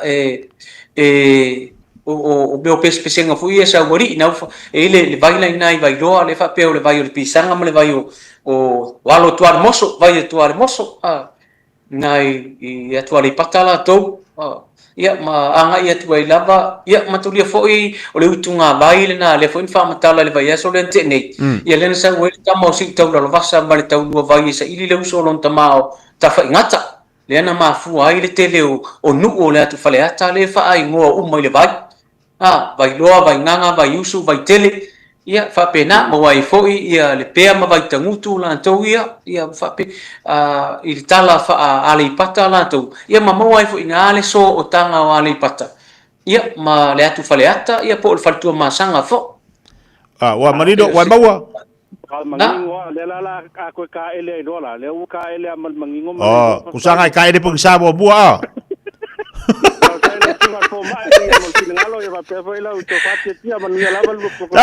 ya maftai salo sta tu malau talofa talofa tia ya fa pe foile le fo mai pole ali ital salang fa mole lava o lu te o le makoi ku malo ngo fa mole lava o la ye vai te o ngo e vai kama i vai pula iti ele ke le la iti a fa pe lo la vale suele pe pa yang fa nga lo le vai ngai kai ele ai fa mole tele mala pole le winga na vai i fere fiong e sa vai na fa mole i fere fiong mangongo tai po mangongo tai Takta po wai maua maile fa Silistinale. Ele o mafagina la ngona atu le Silistina. O lo fesili fai mai a o la tua fioanga a fa pea e pepe vai. A pepe paipa. Na ola i le fa malu i vaina. Ia e le udola po ai ngo nga vai. O sa nga le fesili atina. O vai pu. Oa? O vai pu. O vai ku? Ia, o tere lo po la le wingo na wa. O ia, ai o le vai ku, e le vai tu la tonu a le tere lo le winga. Ia, fa manu lua tu sitina, masalo fa e tala mai fo ia ni so le afio anga e ona vai. Pa le vai nei no lenta fa so ai le vai so lente nei. O le vai sua mu ona ele so tanga ma le tala fa tua tu temir tu le se o tonga. Ia. Ai atonu e le mau fa ale afio angala to e fai foi na tala mai fa so mai ile winga fo yo le ngo le vai ma tu langa fo itapu e me se fo yo le tu langa pe ni ala nga upu mane muangan e afu mai le fa ar ta u fo ile na u si vai nga ta u na ta tala o le fai na tala tu ina ia ma fai ona manatu ai ma ti ai ia la o no ma fio ia fa matala Kalau vai i alom fa na wa o ngala tunu. Salo stato lena talofa. Talofa. Alo se fu. E fai tu foi la lo tala au fa mo la vala sunga. Ya. Alo se fu. Ya, salo mai fa fong bal tatu fo mai. Se fa mo la dia o sola. Ia. Via va fesi dia kui ile sunga fo mai po pa makala mai le e o ingo le vaide ia ma ko i sa musu loko pula va mon molea vai sa musu ia la lingua vai loto pula tak po e kau mau mai lingua le vai o loto pula ia ia o le fia manino ai e si da fia le uso le vai ala tu sa musu ala na te le winga pe so sani o nga utal vai na o loto pula o lo ye le maunga ta o le maunga o lo manga o le maunga na o lo manga o suafa uma lava o le tele lava suafa matai o sa musu tu lo fa fong mai fo iso matua fio e fu mai uteina e ma fu mai le taua ala fa pu tala ya o le vai le ya po le na talafo lava ye tangata na maua le taua a lae pula mai o lato mata se tu lo le fa fonga mai fo ia le nu ma le afio ma fo anga na e no ta ule vai na ta ule loto pula mana tua o le vai o le singo o le vai o le loto o le saunga o le nai mo wai ia nisi fo io suafa ma o lunga o le nu ma le afio anga nai mo wai le mana tua fo i tia o ingoa o suafa o ingoa o fanua e iai luna tanga manatala fa sol pito le nu ia o le maunga o lo manga fa pe o ina na olo ai au penga o taua sau le taua mai na mo mai ia nisi fo o fanua na e mau mai ai ia fanua le na o fa solo mai utai fanua o taloloa fa solo mai na mo le vai na ta o lo to popula o le sau na le vai na lo to pula mo mai ai ia fanua na ta o le pai fa solo mai ai mo le vai ta o lafo nga mai le i le vai ale tas i le sau nga le vai le tasi mo le vai le ta o lo to pula sau mo le afo ini le vai le ta o lafo nga mai le sau wala ia le fa tau sisi unga la le vai le ta unei le vai ale tasi o le tau unga la le vai le sami e fa ingo le vai na ta o masa vai a tilo la ia e fa ingo fa ta u mai ingo vai ia le mea na tupu o loto popula na talafo ia tangata na mau le tau e fe pula fi mai la to mata alaia e talafo i le loto ona ila ia le o tangata na fasiotia ona lafo fo ile le vai ia le ta o lafo nga mai le mo vai ia le ngole na lafo nga mai o le lafo ina o tino o tangata matino o tangata na mau le tau pe o le faingo ni mai le se tu lo fa fo mai le tu no man tua e ile nu o tatu tu malo e ngo o a mai ia ia o mai le fo ile ia ile vai le ta o le na sawa le vai le tasi a mata mai uta ia loto popula le vai le tasi tafe mai tai mo le vai ta o o la fonga mai le sau itai i le vaenga la le vai le e ta o fonga se seli mantua o le ta o le upu e ta o le fonga e sau mai le upu fofonga o folinga e au fi ai malo ua se tu lo fa fonga mai fonga se sele o le wingo le upu se sele o le se sele o le TPS ia no o mai ale le vai le tasi se o le tau no la vai le muli vai o le vai ma fa ingoa foi o masa vai e ala na fa ingoa masa vai ua masa tino tangata leana na tongi ola i le loto le yuta mo ai le ngo le vai o loto popula sau itai tau ai i le vai le pe o fainga ni mai le pe tu lo fa fo mai o le tu no mo i ngale ngo le vai o la fo nga mai le sau i ngata mai mo i ngale afu ta o fo nga se seli ia le o ta o nei fo i nisi o fo nga se seli o toso le a o le ngale na ai tilo le ma etango le ilo fa alingo wisi ia winga o ngo vai nei maula tu ngo o nai ta o mai ngo vai ia lona tala anga ma lona tala fa sol pito se yo na tau nu le ta fenga le vai le i tai le ta fanga fa ngo lo masa vai no vinga afa yo tino tangata nei na la lafo yuta pe ona yai ia le tala le fa mtalat e o atu i toi le muli vai o le vai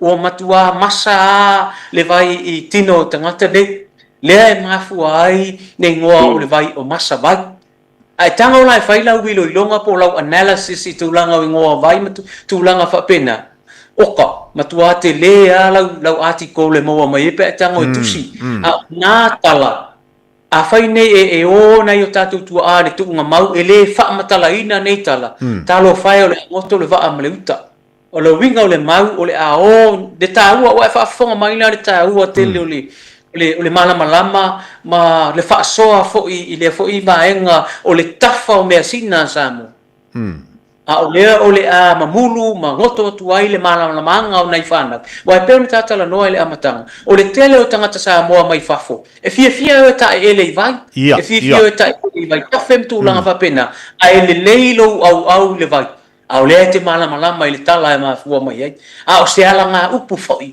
a o se buanga po se upu tasi po se va ngasa po se fa upunga e mafu mai le vai te fa malu maria wa e maua le winga le vai mata pula ia o le wa mangi ngoku kia wa ngi tonga ngi wa ka yau mo de poido fa ngi kai ngi ka yau me so se makong u kia vea ia ngai manga ia ai ko ya lulola o la kulola ia le e fa so i loi meia le fa i o unha va ku oido lo baguso alo batu dai ta tu dunga leina talofa se ko mangie lo fionga kia palo si fola lei ia fa so bai fa fonga tatu fo mai mal fa yang sama ia pa tai mo la noa pa pesili ku ile Ia, o kai kangi wa le vong ka ola ka kire o malama ile. Ile wingo pole are se ka ua male wingo le baile ka koile o ma ko fale aka o ronko a. Bailo na to. Ia, pa mole lava le fionga. E ke fie ilo le winga male mafuanga. Ioi, ia iloa wa kile ang fai maisi aka kile o kilo karikongu a pole a saore ne wingo le vai. Se sau no mai pele fo mai. Ia, tak te role wa mau mai le. Vai nga lo fia marino i sia foi a tamali. E fa malu lu tu tia le umfaina la ngona tu ia le fa so le vili mai le tu mal fa so mai le tu tal. Ole le la ole vai uta i faleata o longo to. Ah. Longo to o lo fia marino ai le ia le to. Ole ale winga, ole fo lo mafu anga ole vai. Ia ole po fa fonga mai fo ile malo le atu ole upule ole lano ole winga e o nga uta o fale ata ma le fale vai manga o lo ye ile lano na ta o le vai na ta o lano to e ile vai tu loto na o lano to o nga uta o sale apanga ma le pa ma loto fanga le saua nga uta o lo ye fo ile lano ta o le lano to ese la o lano to e le sipito a o lano to o e le sipito o le lano pe fo ile le o le afo ine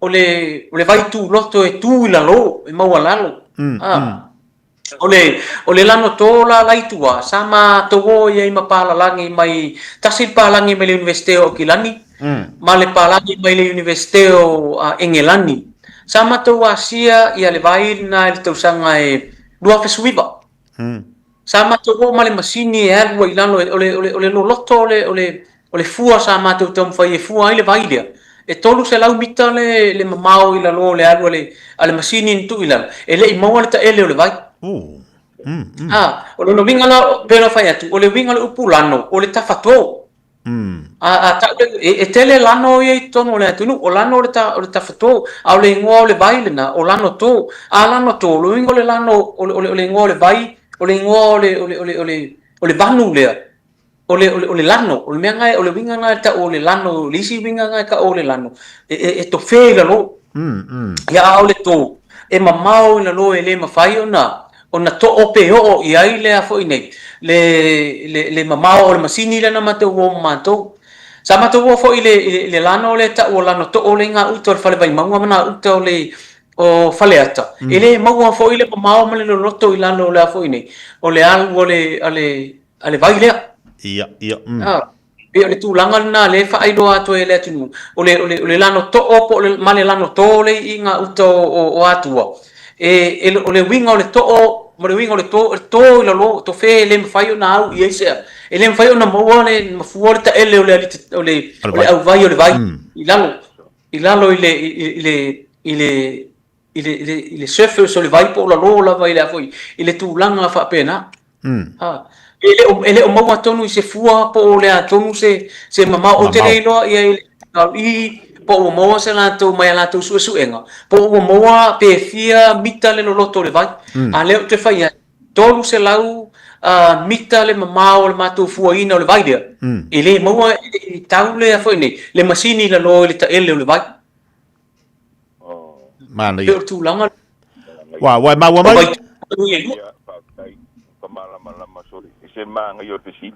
Ia, me sidi na wa malama tulanga lo ia ile vai na yuta i falata. Ia ile mako vai i sio mako ko amua. Ia.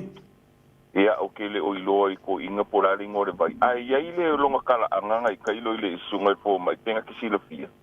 E kai mi vo ile o mai fa sa vali mai le fa i vo ile a maria ko Ia na o mai le inga i ko amua. Ia o ka ele fo ingisio lo fa malu ingisio o fo ngi ka mali o le ele fa penga ka ele o le fiki ole ka malo ingo ya ingisi faki le fa ia ma fo e ma fo le ma ka dia ma kausa ia nga lo pa u fa ilu ngore o le makore vai e o mai la ka mingi e ila le na sa ile pesel ma ko ngo fa ku e o le pa u fa i wori ma ole vai to amua Nai mafua mai ile fa mina fatido le pesena fa mai ole pa u fai wali ma.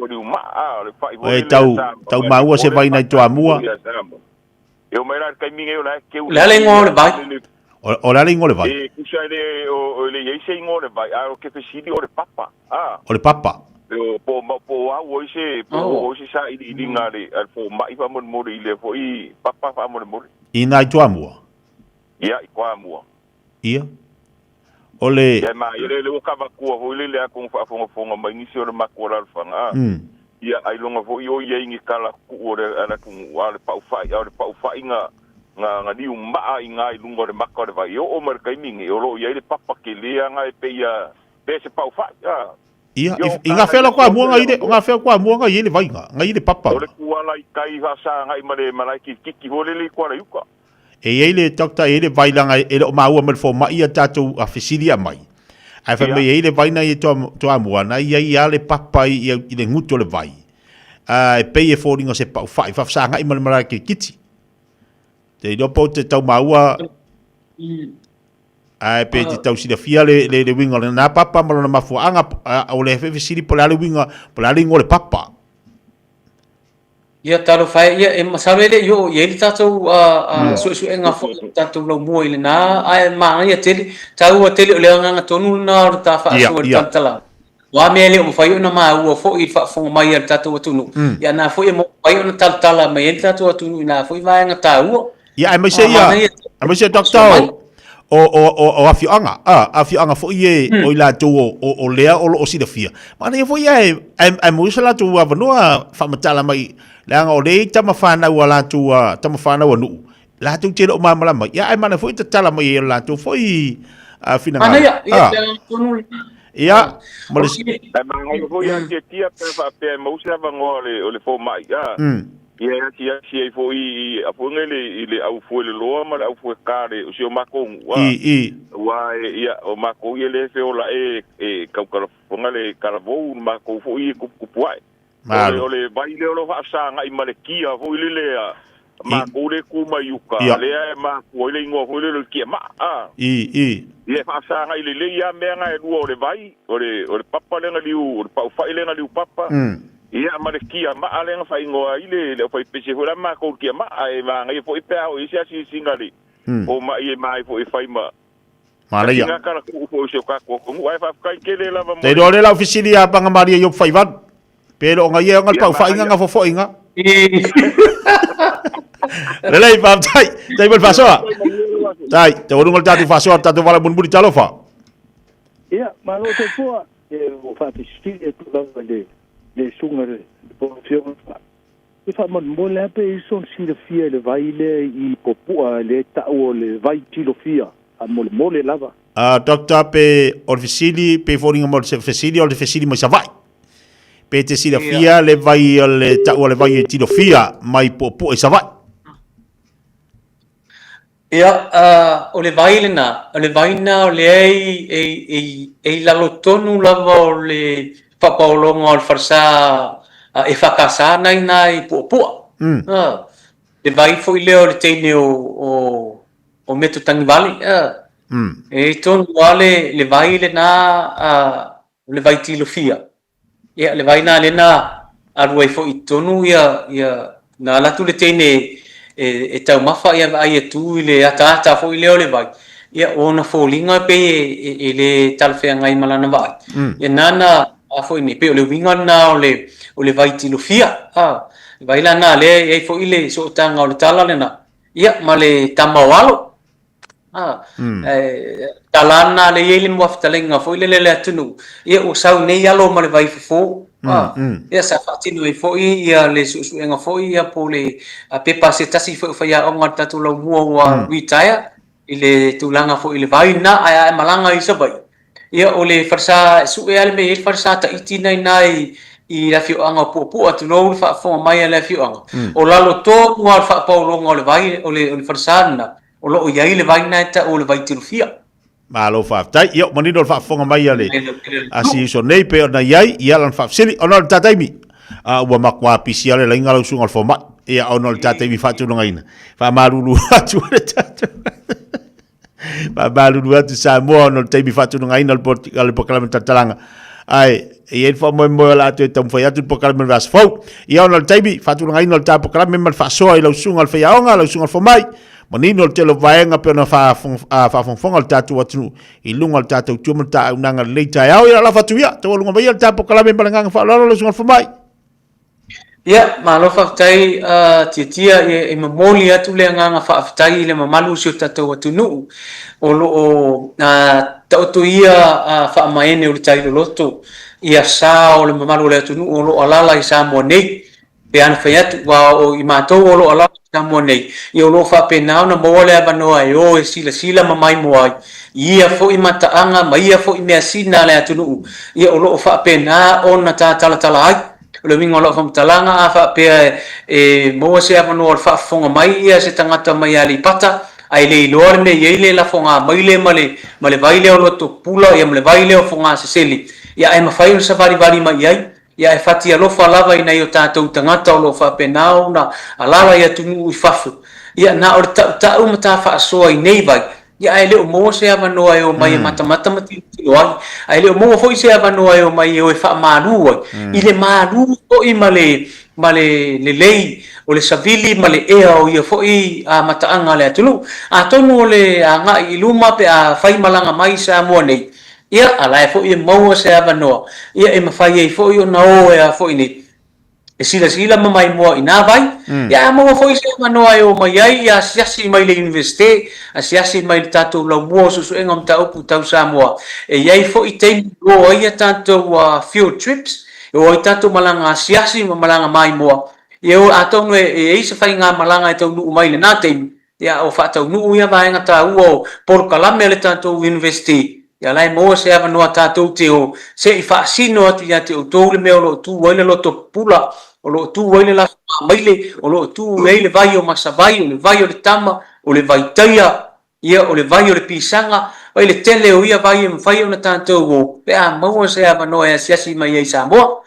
ia o le utu nga o a foi le ar tato o tu nu e pe ona mato nga lu e ai le universite o Samoa e fa tino le tele o su enga o fa maunga ia ona to tu fatu le mamalu le tunu e pe ona yai le mato mata fa yoi e pe ona tu mai ilalo tu la fono university te siva valufa pe ona pasia le pale mene le tunu o le laumo so enga mata upu tau Samoa la to te fatino ina sa ilinga o su enga ia ato ai ma fa maunga ia mato tu fatu le mamalu la tele le tunu tai nane alo ma fa nangwa le tunu wale faiva o potu sala pe o lo muli lava ia tatou la mua ia na matafa yoi po ona functions and roles e pe ona tu ina mai ele University Act tasiva valfa ia e moli foi le nga fa tai le fa so mai ai le ngata le fa so ia le lango foi ia nu mafio anga o tatou tunu i tau mafainga ana yalo mafa na more faiva po salalau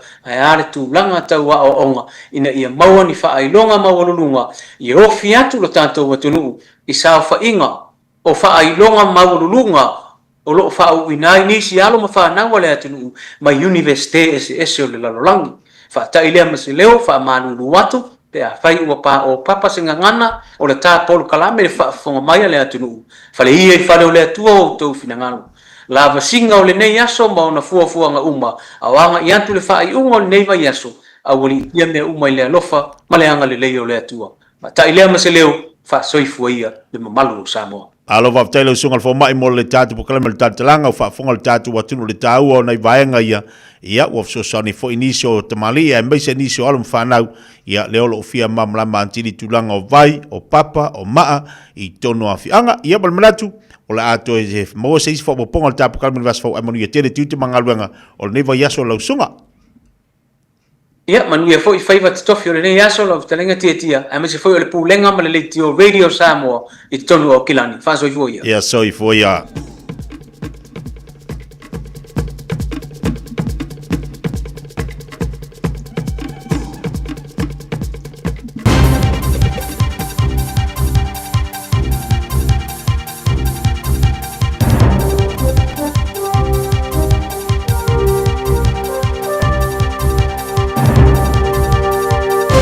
In this update, more details about a suspected Iranian drone strike on the US consulate in Dubai. Officials, including the president, have been giving updates on the Iran conflict 4 days into hostilities. US Secretary of State Marco Rubio says the drone struck the parking lot near the Dubai consulate, setting fire there. All personnel are accounted for. As you're aware, we began drawing down personnel from our diplomatic facilities in advance of this. Meanwhile, another communications bungle for the Prime Minister as he was forced to correct an answer in Parliament late last night. Chris Luxon yesterday suggested the government would automatically commit to extending visas for people affected by conflict in the Middle East. But at 9 p.m. last night, he returned to the House to walk that back. To be perfectly clear, Immigration New Zealand has a well-established process for international conflicts and will facilitate and take a pragmatic approach to visa renewal when people are unable to return home. It's the second correction from the PM this week after he admitted he misspoke on Monday when he said the government supports any action to prevent Iran obtaining a nuclear weapon. Children's advocates are continuing to criticise Oranga Tamariki's performance. A critical report from the Independent Children's Monitor argues that little progress has been made in living up to national care standards introduced 6 years ago. Among the issues identified were young people in care not getting enough social worker visits and 1 in 10 suffering abuse or neglect in care. Voice CEO Tracy Shipton says some of the findings shocked her. That there is an increase of harm to young people in care. How can that happen? How can we be continually not getting this right? Early childhood education provider Happy Sprouts has gone into liquidation after a series of breaches. The provider owes more than $1 million to Inland Revenue. Happy Sprouts' 3 childcare centres were issued 7 non-compliance breaches by the Ministry of Education. The Police Minister thinks he'll tick off the promise of 500 new police this year, 12 months behind schedule. That's news. In sport, a pair of charter planes carrying Formula One personnel from 10 of the 11 teams are scheduled to land in Melbourne today as officials scramble to combat the latest eruption of geopolitical violence in the Middle East. A British Airways aircraft is coming via Singapore and an Air X flight is en route through Tanzania. Around a quarter of the approximately 2,000 people who work at each race had been due to arrive via threatened hubs Doha and Dubai. F1 bosses are confident that the race will proceed despite the disruption. To Premier League football, Everton have beaten Burnley 2-0. Sunderland defeated Leeds 1-0. Bournemouth and Brentford had a goalless draw. And Liverpool and Wolverhampton are locked at 0-0 in the second half. That's sport. I'm Malcolm Jordan.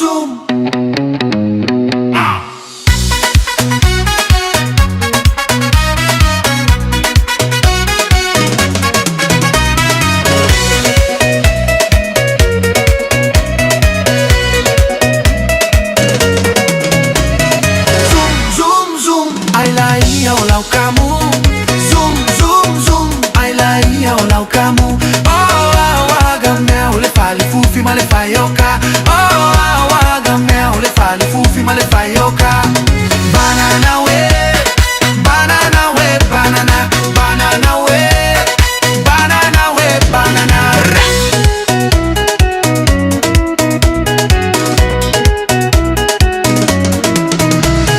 Zoom, zoom, zoom, I like ya olau kamu. Zoom, zoom, zoom, I like ya olau kamu. Oh, awaga mea ole fali fufi male fayoka. Oh, awaga mea ole fali fufi male fayoka. Banana way, banana way, banana, banana way, banana way, banana.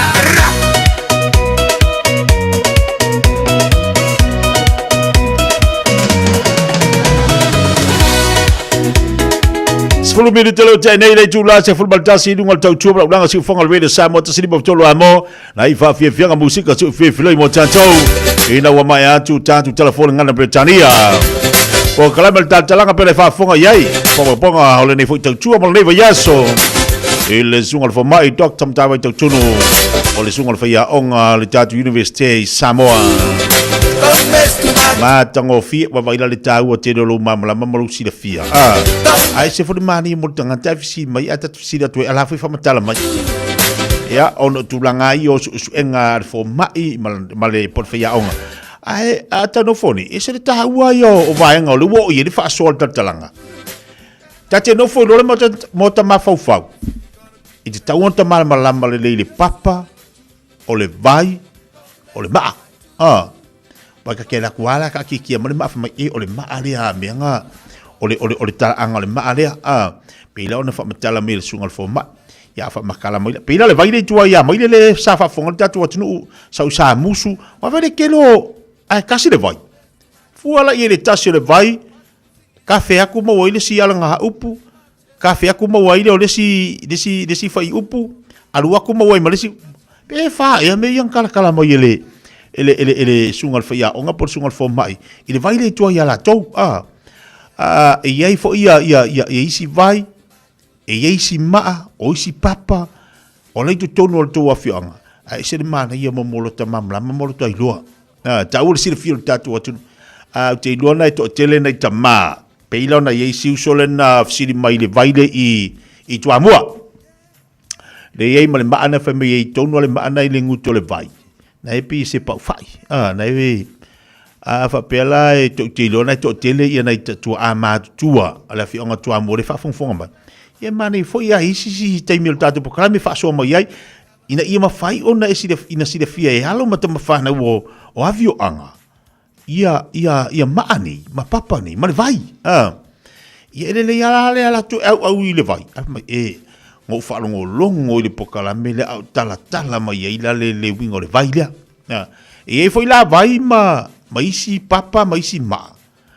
e ona sa tapu e ona sa e ke la ku ke le so nga pisa e le vai te la te e te le so ona nga yoi e le ma ai sana no foi lunga e ye le vai te latu te ta ele sale le la ringo le mea e salo ka ele pisi lo ngi ke e au le mu e le vai sale fe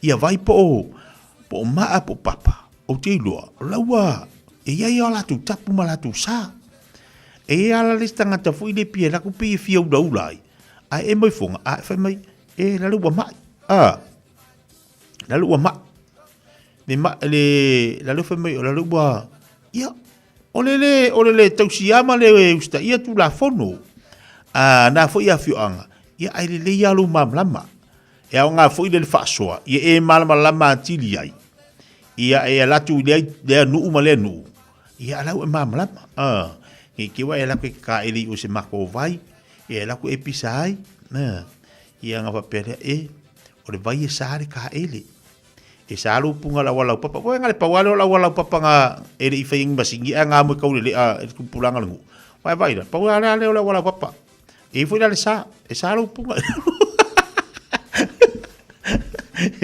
ta u fa so mo tatu o tunu ai mari fo na lo fisili se tangata matua le tunu se tangata foi le ke lua se tangata foi le nga la nei fa longo o ia le sa no fo mai ai o ile nu Mani ala lu fisiri o palau le sinu wai to moli e ye le vai na ina I palau di vai loa mangaria ja ya e lo se mo fisiri aku di siku is na to ina palau di vai loa ole ki lo ngai ta ole atu le atu tau tunu ia kairu ia se ese kaimi kako o palau di vai loa le sinu vai to moli ia ina I palau di ia te lona e fo ia na I vai na ina e tele afianga o tele afianga o lai e tofu ila tu ma vai ia au mana ia fo ila polo ke tiro o tiro ia le malo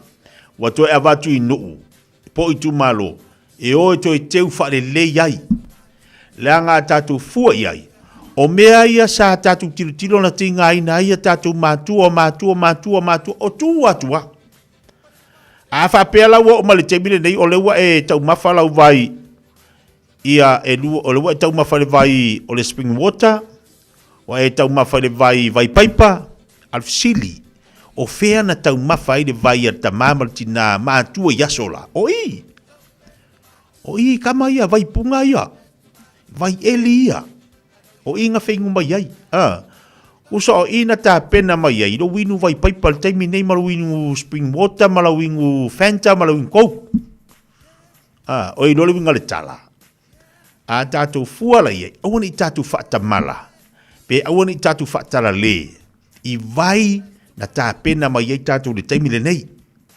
a fa pe ngai se vai ke luor ko mu ia la le mele o I fa pe e ka ko wo ye keu o ia ka ke manga kusi ko inga masiro makui laso e va ia e o mala ia wa pelanga ngi paelo o ka fa lunga kula ka ngore me be pingi popo e pingi e o e asu mai le vai na itala tu talinga na le te tau mana tu taita na mai la ia le vai le kawa ai le aku fu da so ngalolo pe ia lo foi atu e le vai le I fa to ia langa no tilo ia e te le la tu lo lo paelo ato ila lo e ai e ke la ku asu mar kama paelo kamalanga e pi fiso nga asu mai la ia masu ko lo paelo lapo le alu nga tonu nei vini a lo winga la tala fo ile le ta wala la nga lo tatu tal no po kala tal talanga a fa pe tele si le fia mo olu mamala mai I vai o le tonu u yo na tala tu malona mafua anga malona winga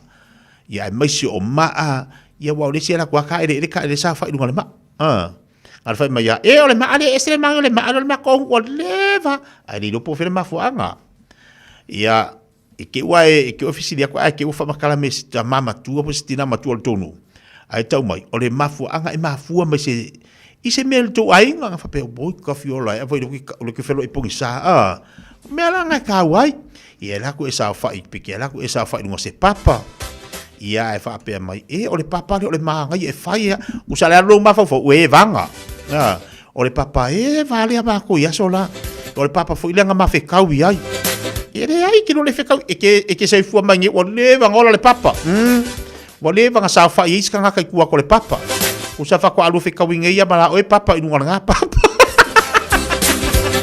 I know you have another woman. Don't mess to my tutu. O le ala ke kau fa bakala la kamba ya la no fa kau nga mala papa inu le papa le la ai fa me kala ko inga le ai o e lo le winga le papa le la o le papa la iro nga mafuanga yang kangolo na e kangolo le fe ko inga o la le mafuanga la papa tangolo lo to ina fa matala ya o le winga le papa yang ai ke iro la ia le nga ai va pe boy kai manga yo fo le ki wa afa ve mo masi au ya kama I papa o wa lo ngofo no le papa e taua lo si le fia taua lo tatu loa tatu malama ke ala ko fore ke au le vai ye ke punga ko le vai pe o ka se manga yo le malu paulo le vai ke vai ki nganga vivela le la e malu ala ko le fesiri do ko I ku ai ala le me cerca ko vai pe ole pe se ai sale me le alo ka punga ku ama malu mai balu ia fa makala e fu ila ia le tu ai nga le mafu anga e mafu ona le mafu na fana ai marulu mai dal tala to ina ia e lua le vai le lana fa amalu ai ia o le vai fo ile la ia ona tapu au te so ona nga yoi Aua fo te so ona Aua fo te so ona pisa. Aua fo te so ona ta ele pisi. Pau le mea o lua atu e au. Ia aua fo ni e wala au mai aia le la ruatu. Aua fo inge irua e vai mai lele. Nonga winga e sa le vanga. Ka ele nga oe. E sa ele la mai.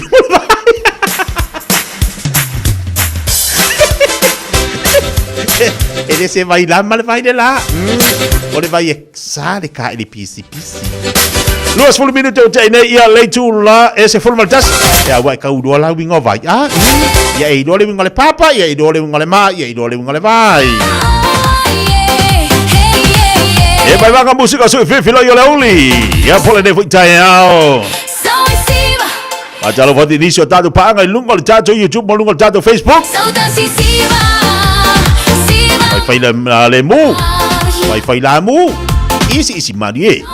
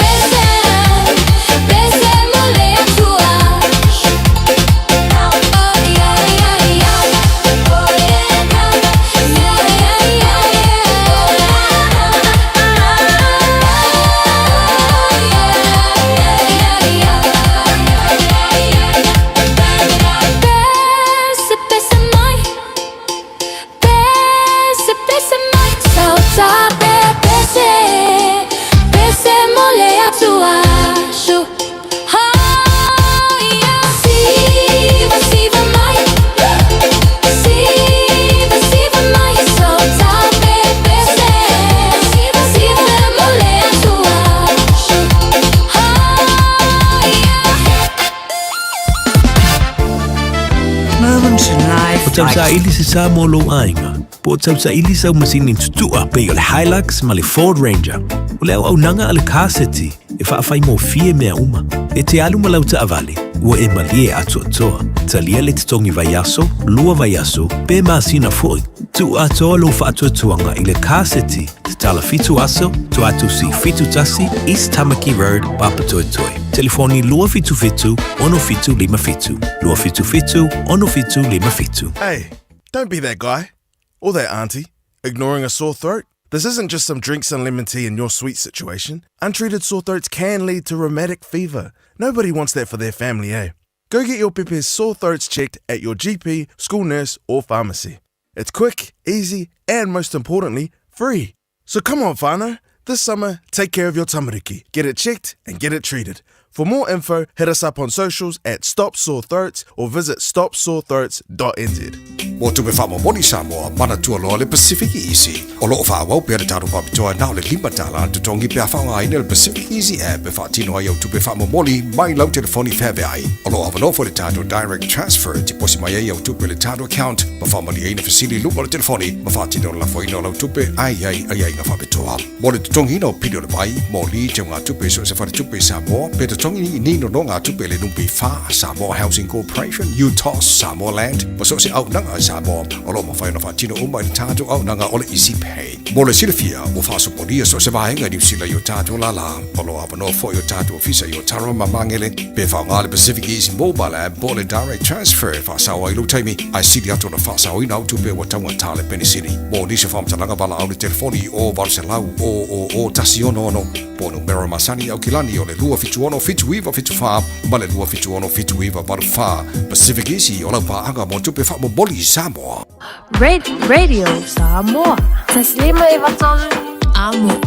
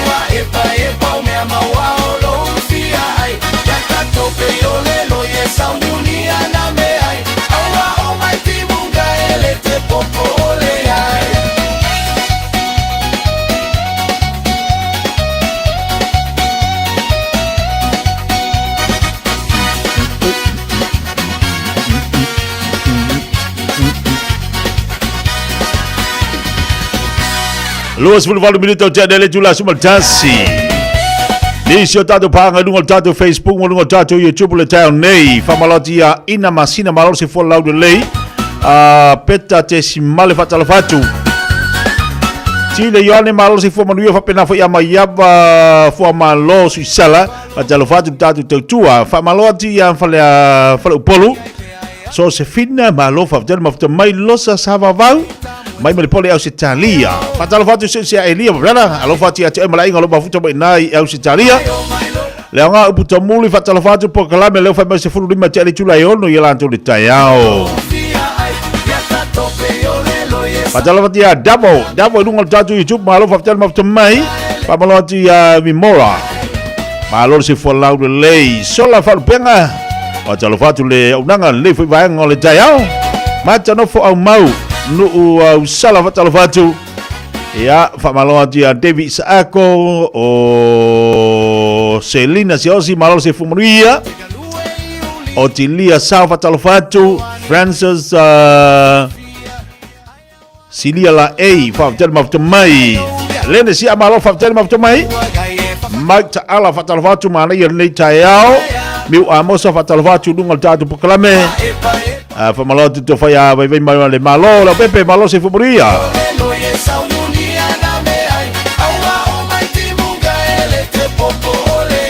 Leva Polo Pauli Yoelu malo fatal maftamai dungal tatu proklame afato dele jula sumatasi Ya fatalo fati nisio tatu ai ngalo mafuto mai samol tatu tasi ono tesi mal tasi famo. Gato malaba olo ngaru lui imtanga ngale malo tolo tatu watno. O la tolo ngaru la tu pisi nisi o nisio la tolo ye company o yai. Pa pe fo ila tolo ngaru lui tono ainga. Ya fe lava na te mafuto mai tono samwa. O le ala ngaru ngana fai mo le tolo fa amal fa malo po kala fifia mai nei au kilani. Ia wanto telo tatou o lo eva mai dunga tatou tua I tono le tatou atunu ia ai e mafuta mai la tatou pokala o tatou pokala me la tuni la fala ngolongo me la tou ia na batu tatou fasoa a mo so te mi mo me lo fa anga avel tu ai ngala fala ngolongo me sa mo usa pele la forza erengi tu sa que por fa usa pele la forza erengi alu fa pe mo ia alu fa ku ya kui malave Lo faku ya kui malave se anko se antibody vang mak vala e wa ko ngeli fast food kau sanga kalunga o sau kere koyo al mak don't mess to my ai kari ya mo fa o lo fa anga se vang ase dingi ko fa ui mai la ie kari ya malavo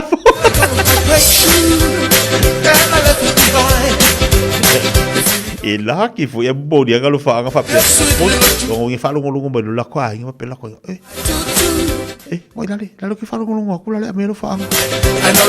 Ale nga lu ale fa popo ya so.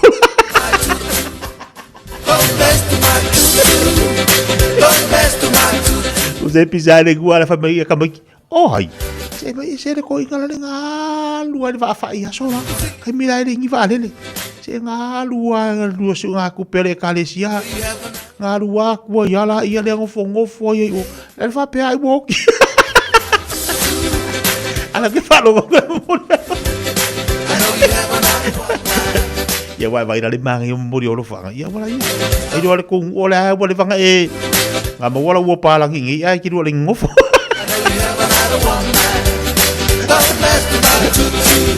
leo te e va ko la we vai va ka ko o ka makau kia batala pati talai po malor se fo manuia o amali tayao pata si mai nai pef Australia batala pati ela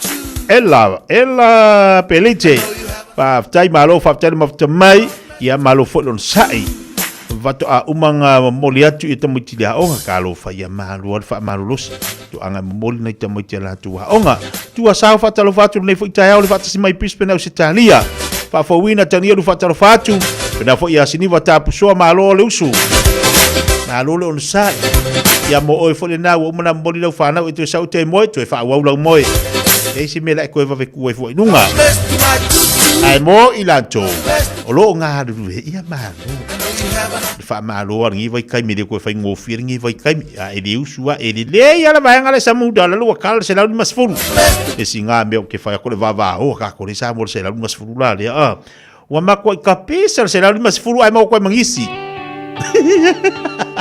o ko ba la ule palo ka wala ule sikala kure kiu ko fi manga me le 150 E lua se futebol le milita tala le chula se futebol le lua.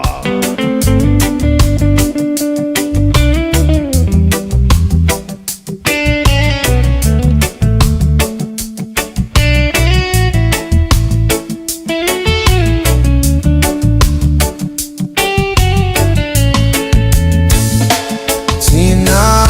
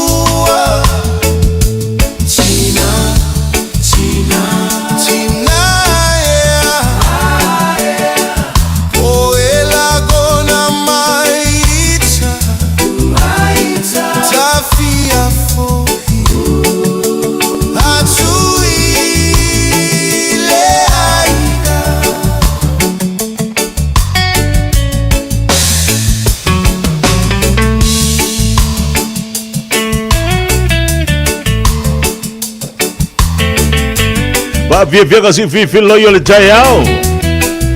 Alo fisili le ka vakia oi. Lo fisili le tau avatu. Ile tau o tina. Ale ni se tina tu tono lo ainga o la sulangona. La sulangona pe ale si tina. Ia po tama foi po tama. Ale ni la se tama tu tono lo ainga o la sulangona o tina. A tu olu fia pede ai. Ala sulangona pe ale si tina tu tono lo ainga. Ia po ole le ai fo si tama. Awa isi kama. Isi tama. Ngangale ai ase kinga. Pe wa fa ilangi fo la ngol tina. Todi. Ele va ka vala kunga ka va kunga so wa ise. La nga wa. Mana tua fo ie pe ol tina sa fa ma malusi angol tama. E fiso swani ia te ia. Ale ni la sitina. Wah, pikir aku diska mau makwa isi hangali wango ngof. Ale aku ka ia kamaki mat fanga pe por fanga ofisi dia ye. Ala ngof wa. Ai fo ila le tama. Ngangale ya sekinga avelu la vali. Aba ile alu la vali la dia. Makwa masawa lu.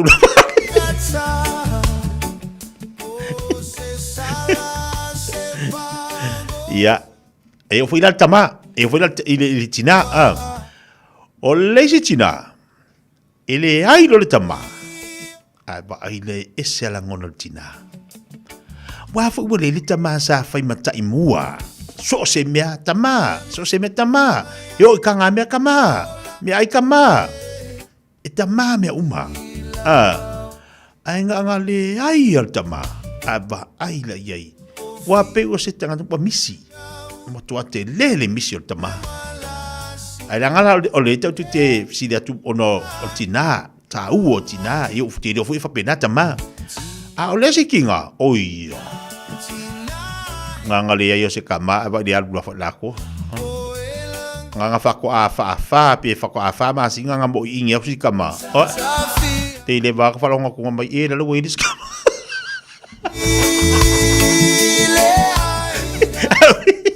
Alu galak cala. Nga ale ai se kama pas kinga ko lo wa ola su lo ngoma.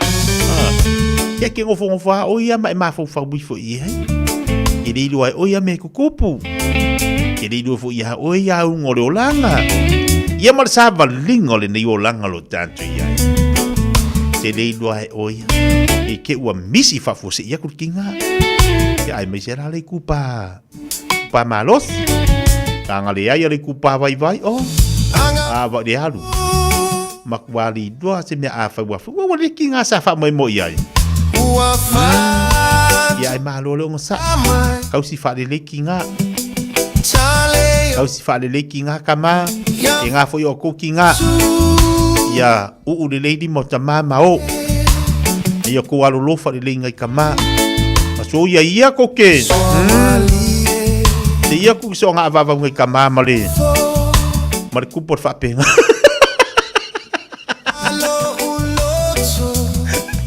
Ali va me maku kuanga kama ya ogo.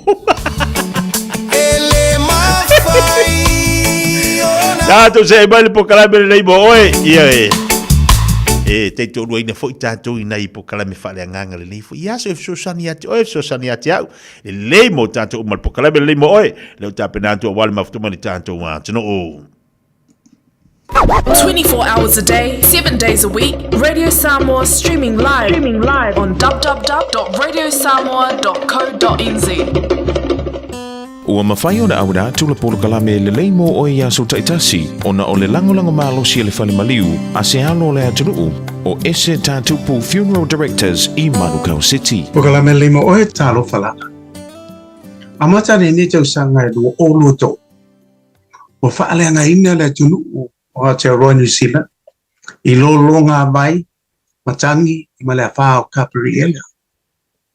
O le mautonu ma te memea tangata umala.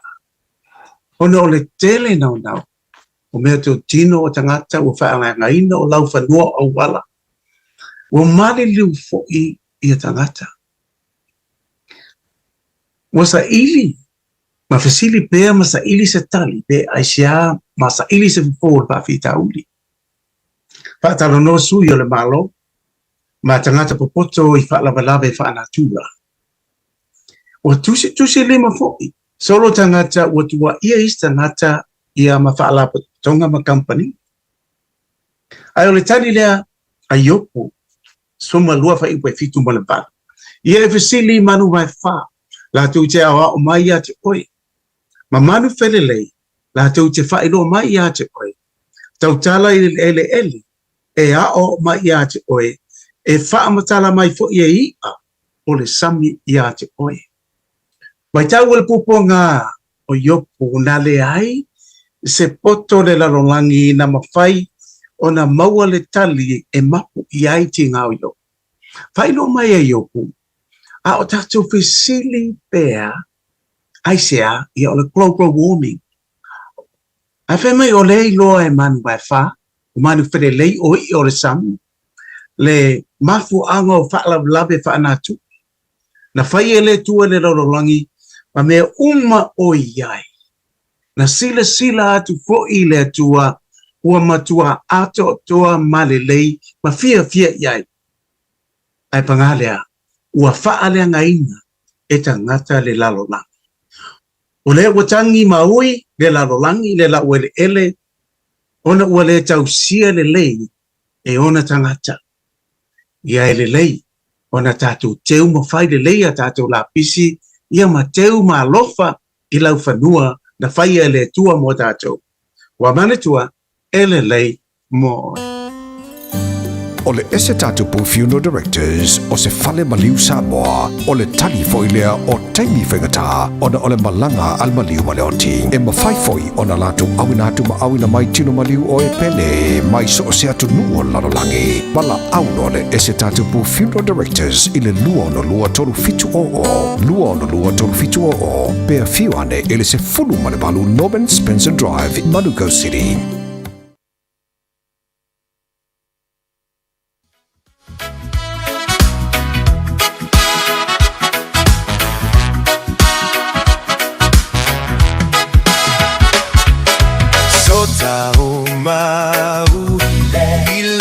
Ile mauta olo utama olo utama sota oma ile mauta oh yeah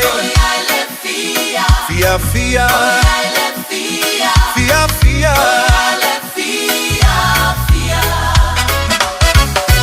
ile meuma ile mauta olo utama olo utama ele me uma ile mauta ile fia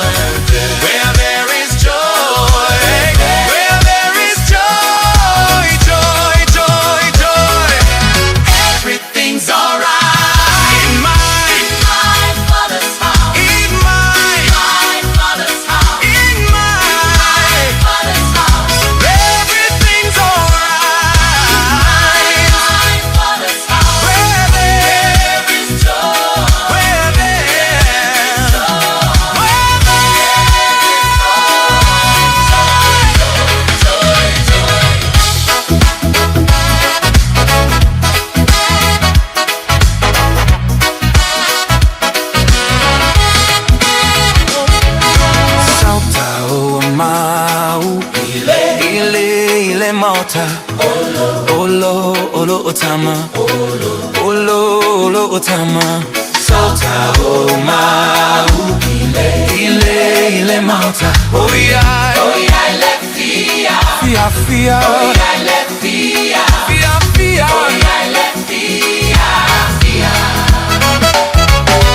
Elele meauma ile mauta Olo tama Olo tama Elele meauma ile mauta Oh yeah let fia Fia Oh yeah let fia Fia Oh yeah let fia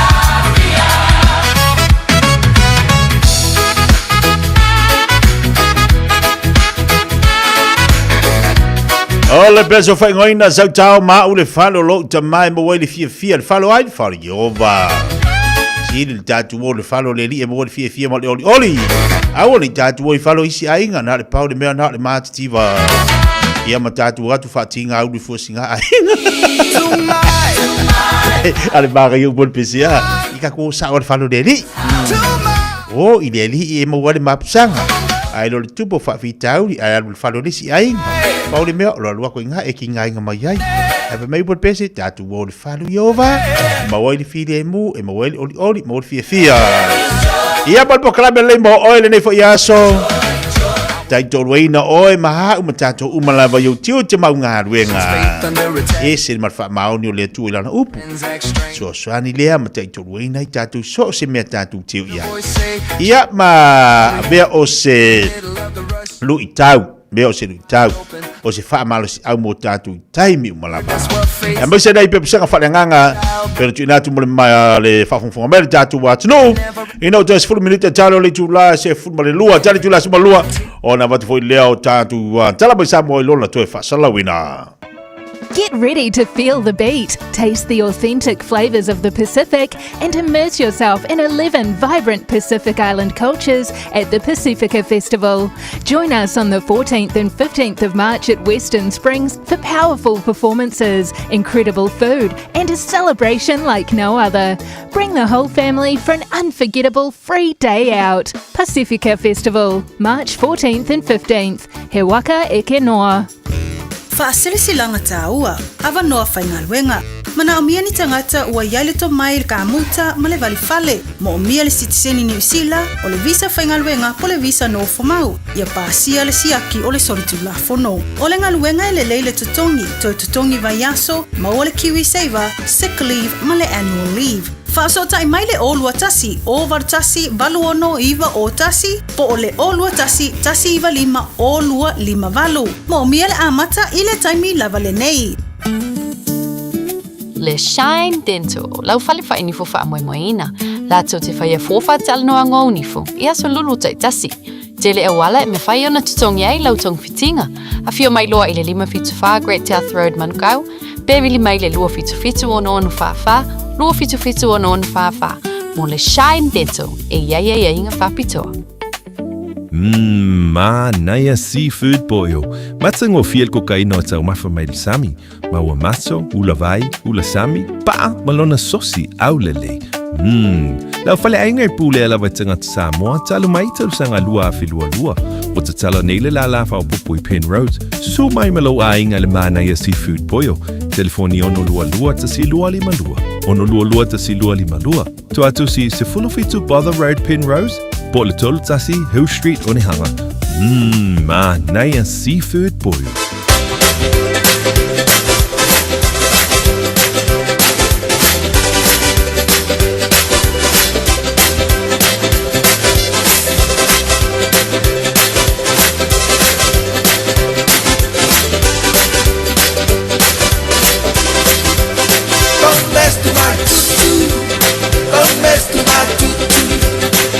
You have another one man. Don't mess to my tutu. Don't mess to my tutu. Don't mess to my tutu. I know you have another one man. Don't mess to my tutu. Well, I got on my great shoe and I left it behind. If you gonna keep the fresh air, your sweet little tune. Don't mess to my tutu. Don't mess to my tutu. I know you have another one.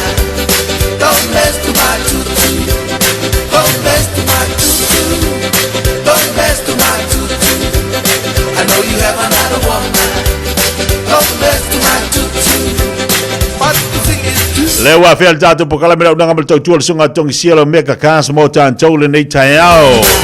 Ina wa toe valu bide tantalo li tula se fu male lua. Patalo vati sa wa tongi sia malo si fu manuia asolulu onga tono vaya si tiu manga luenga. Ya, se fu manuia. Menanga fifi menanga falalo pe fatalo pa tuela sunga. Na sua le pasala le tula le taiao fa malo to sua tinu fa malo si nei aso stitia. Io e vi ia leli o fa taia tongi sia ile tuona wa tatu ye ile onga tuno le vaiaso ua va ile le vaveti de formingo ile vaiaso astongi. Ya, esa le lamba, yo e. Mele pele langa babele vaiaso, ma babele aso, ma babele taimi. Ona le ngalue tangata. Ia. Babe fengan me ai pe o tangata pele le ngalue. Lungo vinga ta pia ia tu asi sino tatu atlu. O fai me pele fai vai morto malao ta po ia fai bom panau yo e. La ba le fengan venga. Ya etua ya nalu le taimi te tia. Yo e. Sa. Pi babi tato ai o tu ranga le te tia. Sa le sa luanga toksia. Se le mani mo tangata ngalue vave fo temi le mingo yo temi. Ya, mo tangata pe sa ma fa yo e. Ama le vayaso. Ya, mama le era, mas vai sola to yo le lila tu ya que man tu te tio yo le anga le sola to yo tangata la to via yo e. Ya, me la e fatino o fai lo filimo o tiu ti tawabi to fi o mbala bala ngar wenga o e wa to fi o ke ngalue ya. O to fai a foi le fai ma fa ma oni ti tia. Sao. Ya, e ta ulos tongi malo meka ke va ko pau al mengi ke o sen me lo tong sia la uri alfa ma oni stongi ma kwa le yo. Fa ma oni stongi mai le vai sa balbali. Oi ele sa va yo va ke wa alu ke fa kau. Porque se va vario le metono. Malo passa hoje e stongi fale. Oh. Eso me va penga a pe o matua su pese e o malon na venga stongi ya foi pese. Uma pese passa lo stongi fale. Oi que leve. Oi que leve já o pese stongi. E fa pena lava.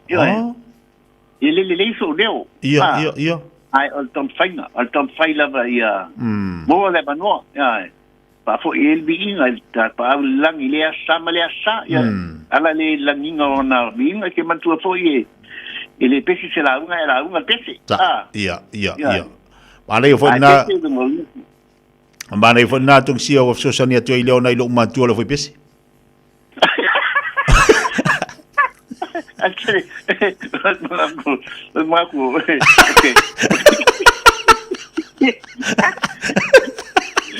Io non le leo sia. Ele mai.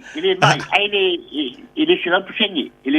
Leo que não foi a qua me mai ele lo tong sia va tu fa fonga la tu. Le va tu. Ma na ele na. O lo efso sonia tu ile ona tina ile foi pesi. Mga kuyo sei. Mga kuyo ci papa fini. Sally.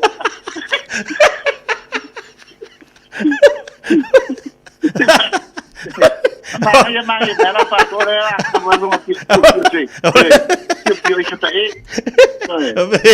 mi vede a lo col meri. Ia le lei o lo tatai mi dalla foto. Kako fa so ila foi pese, ka ele vede o loco. Ai, ia.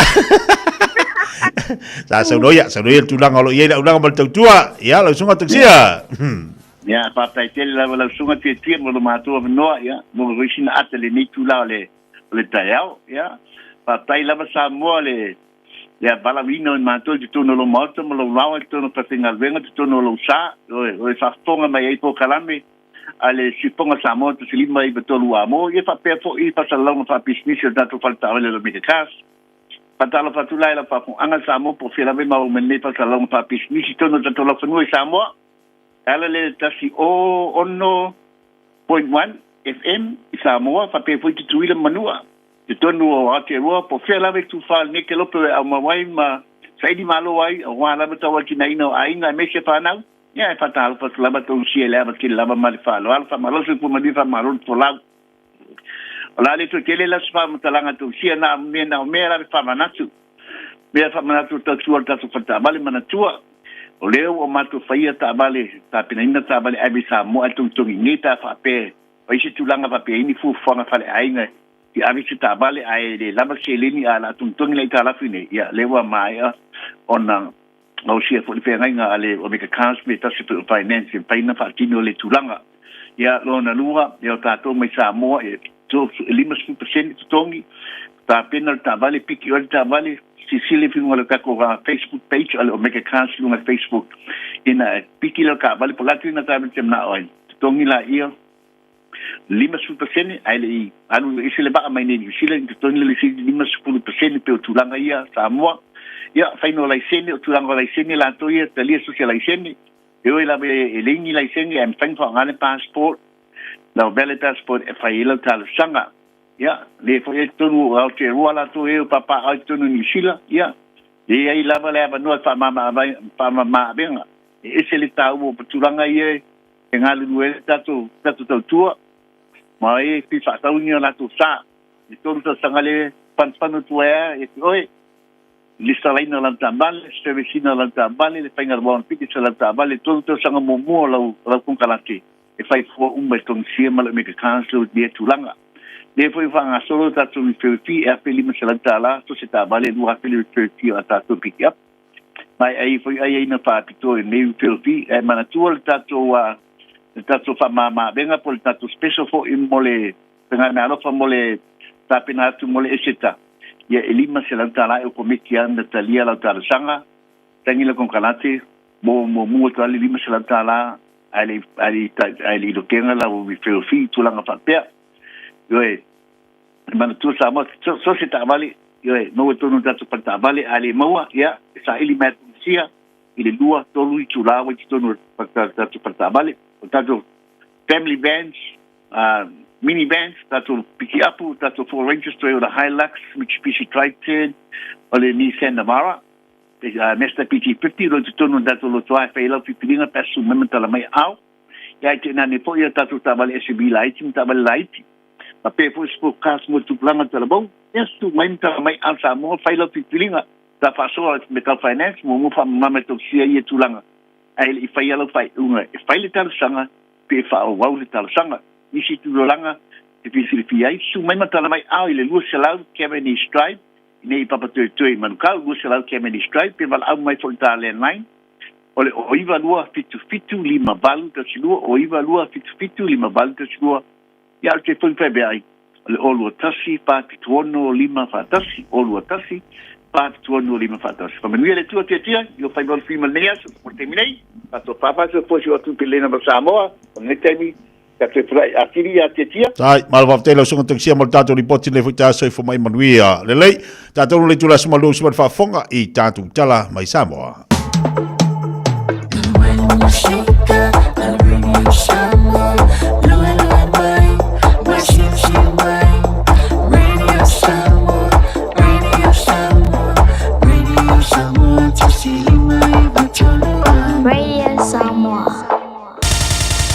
Usi mai alau whaafofonga o le whaapoponga fo ele nei o talafau mai Samoa. Awina sa mai mo oe e lau leiti o whalongolongo le Radio Samoa tasili mai watolu amo.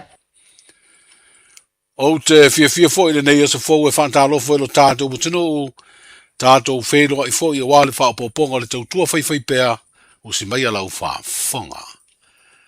O le ua matona tāpena pena le malo I le tasi o whaamanianga tautupe wa wha ingoa ina o le baby bonus e wha pitoa lea I pepe fau to a whana nau mai. Wha pea whana witi wa atoa le tasi le tau sanga ro lātou mātutua. O stasi o whaamanianga na fora le vanga wha upufai o le wha tua I le atua, Samoa o tasi. I ana wha alawi loa o wha ato sina o le palo ta tele ia au kuso o le nātou sanga ua mawae. E se lauta lao le a maua I le pepe le masina, fa pea whana witi wa atoa le tau sanga o le matua. Ma le a wha awau o na maua lea wha amanianga se ia o, ina aulia le tolu tau sanga o le matua maua sauni, e urufale ia onga amata po o a onga wha taitai. Wa wha ilo le minstau mtanga luenga o tina mta mai tai, a tina e o fio anga maanga fiso tai, leo lo ia ile wa ia o le polo keti miliona mo le a tina e o I tu malo. O le masino i ulai o le tausanga nei pe a amata le tausanga wha le tupe fōu. O le a amata mauai lea wha amrianga tau tupe, mō pepe ma whana witi. Whamarianga le ne saunua i amata i ulai, o tātou whanau, le amata mauai le tasi tausanga. Ia whasoro le amata tui laro le pepe fōu le whatoa whanau mai. Nā se whatau tonga lau tau whamarianga le mō tausanga wha tupe fōu. Fise fufuanga se tupe e fia ne au whaia ni whanau. E ono alu ele whamurianga na pea amata le tausanga wha tupe fōu.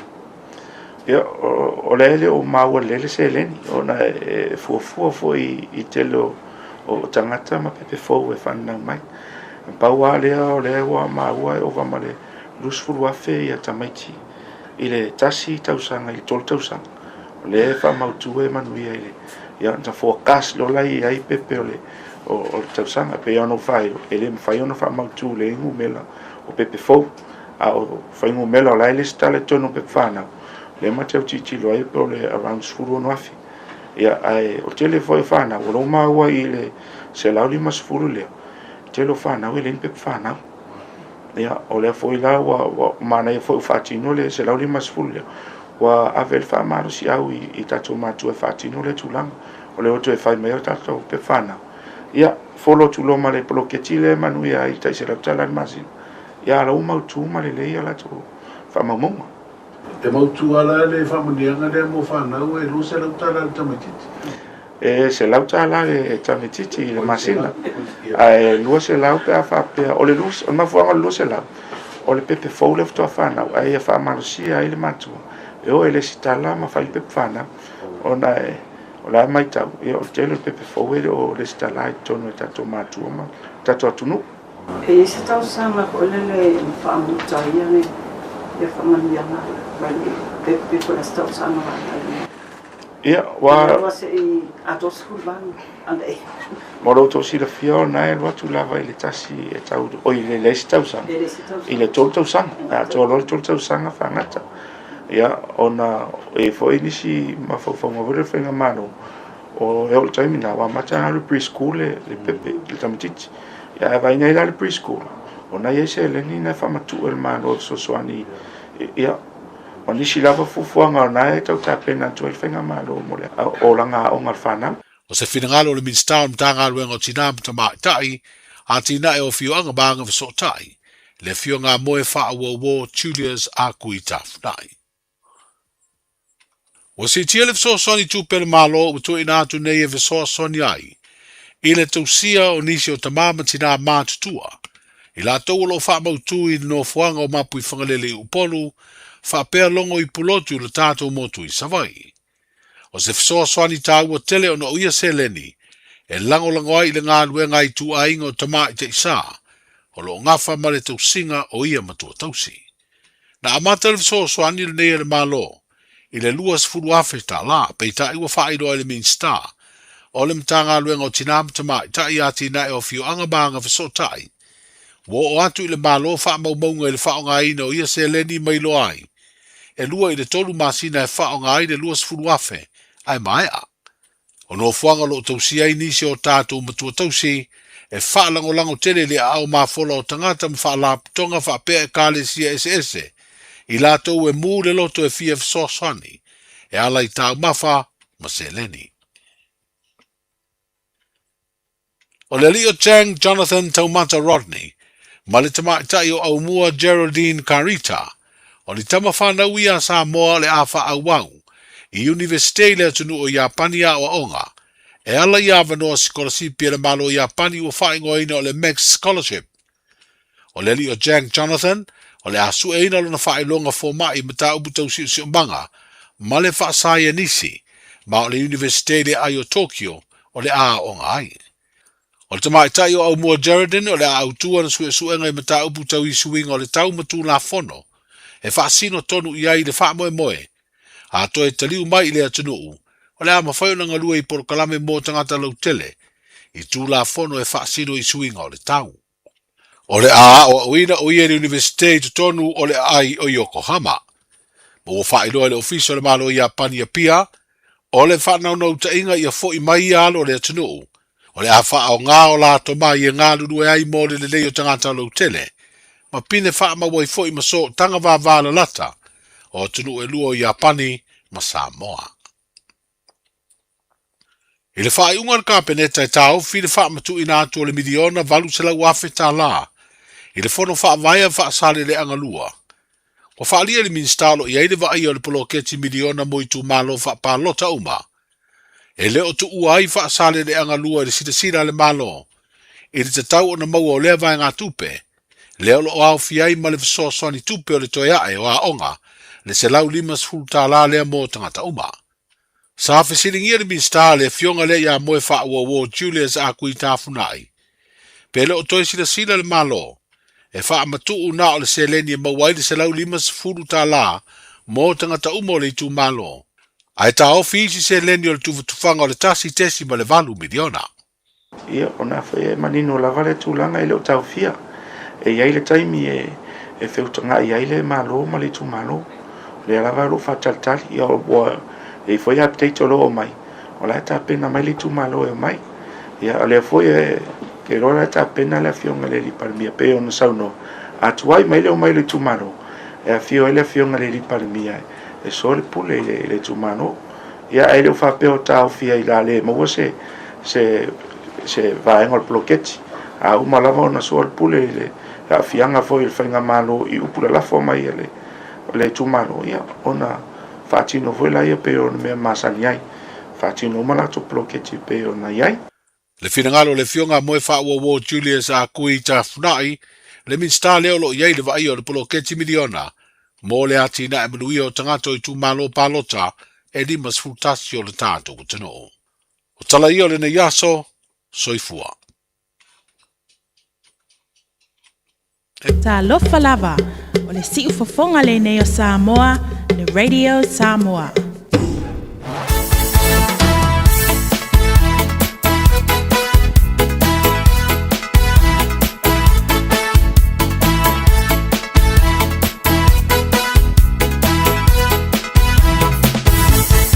Oh Angelina, baby, please.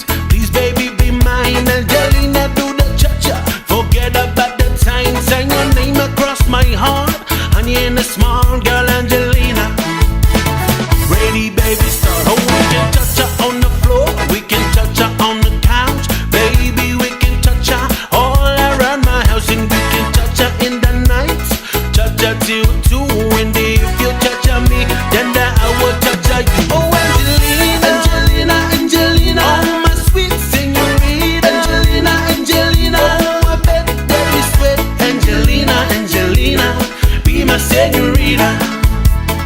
Ready, baby, stop. Oh, Angelina, Angelina, Angelina. Oh, my sweet señorita, Angelina, Angelina. Oh, I bet that is sweet, Angelina, Angelina.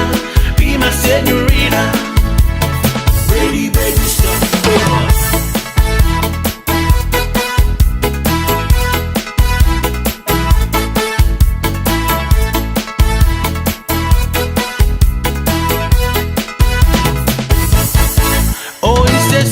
Angelina, come ride in my new Benz. It's a 2-seater, so don't bring your friends. I got dinner for 2. Ile sunrise, Angelina. Ready, steady, stop. Oh, we can cha-cha on the floor, we can cha-cha on the couch. Baby, we can cha-cha all around your house. We can cha-cha in the night, cha-cha till 2. And if you love me, tell me I will love you. Oh, Angelina, Angelina, Angelina. Oh, my sweet señorita, Angelina, Angelina. Oh, I bet that you sweet, Angelina, Angelina. Be my señorita. Ready, baby, stop. Oh, Angelina, Angelina, Angelina. Oh, my sweet señorita, Angelina, Angelina. Oh, I bet that you sweet, Angelina, Angelina. Be my señorita. Ready, baby, stop.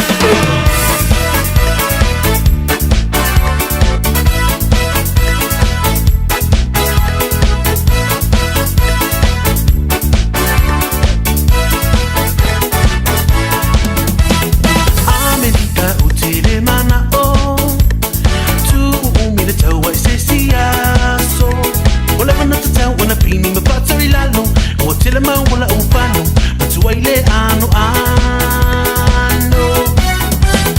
America utile mana o tu umile tawa esencia so wala wana tata wana pini mapata lalo utile maula ufano matuaile ano Ausetania prepatania lucia say now yeah Batani si babea tu yai mapu emai Apai ai tu ma wala me bakuna mai ai No la lava isa mai I just told so mai Suma wai Se ole fai anga Sorry oi Se ole ulu rasta Peo yai Ola file to afa Se poi mai Oh sama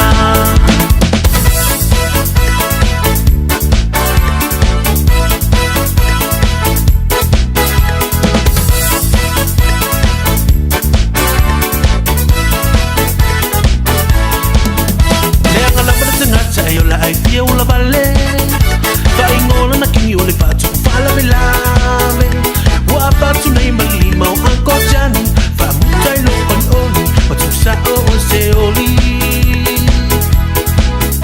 Lenga na bala tangata Ayola ai fia ula vale Vai ngola na kingi ole fatu Fala belame Wa patu na imali mau anko jani Fa mutai lo on oli Matu sa o se oli Se oli Seoli, Ausetania, Prepatania, Lucia, say now, yeah. Batani, si babea tu yai mapu emai. Apai ai tu ma wala me bakuna mai ai. No la lava isa mai I just told so mai. Ya lele, jatuh fafia fiang lauli. Au se mania yau tau maftanga. Itu todo se fale ainga. Pea se fale ainga le na wai mafuta tu yai. Ia a o se ainga foi o e fatasi mai ai. Alo yau tau maftanga, alo e tani lau sua. Ia fa malote nei tamam tina matu ele ma foi lava tu ua fa talofa. Ia mal tu e fa malo atu tapo inga ni tatu tamama tina I mota malawa. O to telefone nei tatu matu e mafuta mai falo tangata matu tua. Maniso I latu e mafuta mai fal mai. Ia atono o atu I tatu whawhiwhianga ma tatu musika a veo se vai malu I at oe. Ia nei e vai vanga ma nei musika so I whiwhiloi. Ma nei tatu utari e ngale nei fo iaoli. Ia e so sani tele I at oe. Ia langa o to telefo tatu e mafuta ma whalema. O whir whalema ina te whatasi mai. Ia whatalo whatu pokrami a whapeo e whata otoria ono ngase ngase o tino. Ia a vea nei musika e taito uweina oe. Ia ma se leo vai a tia e so ni atu I atu oe. Ia a e ta oto I tutono whale mai pole na fuiti ta oto I tutono lo mota. Tatu whalangulanga o wha moi le li.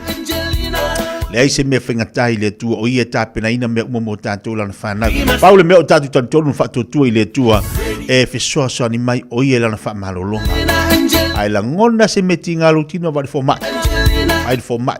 Tātou oe vadi fo mai.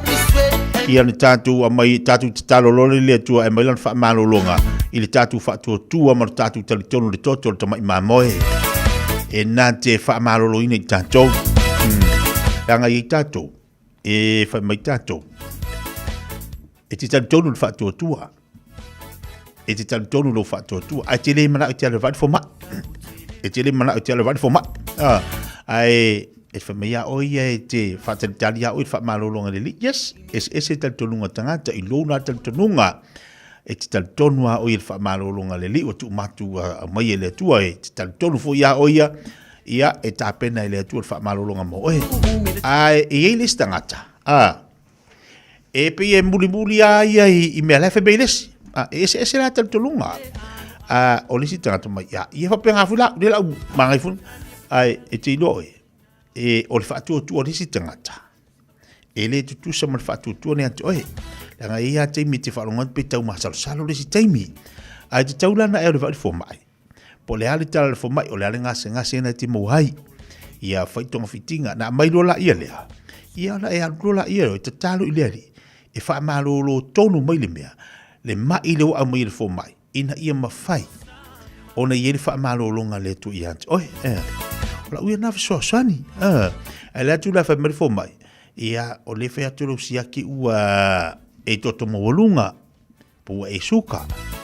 ia na sa rola ia le fa ile tu tama ia o ha ua mai le telefon mai o suka ai o tu lo fa tu o tonu ile mano lo toto e malo lo ai lo suka tu vaila tu sala o le fa malo lo ele tu le mea tonu le na e te ngasi ai ia na fa mo tino ala ia le ta ua fu ile mo ta tu o te popole o ka ko e fa mai lo fo mai e o le unga le fo mai e kala fo mai ia le fa mai ke ngofo ia i se i kau ai via pola o le mai la wa makau nga kau o kau fai fo ila lo fa ko ma ko e alu fo ila ma fa ko kau si mai e ngai alu ati na e te fa malo si le mai e ma tu ala le tala noa ia fo mai ngai le tau si mai i to tala noa le mai a saula li unga le o tala fo mai o ela te si mai ia te popoli ila le te popoli ai le si me finga tai le li ia ngai ku lo la ia fa ko ala fa me fa mai fa me lo ko si mai ai kangi do le ke kangi ha e malo lo se mai la kangi fa tu ile li fa tu ile li o ia so sa ni mai do tatu vai o ia so sa ni mai i le tatu fa tu le iai ina ia malo lo tanga mai luas 10 minutos challenge la semana lua pa vivianga si viviloi wala fatuai balau ngasa si balau kuka ma ila to lo fia ngai manga luanga lauli Molly is the singer in a band. Desmond says to Molly, girl, I like your face. And Molly says this as she takes him by the hand. Oh, bloody, oh, blada, life goes on, round, round. La, la, how their life goes on. Oh, bloody, oh, blada, life goes on, round, round. La, la, how their life goes on. Bajalo batu si atala paunga. Halo batu. Kiwi kamay kiyo kasi. Halo batu ya halo so. Takes it back to Molly waiting at the door, and as he gives it to her, she begins to sing. Oh bloody, oh blada, life goes on, round, round. La la, how their life goes on. Oh bloody, oh blada, life goes on, round, round. La la, how their life goes on. In a couple of years they have built a home sweet home with a couple of kids running in the yard of Desmond and Molly Jones. Happy ever after in the marketplace. Desmond lets the children lend a hand. Molly stays at home and does her pretty face, and in the evening she still sings it with the band. Yes, oh bloody, oh blada, life goes on, round, round. La la, how their life goes on. Yeah, oh bloody, oh blada, life goes on, round, round. La la, how their life goes on.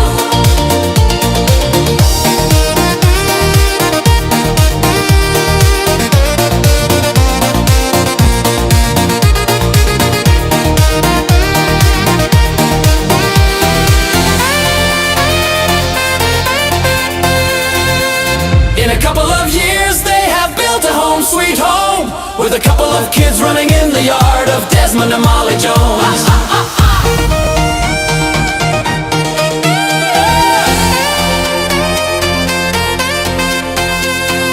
Happy ever after in the marketplace. Molly lets the children lend a hand.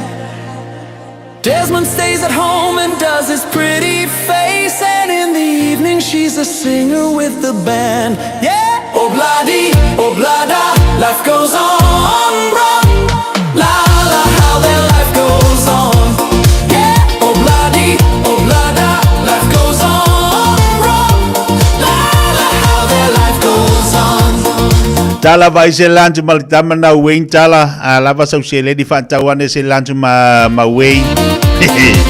E vai ngol tatu tamu sangal te wila lo te wa ya to le o lo fa pe o la fatinoina o le wa manu le wa mautinoa le top 4 le pu e ya tama ai o yeina au ya sale ta alo le fanto fa taunina le so o le sola le la ta alo i tamu la fala mo disciples ia o le ta longa na le la fa a for lima ina ia Rere Park ila fia finei o tai ao le ata alo ita mala ula fala ma le strong tower a i nala vi mangele ia i le a fale lima le aso ata au a o le ua wawai atu o le tulanga o ia i le tamu sanga le tatou te wila i le aso tonai aso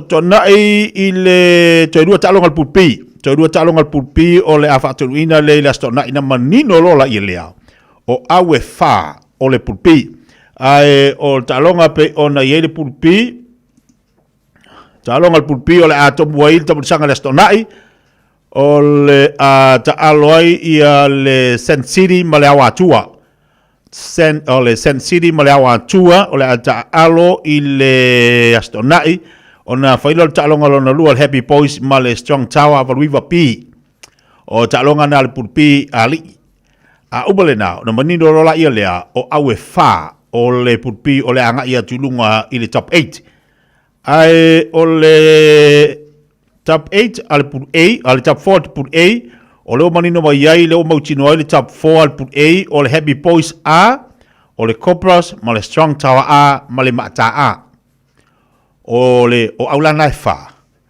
o le o manino mai o le anga ia tulunga i le top 8 i le put A ali ai o le put B le ala fa tali le put B se i mo talonga le awa tua ma le Sen City ia tasi ma le Strong Tower Valuiva P ma le Happy Boys ia na manino lola le atunu le la mo me le aso falele ta la stof yes falele ia o auna e valu le anga ia tununga le tatu tamu sanga le la faia ina ia rere i mangele i le aso tona nei le aso tona nei o le tatu anga ia tu mangele ia o le ungana o le ia tatu tamu sanga o le ala te wawai atu o le ala manino mai la ta fo le ali oka e pe le Cobras le le shopping te wila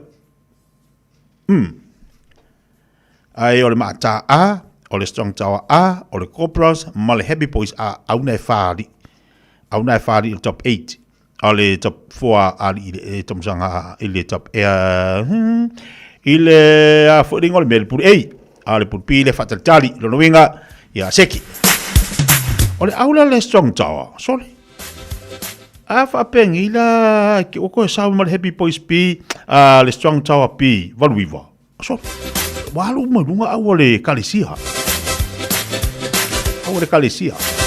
man tu fa aude le kalisia e fatto atolu ni tu sanga talu amata al tele tu planga ya maria aya tele ya tom finga alun fanau ya be se fo ya uma kapteni o autotasi oka tau tia fo tu langa lo ita tu tam sanga le a to o tu las fale le wa mauti no mai loa le fa inga manino mai ia le fa ingo au le pulpi o le anga ia tulunga i le top 8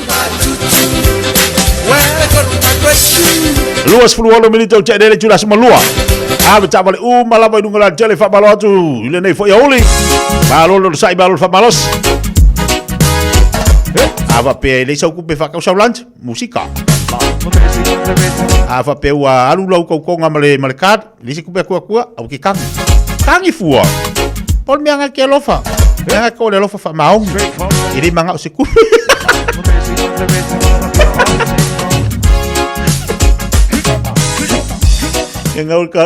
menga ko le lofa di manga se kat Bila kamu kalah pau kalau kamu kikire lang ai fia ke le ureka ire fa pe le do fa nga ai pau Dari le ya ma muri pola ma Wayne ma male malu ai mangiserengi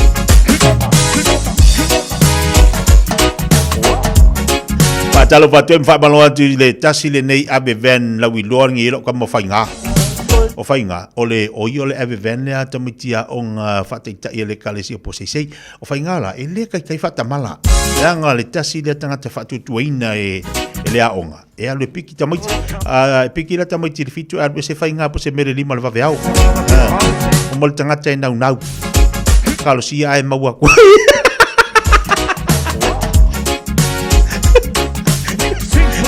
e por ka ngau ka makia e piki tabai tire fiku ai o su lima le vaveau mo ka ngau kasi ele mauanga ai ka ule le maru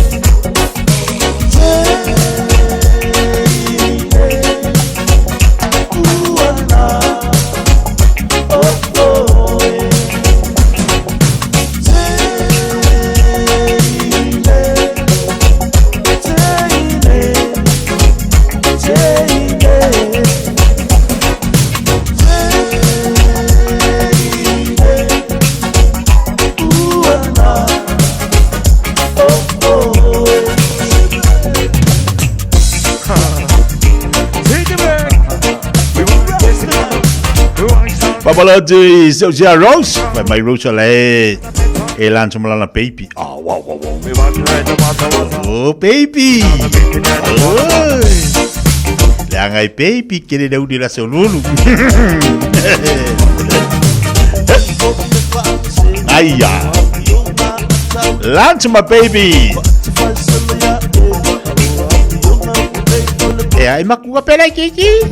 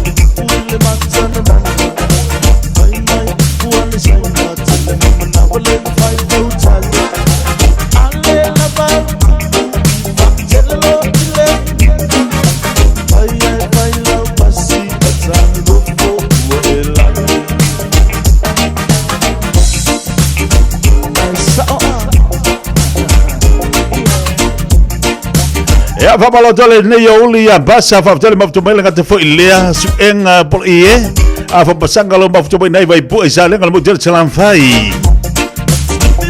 ya ali dala ole baby ai a rose fia malu lima tau sanga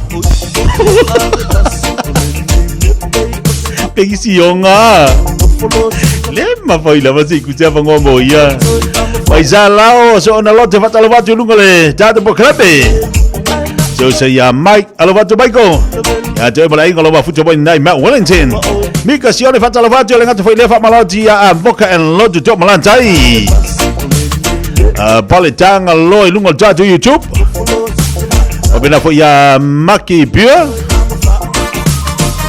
Betu ya fa Alovato malo fa tel mafta mai vai va ngalo uli lungo musical radio Samoa ia mo te fa maloti de tatu ai ngo malaba ini so tatu paanga le fatasi mai fai mai le fatasi mai nai le maketi I funga le ma lo le ngalu e fa tau le talo fa tau au fai fa tau le tamo mau atu ai mal tatu mau king io e ko mankuanga le ko malo fo sa fa ia fa sala longa ia sola le makeki malo mai laka ole ka fa longa ko inga poko so ifu mas ko inga mai laka tamana tua le tamali I pe o le kaimi fo ilo ia po mai laka ele sua for pe o le kaimi o li poki fo le make ki kai au so sau ko ali ku me maka ia le ku o mo le esi fala pula ia sau le ku pangi keke mo le mangi lo fa longo le la to tala fa so la to tato market ya ma de fo ila mo ila to leo atu fa to de mana pa o atu lo fa tau mal tau talo fa tau lo fai fa tau tamu fa tau atu ai ma me ai na le market mana ia na le la to tala a ke don me mari o fa longo le o va ai le tala ingol se la mas fu tala le tala tatu atu se de manga ia so poka ko fia lo sa mo se kala sa ka se la mas fu o va ai le lungo penga ta failangi to tele la fai tio fai mai ona mantua foi la le to tele la to le wa mawai le skala oka maka ukia foi o ikakeli lo ha tat foi ia ta penanga na tu le li mawai malis ale unga la tala ole sainginga ole se la uma se furu mambaua tu ai mai la to ele si tala ina la tu suafa ile palota leo o laudua sa laudua ai te ila o fai mai la nisi o fai tionga la iai fai mai e sa ta tau ona wha o ngā mai ia le lisi o le o vanga fo le numero wha mawina ale tunu e avatu o le ofisa o le tina mata bai tai e talai se lau ni masfolu a o le wa apale malo e au mai ia le lola palota e au mai ia le lola palota e fai anga ia ona le anga mana ia wha mai na e le minista ona o le temine e lo mautu mai ia le tūlanga lo i wha maunga ia i lea a fiuanga ma lea fiuanga lea lau a paloa lea o le malo i o le whainga palota i le ofisa o palota e au mai le lisi ia e anga i eile le whainga o tufanga se lalu masfuru ai o soko inga ai mo o kasi ko kene lau le iskala paloka yo ko kele yo loko winga langa whakari kinga maua koe malau le iskala ia ai fa fitai fu wa mo lo tu fa manga lo pia wori ai se la ko fasalanga ya la wa mo se se bakau kia ola ko ngo lo ka ko ole bakwa fa me ofo ya e malo sa tatu ole va fata ole va fata fa ni me uma ya e keri fa pe o la fi ya lo le fiskal paloka ale mo fonga e saudi si awala ma wa ya ma oi vai de caminho la wala ai fa peke la fila inga ma le lo ya o diskanka e kiri diskale lo de palok ai e moi fong mo kai ai nga wa yanga mo kai ai ngo ku forse mo kai ai nga wa ku forka ka 150 ia ngo tai la yo lo loko ia on se ia tatu nei vai temi o fu ni tatu fai tio tele pole mea ia tatu va ai ma tatu tilo me mo manui o tatu ainga me mo wai le manui o nei fana wa onga tatu lango o le me wanga i mo nei temi tatu tal sapaya yo tatu tal sapaya ia fa malo tili so tatu paanga to tele la tolo mafto mai si malia tu fa talo fa tu nei tatu ainga ia mafto mai lunga tatu pokalame malo ti asu enga Roberti mai lata fa talo fatu mafto ti nei Quincelani Alex Villi fa talo fatu nei vaanga leoli ia sa fa mai si to ino laudua isele manga fa sara launga ko inga nga ia sola Pai pa ia tu ia fatal fatu se moria le fata se atinei kempa au se talia se mataia le fata se atinei ia wai tine fatal fatu prince malo se moria malo tu tua le fata se atinei i Renwick East Isini au se talia Jalo batu sunga ya ya mayava malo lava alo fatu sitina matua ya ulipa yo malo kalifa ne lieta committee malo faftal mai babalo ati leata bauli ya lena fa mayo le vai moso au kusa yo sua malo faftal mai ya bato tele la to le o eva mai dunga tatu proclame ya tatu we vai batu diso tatu fa fianga le nei vai ngole so ya balta tolunga lo manu au tau fa malo fo la nga tu tatu Einstein barbecue le se va dango vai ese sua abe foi mal fatua ajalo vati ya tu sanga Daniel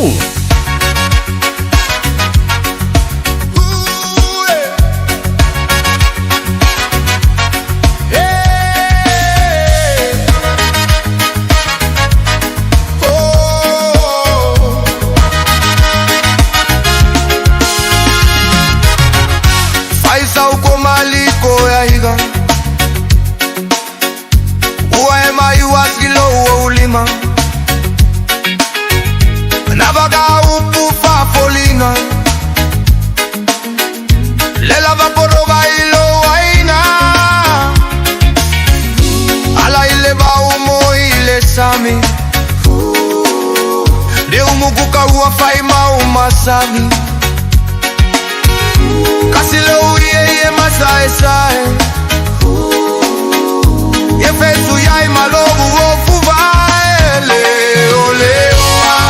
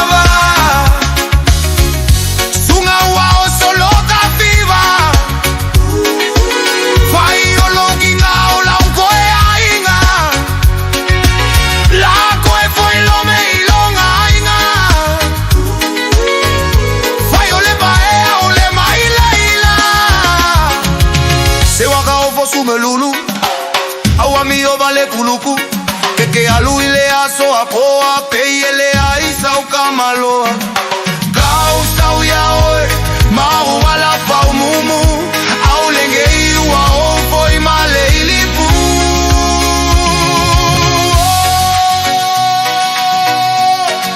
Lulo au ma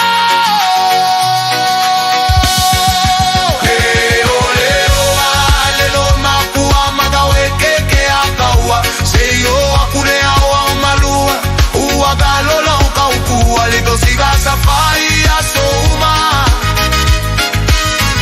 Rogu alofa safa memelo Apa puleo la imao pepelo Copa mai mi sole Suma pai ma se alofa Fa mole mole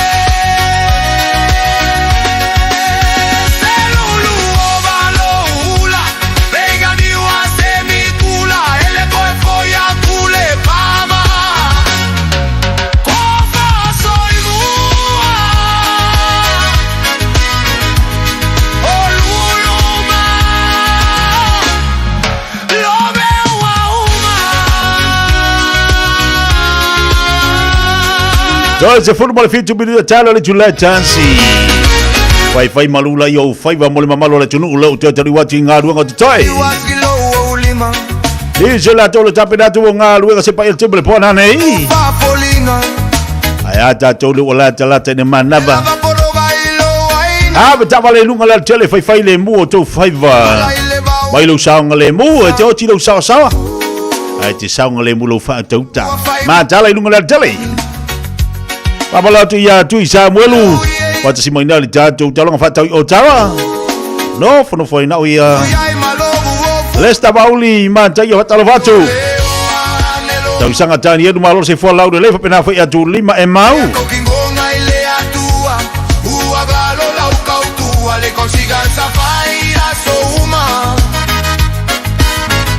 Logo ano fasta fame melo.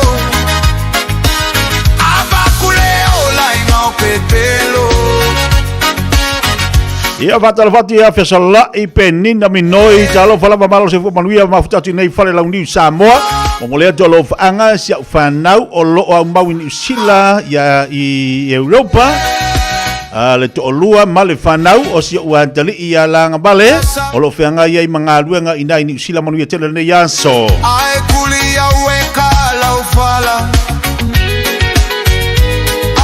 Ya mafatal vati Anita Saulo levata si maina I Wellington Sunga wao solo ka viva Ngaya la ko inga Kaimila ngi ka keva o ka ko ayo ka ko keva la Samoa o ka keva kwa sangi malaka sela ni masefun ya wanga la ka keva sa or ke misa wala wa aku for sela ni masfun ayo lo ka keva kula le ere sa ka kupe mo Kusala ka kekeva ko kino kai kino ko orua.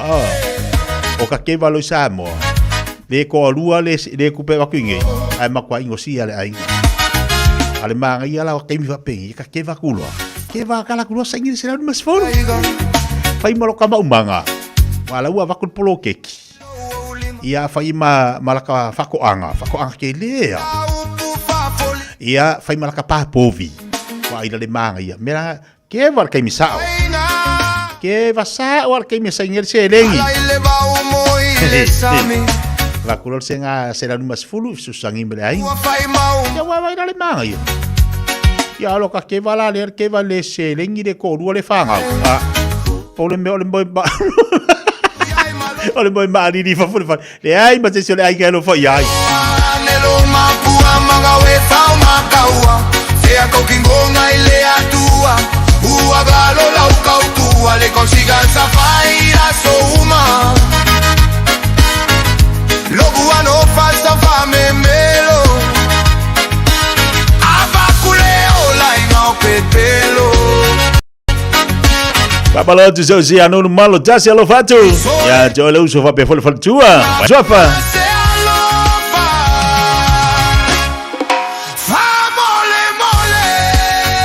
Jalo batu le Cina matu ya ulipa La foi mafuta mai le nei uli. Ia so sia foi mono le fianga ngafta si fianga tu banga luenga le yaso.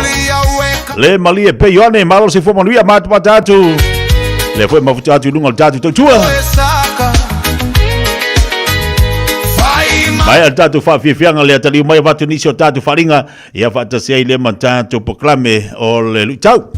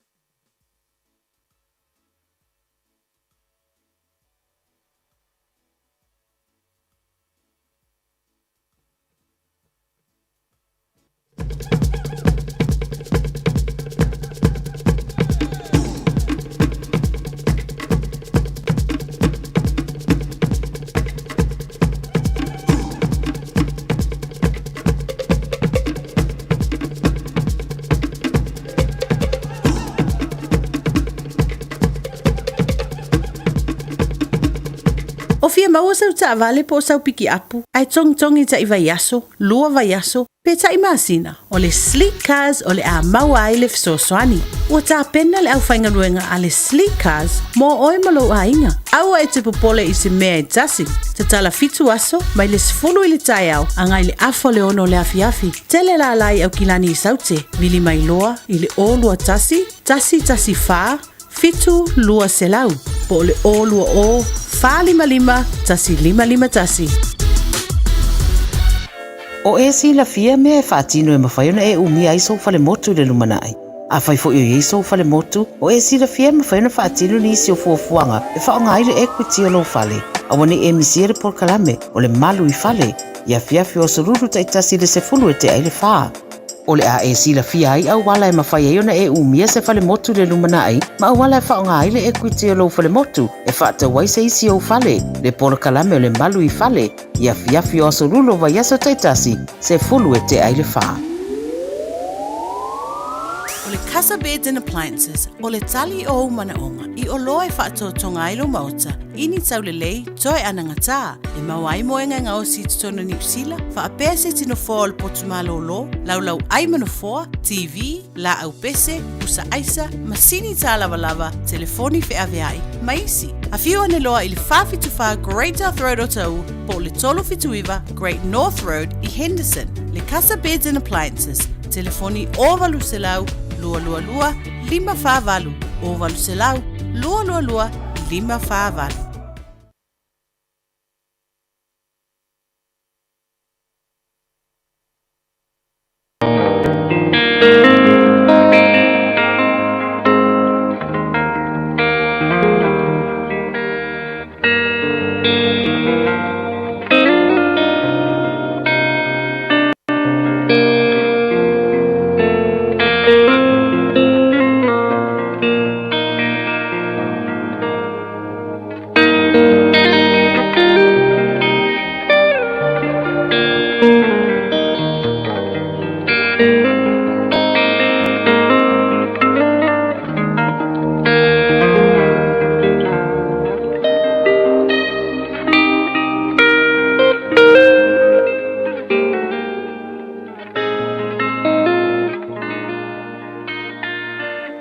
Tau mō le aso. Whātua o le whawhine o nuu ese. Faith of a Gentile woman. Mā teio, ma tā upo e fulu ma le lima, o le foi upo e lua se fulu ma le valu. O na tali atu ai lea o Yesu. Fūnai, ua tele lou whātua e pei o lou manao. Ia whapea lava o na whaia ia te oe. O na malo lo ai lea o lana tamateine. I lea lava I tu waso. Whaatua o le whawhine o nuu ese. Faith of a Gentile woman. Whai mai le tala mātaio. Ua savalia e Yesu maona soo. Lau ele o turo masaitonu. O nuu ese I le vaai whaatangata Israelu. Ai whaafua sei o nā aluane se whawhine. Ua ai oi mavala au I a Yesu. Lea li ie, le alo tāvita. Ia ea lofa mai I a te au. Ua ti ngā ina la utamateine. Ua whaatau ngā ina e te moni. Ua whaapa o ia I vai o Yesu, ma ifo atu I a Yesu. Ai whai mai le tala a Yesu. E le tatau o na ave mea e ai a whanau I uli. Ai whai mai le tali a le neifafine. Le ali ie. E o a I uli, la tau te samu maa ai, I momoi mea e pa uifo, I lau a tangata Israelu. Whetala Yesu, funai, ua tele lo whaatua e pei o lo manao. Ia whaapea lava o na whaia I te oe, o na mā lo ailea, o le tamateine a le whawhine o nuu ese. Se whaatua lava ina a tele, o le whawhine o nuu ese, o le mori mau lea a Yesu. Samoai, a e tari tonu ma e whaatua I le atua. O ina e te olai. E a mata mai to tonu o lou loto. E te langona ina loa, lou whaatau waa, lou ngau I, lou le amana I aina. I le loto ua whaamaua lalo I luma o le atua. Totongo e loa matupu ai. Lou whaatua I le atua soifua. Na ofo Yesu I le nei whawhine ese. I lona whaatua. Tusa lea ua whai atu le tala tofo o Yesu. E lea o ngā na ave I maile mea aia tangata I Salaelu. Ai whai maile tali le whawhine. Yesu, e oa I maile. Po oha o le maile. O te samu I momoi mea e to ulu ifo.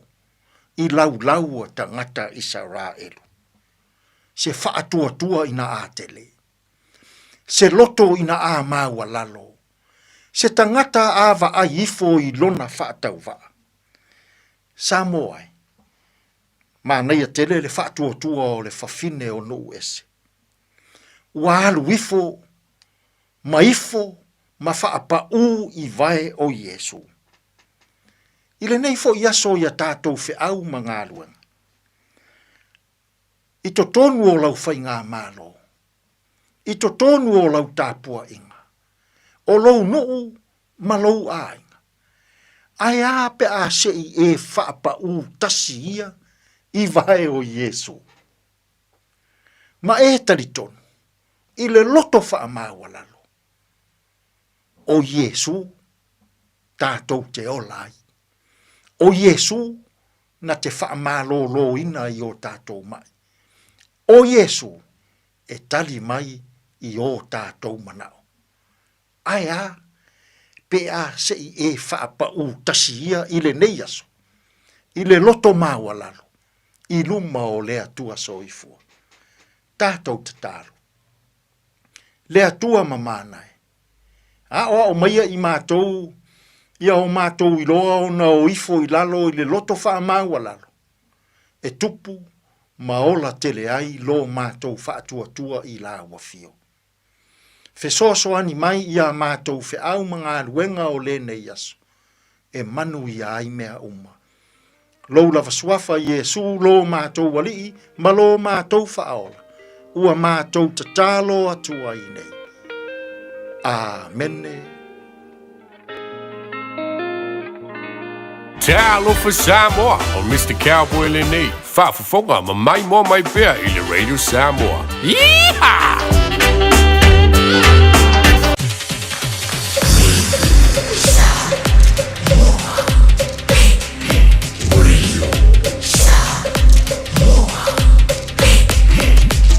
Tasilima I watu, amo.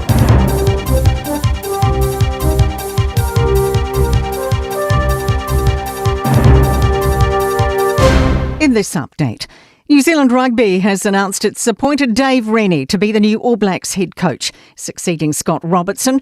The former Chiefs and Wallabies coach will take charge of the All Blacks through until the end of the 2027 World Cup. There's more in sport. The Middle East is becoming increasingly destabilised as the escalating war is rippling across the world. More than 780 people in Iran have been killed in unrelenting US and Israeli attacks. Israeli ground troops are also descending on Lebanon, where dozens of people have already died. Iran's fired on surrounding states in a counterattack and has closed one of the world's most critical shipping routes through the Strait of Hormuz. Trade Minister Todd McClay says it's still too early to know the full impact on our trade, oil prices and inflation. The picture will become clearer, I think, for us as we see exactly how long this conflict might go on and the degree to which it's affecting the countries that we trade with the most. The UK and France are bolstering air defences in Cyprus and the Mediterranean. Disarmament and Security Centre Research Fellow Marcus Cole says by not condemning the strikes on Iran, New Zealand isn't living up to our legacy. Yes, we're small, but we do have a lot of sway. We need to make sure that we're honouring our past and our own reputation internationally. A senior government minister visited Gloria Vale in January as investigations continue into the religious sect. Here's political reporter Ethan Griffiths. News Talk ZB can reveal Louise Upston met leaders, including new overseeing shepherd Stephen Standfast. She says agencies visit the West Coast Christian community multiple times a week, ensuring young people's welfare. Upston's leading the response to Gloria Vale's specific recommendations from the inquiry into abuse and care, which called on the government to protect community members. That's news. In sport, former All Blacks loose forward Liam Messham's welcoming the appointment of Dave Rennie as the team's new head coach. Messam was co-captain of the Chiefs side, which Rennie coached to back-to-back Super Rugby crowns in 2012 and 13. The 43-test veteran is rapt to see his former mentor get the gig. Yeah, no, it's awesome. It's great news for New Zealand rugby and All Black rugby to have a great leader like that lead the ship. So I know what he can bring, so I'm just looking forward to seeing these boys roll out with him. Rennie will see out his commitments with Japanese club Kobe before returning home ahead of the All Blacks' home matches in July. His full coaching staff is set to be confirmed. And Liverpool have suffered a shock 2-1 loss away to last-placed Wolves in football's Premier League.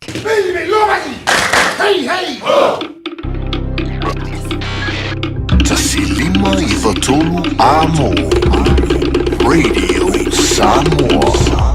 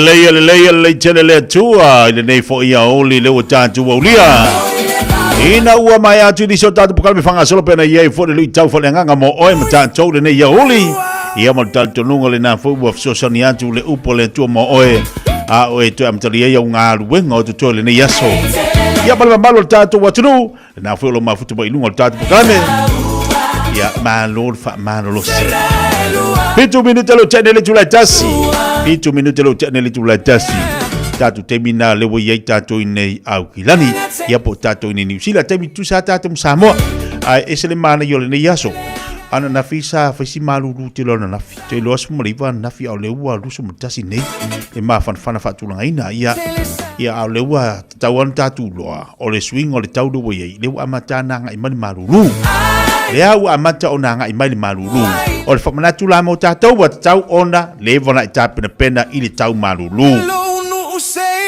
Ai le leo la i mafanfana ai maisi ana i tamama le tina mātutua e pisa pēl tātou pokalame ona na i tātou tamama tina mātua tātou ia e vaia na i tātou tua mātua wa tau fui ona toi tilo te vavaai ia lātou la ei a misi ofu mafanfana ia afu mafanfana ia ma tāpena pena hita ia o tama fui le wha mafanfanai ia le tau ya o mari tau maruru danga le au tatu o mo le maruru o ma kwa ka ko maruru inga le mero yai o ye fo swing o le tau lo winga wa tau ona o tatu tu langa fu ilea o le ta pena le lei o lava a mai se ia tu langa ye le tau maruru le lei alo o mai ia ala wa lava ta pena ia be o se tau popoto e te tau po matala ai le le sua u lau fang ia awalo foi ngamlang ia au ni ia veta tu mtau po vale ia pe fatamala ia ele fa pe vale tau po al fatamala o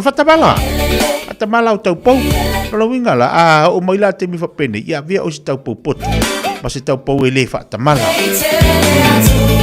fatamala mai tama ia alai mata la mai ordina fatamala mai tina alai mata la mai ordama ia ai lo fatamala mai ordama ai tau tu mai mai ordina e lo le makala mai o kinga e akiringa fa iva mai o ri ko inga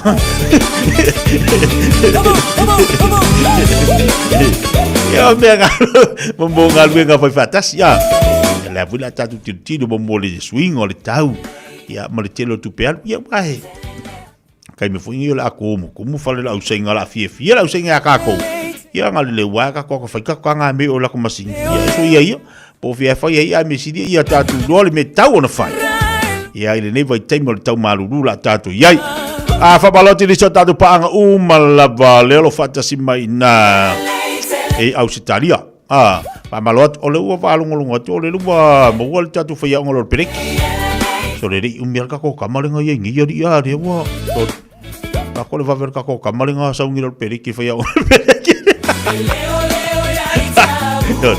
e maka uki a foi ia ia mal tatu foi a ongal tatu fitua le pereki ia le fa le tonu foi de visa oka o le uta pena tatu tatu fitu mo le neva yaso ai oficiali ale tu la email ta mafo fa po a fair si taimi e to yo no mai lunga tatu tatu fitu le man Samoa I fa ngata mai po fa la nga mai ia ia na tatu mata le foi la alu si val te fitu al fisilna o afia o la se taimi vavi tatu ti to mata ile tatu te fitu o fi nau mai I tamu sanga ia o la se awala e vavi o to yo o tatu dungo tamu sanga la se fainga ia wa lewa tatu tilo nei ia se longa fo to ta milo mai tatu te fitu isi tamu sanga pato ata to mo lo se tau dolo tatu to o ilungo tamu sanga nei ai tati no fo mo tama fo o kai o ilo ka piko fiki wa lo le se awal man Samoa wa kama po fiki o fiki ya pe afa fiki pe le se fiki ai ore awale esel ofifio te mata mo tapoi mali tatu awal tatu man Samoa ai talo sia ia ia vave mai se taimi se tausanga e toe mata I tātou le taumasanga le nei, a o ta alo mari tātou te fitu.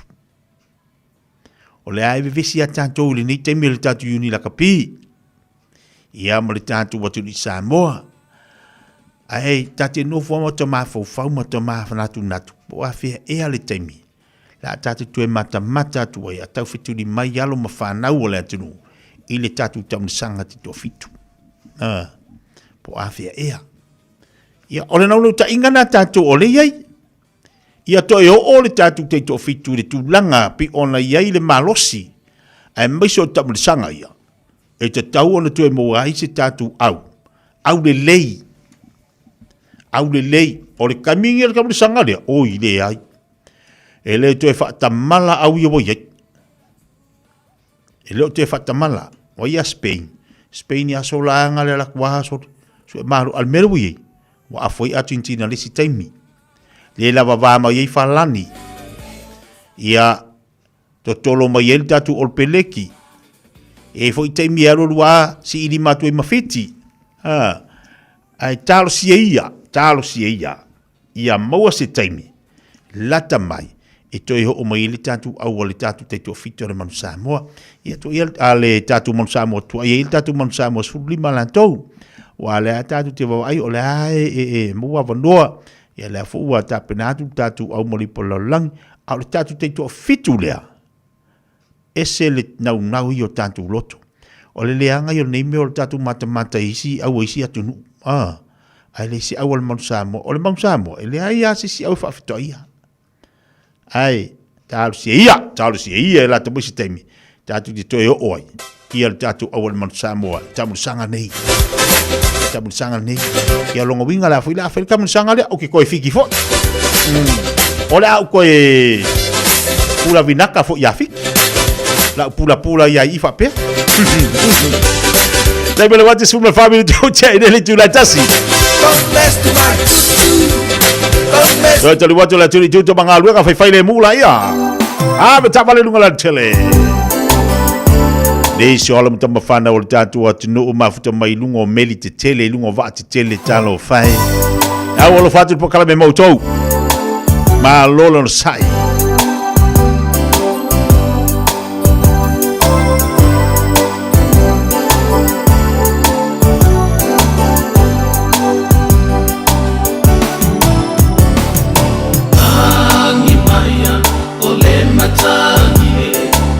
se ukufai ngofie momoli mai ai masefu ngala manongi masua malie efa amata ngofie ai mateu lo kula o ai la upele ea o malala ile fia ai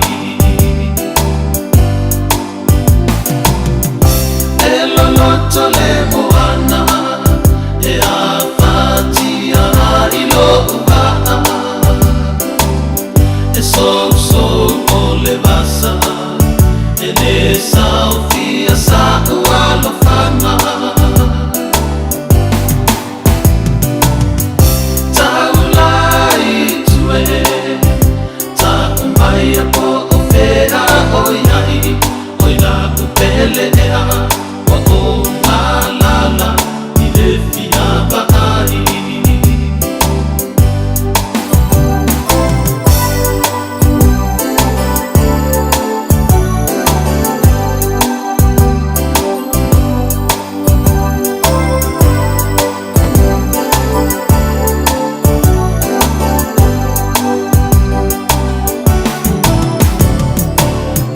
Sualua le vai osina elema faina o tofoina tafia pa iatu ibai ole tama na te fa amaluina a osema ataua se ifa amangoto atu lo unei fatu esa ilimai o e moatu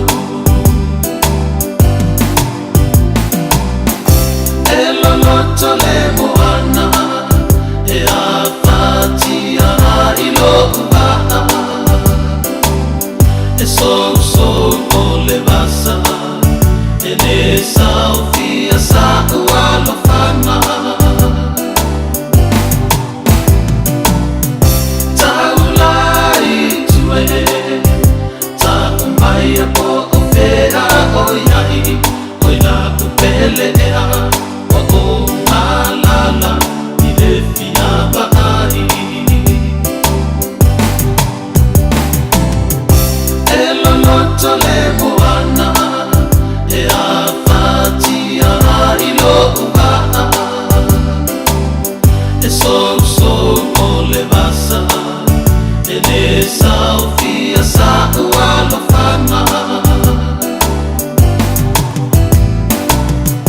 Taulai tue Ta umaya po ofera oyai Oina upele ea Wa o malala Ile fia baai Oina upele ea Wa o malala Ile fia baai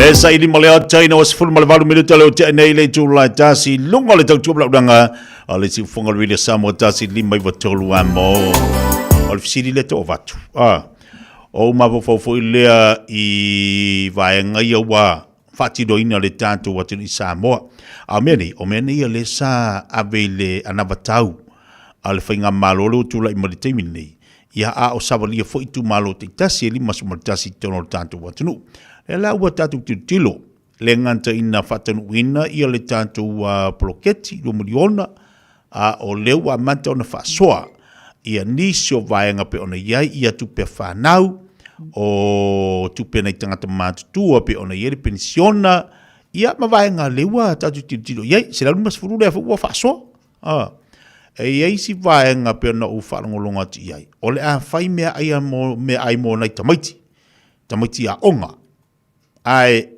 tawalantu le fona fa vai o lo binga o le la vai fanga solo pepo kalame uma ona fa oto ele finga malo e tu lai mai lo ona fa sa fu lo le mo tanto a inga e mai sei tu malo titasi me se nei fana wa onga le fona uti lo atu ia fa le onga le na po St Mary's le na mai ia se la tu tal sanga de malo e so sane tu malatu fale aunga ai pe ala no titulatu sa valia fo il cap de palmia ia le fo vaenga siakia e siakia ia le tatu fale aunga winga la tala o se la mas fulu le va o tatu Samoa o se famolianga fo ile mo ainga matato mo tatu tangata ina im fai on fa sa fo manuia mo so sane tatu ai la tala tatu leina mai sa fa so finangalo ile nei auli ile umi fo tatu faso ma tatu tata noi nei familia ngai o la sau oe si la fia laso e la ngona i nei familia ngai o vevisi ai tatu le o tatu tapisai ia ma o le o tatu va vai fata unu uniso vaenga o lea na fo fola ile ana vatau al fainga malo ia pe ona i tatu sira ungas folu le o tala tatu leina tolu fit taslima tolu fit taslima tolu tatu telefoni tatu faso mai ai ia u foi nei umi so langona malanga fa lalo ai na tatu faso i fa mulianga danga o mea lena ave ilunga ole ana vatau por savalinga le fa tu ile tu sa botas atulai mai o la ma fai ona latu so sani matu e so sani mo tatu tatu wonu tatu leina talofa ia saudesi valau talofa Malo soy forte tia. Soy moria tina le nei oli o amali oli. Ya, Manuela me fafta ile no foleli.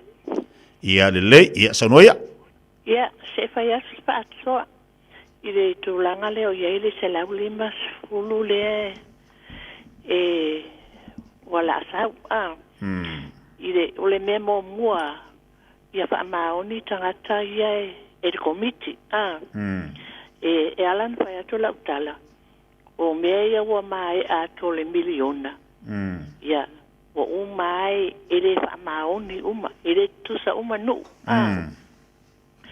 o tala o ye lo ai ngai sa mo fa na o yai pe na le miliona mo na mato atu o yai na le wi paelo o le suo ma le idia alule miliona lona lua abatula palaile ile pawaya ile Italia be ai se me anata usanga ala kule si miliona apalai ni laulau mango forma ko farkan malo ile se me misi ako ala le me de fola la ko sa un ese lauli mas o le fama un yo ka ye ku komiki longo winga la sa wa upolo ala langa isi e manguia ya iskaka ai variango iskanga se vange ale malu le ku ya ke wala ya asa ma ongi kaka ye e maua o mai ka fia ai a le fa mau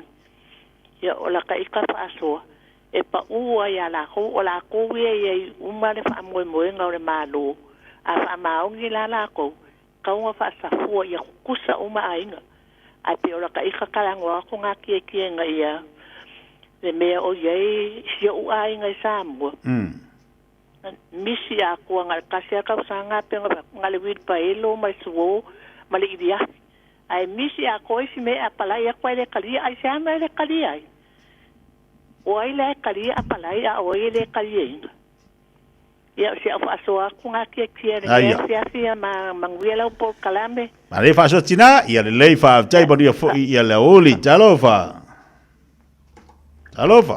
ia talofa titia malo no sai mai ia malo mai ko ia si fa ku furango ngori ia wa ia ole ina ka kilo mama ko ko i mo fo ko ngai ma kilo ko ngai yo ka ko ka oro ia si o tato atu no o samo ia ngo nga fa ngai kia mai e mo moli nga fa kai le sunga le fionga le palmia ma le fainga malo wai ole upu foi de masagika ko e kuaia ai fai mai ko nga le fokale wai ngai ole mere pe ro ngai ole ka u fai ki o po kele o fa pe ole kuainga fai ia o lo ye le kai mi pa le kai mi ora fa so ala vai le fionga le palmia ma le fainga malo ia nga ko ka nga inga wa makanga fa so mai pe ma di lo sa ngwa ke kia o ma nga ya le sa se la di masku a o sa u me marka se la ka la pe fo mai la ba nga ya lo fa nga u kasi e ka u ko sa ia fo ka pe nga mai ma ka ma fa nga lo fa nga ya o la si mia ia nga ka kia fo le 2 milion le kumalo le ka sa nga 10 milion le 5 ka sa nga e o fo peta ko le ko o ko sa mo fe la fi fa so a ko me o ka ko ku malo ya o lo kala nga me nga ma lo ka nga fa kai nga ko i nga maro ku rai mai fa kai de fa u ka nga poko ma le ko fa kala ma mau o me ya mo pero la ko so i fu ka wale fa fo nga o so ka ko maro ma nga fa lo titia ma lai ya le fa tai ta tu le na talofa lau Fiong al perkua. Ia, se fo monia to tinam tua. Se fo monia leu. Na lo se fo ki kia. Ai fa so nge ya so. Ia kia wa ya. Ma o ba ile ku. Ka ku fa lo ngi milion ma le fi fa su ko sanga. Ka lu ku le mai finga malo. A ole pongai ma le fa le ko. O le fa maungi o la ko miki ma mea ngai fa sa o inga ni sa nga ki nga le mo mau e apala ya ku mo mea mau e apala ya ku le mau ngi mea u fai king yen mea ai le fa alu sa le me le ku u pe nga va ko le malo ya ke wa ya anga fa pele ke e pisinga le malo wa pio yo pong fa ba ele we afia i si pong fa ba akawa ngai so pisol malo mai sa ya ka pala e ma ko i me yo wa fa ngala le sa o ya nga a ma sang ya ide ma kampangi ide ngala pala ya kwa sa pala ku sa pala a me e sa ka fa sa nga ngale yo ede mangwi a me te vo e o fai ke vo wala nga la be ai u si ku malo ku i si u le u ka ko le ku malo e lo e ka ko le ku malo pi o mo e fu sa e ku mi ki mo la mo fo ino ma e o mai le so le u su fai nga malo e di pi e ma wa kwangi me nga fo mai la ma ku ro ba e o ye o ponga le ka ko ku ka wala u fo le mo u lo fu ai le fa ku fa ulo uma ya ngu uma al fa nga malo ya mo kwa se lau pasengi senga fa ki nga makakala ku e pa malang kamale o ko nga ka wa nga interview inga nga fa fe kai ka ka fa me de i mo ka di se lau di mas fulu fe o yai fol fol nga fa de se me ele se ke ifo felo me nga wa maka kufa kufa kumalo sole ele ponga le ka ko kungu ki ia lo fa kele ku ilo por kalame ai alo fa ku ngai wo ave pasi uma ngel ma ku fa ku ngai sa o le nga ka i New Zealand mai si ave pasi nga o sole le kamale o le au moanga o le au kuri ave pasi malosi ele ave ave va fa kau marmisi me ia ele kilo kamar fa akale au ka fai kenge pe nga ka uso kilo ai ruma ruma makua au ka fa ele kilo ele ku pa ka maka ia le fa tele ai nga sa fa ia so e basia le ke mingalo kela kiki va tai fasoa ia mol por kalame ia va tai manuel de yaso sai foia le ia pela bona tatu tilo tatu wa ai o fa manianga e tofu ali tangata malona langona tofu fo tangata ia malona ia finangalo fa ali ia e me lu tatu tilo ni taimi e vivesi ala tatu pe ona mani ele fa so fo ile ali sunga ya Vince Lason nafi ia i vivesi nga ia vivesi mo ia tunu o la langi e se foi mele vivesi tatu i Samoa e se foi mele vivesi tatu New Zealand e se foi mele vivesi Australia la tu e se a me tatu ti lo la vivesi tatu ai on mesi di matawa ia nanga o tatu Samoa e malo si tele melo le ava fata e malo si tele mo le va fer wai e malo si tele tatu le mele pole al vivesi ai langa esa o yo Samoa ainga alu winga le tala fo ile tau mo le atu mo tatu watunu ole tulanga o i fa manianga o le fuata malona lo o temi mal me tu poi ia le futatu o man leva temi ia le tatu tilo o yel so sani tele mo nei ainga o yel so sani tele mo nei matua so sani mo nei fana o la tu pidia onga marcela ni mas folu lo botu fanei afa peneila tatu te va ai alu ai o na fatino uma me ia fatino lesa mai el finga malo ia ma mea aia nei tamaiti. Okai. Taje, talo fo ia wawena whataunu ule mea leo leo o mea aia nei tamaiti. Ia wawena whaise mea aifu nei tamaiti a aiai. Ia, wai mo ia lai e o atu le whare. Ia e se fot swinga latou. Ia whai mea aia nei tamaiti. Ale mana ia, o le alu fon whawai. Ai, o le teilo fo i mana ia o vaenga ia talo no mai whaso mai nei tinama le tamaa. Ai si tu malo umarele yale miliona ele se na setasi so it pailo a tele istangata ele li for tele istangata ai le titi istangata ya telola mari fa soa mari for tu family tatu atno ina ia mafairo to tilo ia ila to iolo to tolo komite of no fa vai ina ia fa safua tu tusa me ia vatu de malo ia fa ia ile lu fili malele ia male fai melele ina ia manuia ainga umoi tu malo awoni tawa tulo ainga o tu ainga na tangola ia le fai sawea no te tawa tu sauma mana ia tele baenga yo amai mo malo tatu atu ono tatu taimi e va taiwa talatu tatu leina ia mo mane ia vono ia mo tatu ia fa fonga mal tatu atu mai tatu fa fianga le ono tali mai le ona vatu do tatu proclame o a retoriola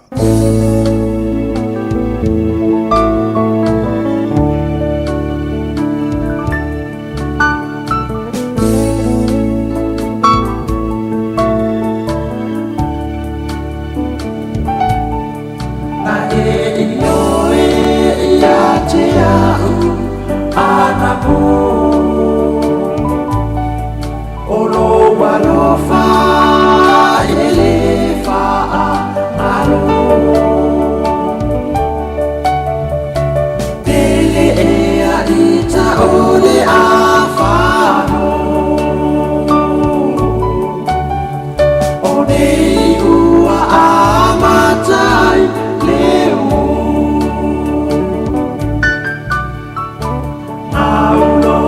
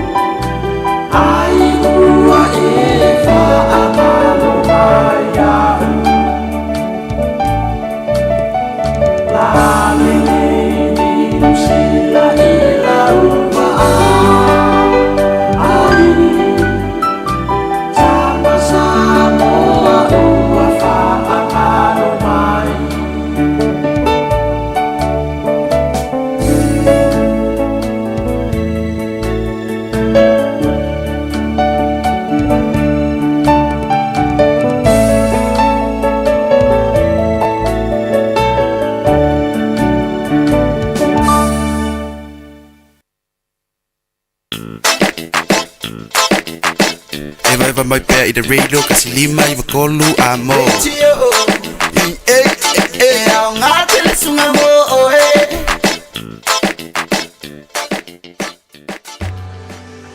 O lea o te tala ina nei whaatala noanga mō fuafuanga whaalatau sanga, a te pūleanga anu wa au kilani. Mai mātou te mo o mia sau manatu whaalia. Ia mautinoa ai, o loo mātou wia ala sao. Anga ia nei le akhavyosay.co.nz/our plan. E whai lo mai eiso finangalo, ai le iau lia le aso lua I Raumati. Tamaki Turiki, all together, Auckland. O tau sa ili se sa mo lo ainga. Po tau sa ili sa masini tutua pe o le Hilux ma le Ford Ranger. O leo au nanga ale kaseti e whaafai mo fie mea uma. E te alu malau ta avale, ua e malie atu atoa. Ta lia le titongi vaiaso, lua vaiaso, pe maasina foi. Tu atoa lo whaatu atuanga I le kaseti, te tala fitu aso, tu atu si fitu tasi, East Tamaki Road, Papatoetoe. Telefoni lua fitu fitu, ono fitu lima fitu. Lua fitu fitu, ono fitu lima fitu. A whaia mo o mia neu tai ni whawhapi'i o le tali o le All Dentures. E whapitola mātou au nanga I so se tu ai ngā ni whawhapi'i. E au whiai le plastic ma le metal dentures. Talia Wind Quotes ma le Afterpay. E le aise tutongi o whaatala noanga. Wala au mai loa le All Dentures I o tahu. O iwa, lua li maiva, whaafatas tasi. Papatoetoe I le o iwa, lua fitu fitu, lua lua tol tol. Po pēmioa I le o iwa, lima lua fitu, fitu lima lima lima. Bread of life sent down from glory. Many things you were on earth, a holy king, a carpenter. But you are the living word, say it now. Come on.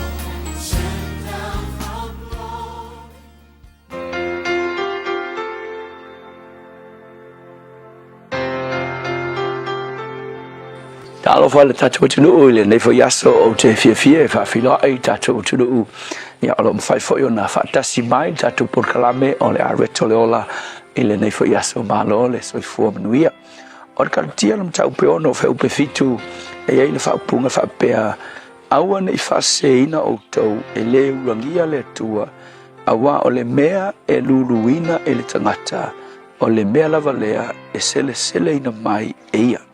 O le upu mo le aso le nei, e le ulangia le tua. E tele tangata e vaia ma le whanoa noa I le nei vai tau I lunga o Facebook, TikTok, ia le mele ua le aise laina fo I lea e kosi ai ia le vā tapu ia ma le tua I lona tūlanga mamalu, ma lona tūlanga pa ia tele. O nisi fo I ua whaia la tu whale aitu I mea pa ia, le ngata I le afionga le tua a o le suafa o le tua nisi ua whaia la tau poka maalie ia I le hola e whaavavau folanga le tua e ua ula I fo isi tangata masanginga e whaalongo I tala isi tangata whaapea ia whaiwhainga I mea kako a kununga e le aise hola e whaavavau ai mangua folanga o promises a le tua e fo I le sto ingang karangoa ma karangoa li siaso I meo me fo I e pia ma ai fai mai fai kala ali fai fai he ke fa sa le pe fa sa ka ko le ingu le ingu piam paki ai ku lunga la fai mais paki apele amo ma noa ma mose ya aku ya ai fa via ka ko lunga ele se be fa penga o fe ka ku yo ia o dis foi o fai la tu me foi o amu i polomisi folfolanga le tua ai ke au manga ku fa bea a fai te amusia ia folfolanga ma polomisi le tua lona winga wa amusia le tu langa fatu tuaina ma le tu langa pa ia tu to tasi o le tua foi ni sanga te wala tu ta alo i to finga pa ia eva istanga te le vai aso o ngafa solo ato ai o ia sa ya pelaunga se fai launga ai sau launga mai kui pelau ma ba ngai ofu le ke ale le onga ai launga mai le pole tu ni si foi tanga ya eva o le aso fa mantunga ko akui mai le of pai sau le loku pe pa ia al me mongi lava ele ke ale fa ngi vai le mesa vai le po so nei ngai ngoinga umalava ua mafai ona tu maualalo inai ia le tūlanga pa ia o le tua soifua ia le tupuntus pa ia sa whapenala na miona fai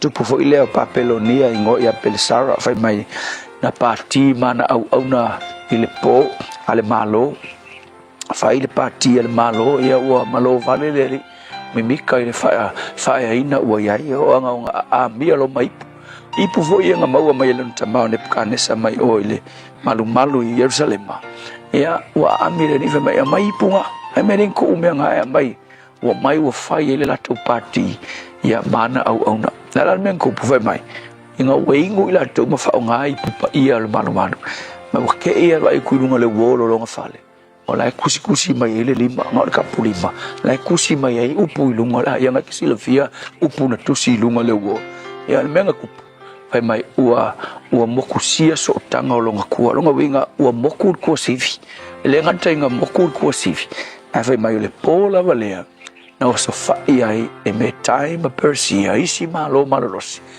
ia le nuu leo papelonia ma fato ila loina papelonia o fesini mai fea inga ua le iloa ona kosi se lainga le lei ma se lainga e fa alo ai i le atua soifua le atua le langi le tua na ia fai le langi ma le langi so le sona mo oile asalangi a fai wo va fale ai ko malo fia marie i le fionga le tua mangi mea mai le upu le tua le upu mo oile asalangi awa e te taalo i mea pa ia awa e le ulangia le tua fa fitai e te awa o i mato e tūlanga ese oe e pa ia oe ma kukele te tau ona tuinga ilalo le tūlanga pa ia o lau fio ai se si o falongo mai o lo fai manga mio ia nei tūlanga fa pe nei ia o ina o ia nei aso ila upu fa fitai su amen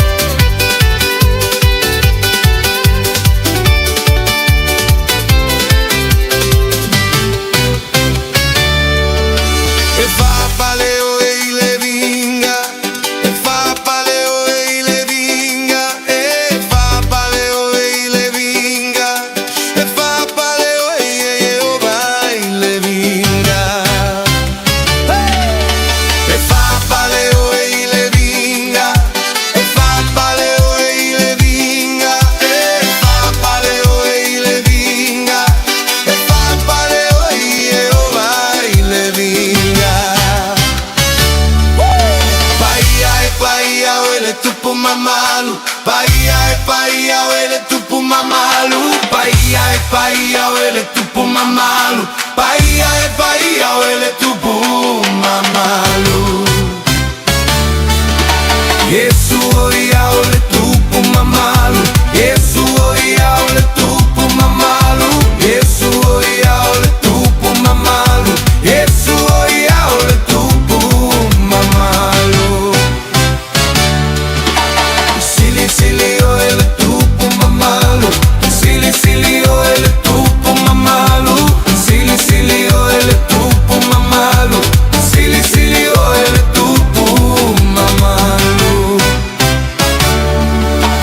Yesu oia ole tupu mamalu.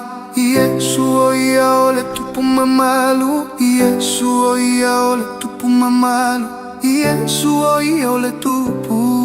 O Yesu o le tupu mamalu o Yesu o le tupu sili o Yesu fo le tupu tonu o Yesu o le tātou tupu to tasi tātou te ifo iei ma tātou whafo e le vi inga ma le whamanu ma le whanitanga i ante ia ua o ia le taulanga tu tasi na ia whaia me siri mo tātou lana whanau ma ni ole whiongpa ia le atua mo tātou le nei aso wa vea lava leo le suri o tātou wai ma le mamalama i o tātou wala le whiongpa ia le li whaftaile upu folofola ia pe ona sauno i eile sunga le whawhengainga ia la whae le kopa a reto le ola lea se tau maftanga whalenganga ina ia tapu e mawhaamanasi au ele tātu wala whaatuatua mo le tātu wala au auna i lea tua mo le whengalu sa waninga i le aso mo le aso i ele tātononga te le awhita te le whaingata te le ruitau te le mea tofotofo i nai tātou ai whaaftaile atua ma ua lea wanoa tātu whaalongolongo i lana upu e whaamanasi ai tātou ia mawhanga ilu tātu wala whaleanganga so sani fo ilea i tono whata whaitaulanga ese po to vine ese o loo tātu ngāruru e ai ia matau asu ina ili ipu vai ole ola ia whamalo whaftei fo ilau whinga luenga le tua sunga i whawhengainga i o tau te mautu whaiva o loo whatino ina i tono o lea i kalisia ma lea kalisia ia whamanuia le tua di whawhangwhunga mea li tātu watano ina ua toi es 10 minuto le tālo le tulai lua na se e mai lea o le to fai funga mo se manu francisione e fa o tatu po kala me se pa i stemi o le afia fenanei sa se lua ma le afia ngale ato sa ve el heritage la vea pa tali tu la fa il le afia finei ya wale fa o wino tatu po kala me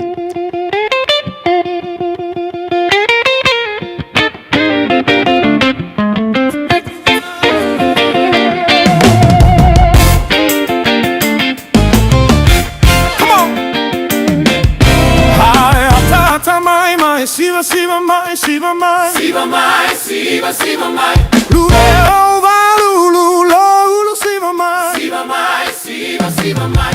Via le ali ita dove pese ma fa fetai, pese mai. Ai ata mai, mai, siva, siva mai, siva mai, siva mai, siva, siva mai. Luleo valulu, lulu, siva mai, siva mai, siva, siva mai. Via le ali ita dove pese ma fa fetai. Ai ata mai, mai, pati mai, yeah yeah. Pati mai, pati mai, lui è ovalu, lulu, pati mai, pati mai, via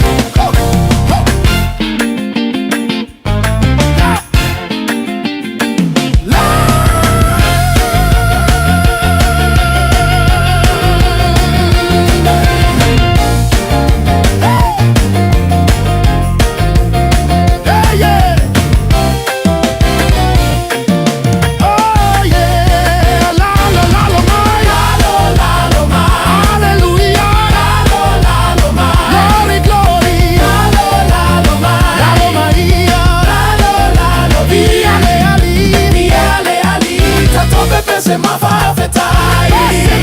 Pese mai, lalo lalo mai, la yeah yeah, lalo lalo mai, hallelujah, lalo lalo mai, lalo Maria, lalo lalo viale ali, tatope pese mafafetai. Viale ali, tatope pese mafafetai. Viale ali, tatope pese mafafetai. Taslima ivatolu amo.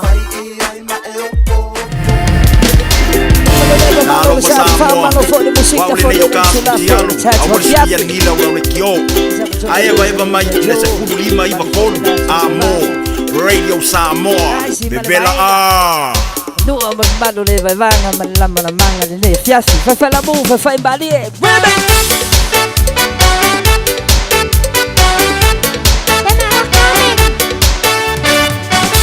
Aroma yava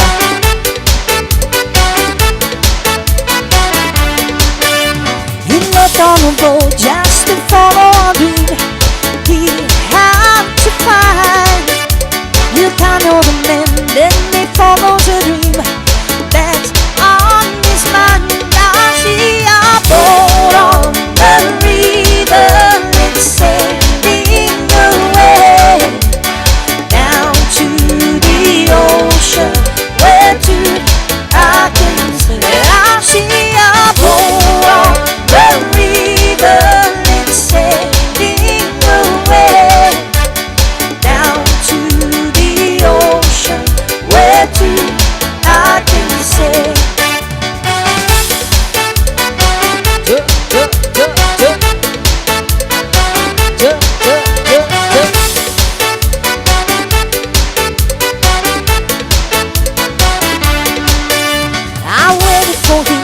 Hello, jadi mampu dia jalo lei tu lai luar tu lunga tu si tau tu masa unang boleh mamalo jantu tinu ile so. Bab ti jadi samu le tinu pele bol jantu ma changa.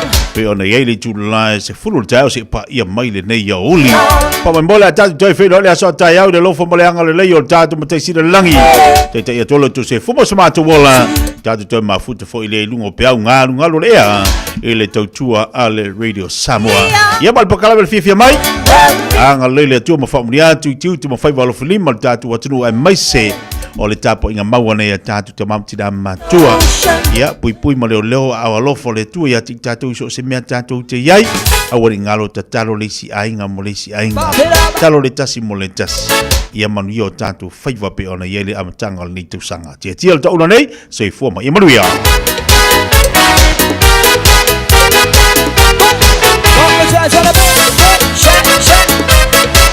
When the sun shines on a mountain, when the night is on the ground, it's a new day, it's a new way, and I fly up to the sky. I can hear the morning sunrise, I can smell the new morning, I can hear the voices calling on my golden starlight way.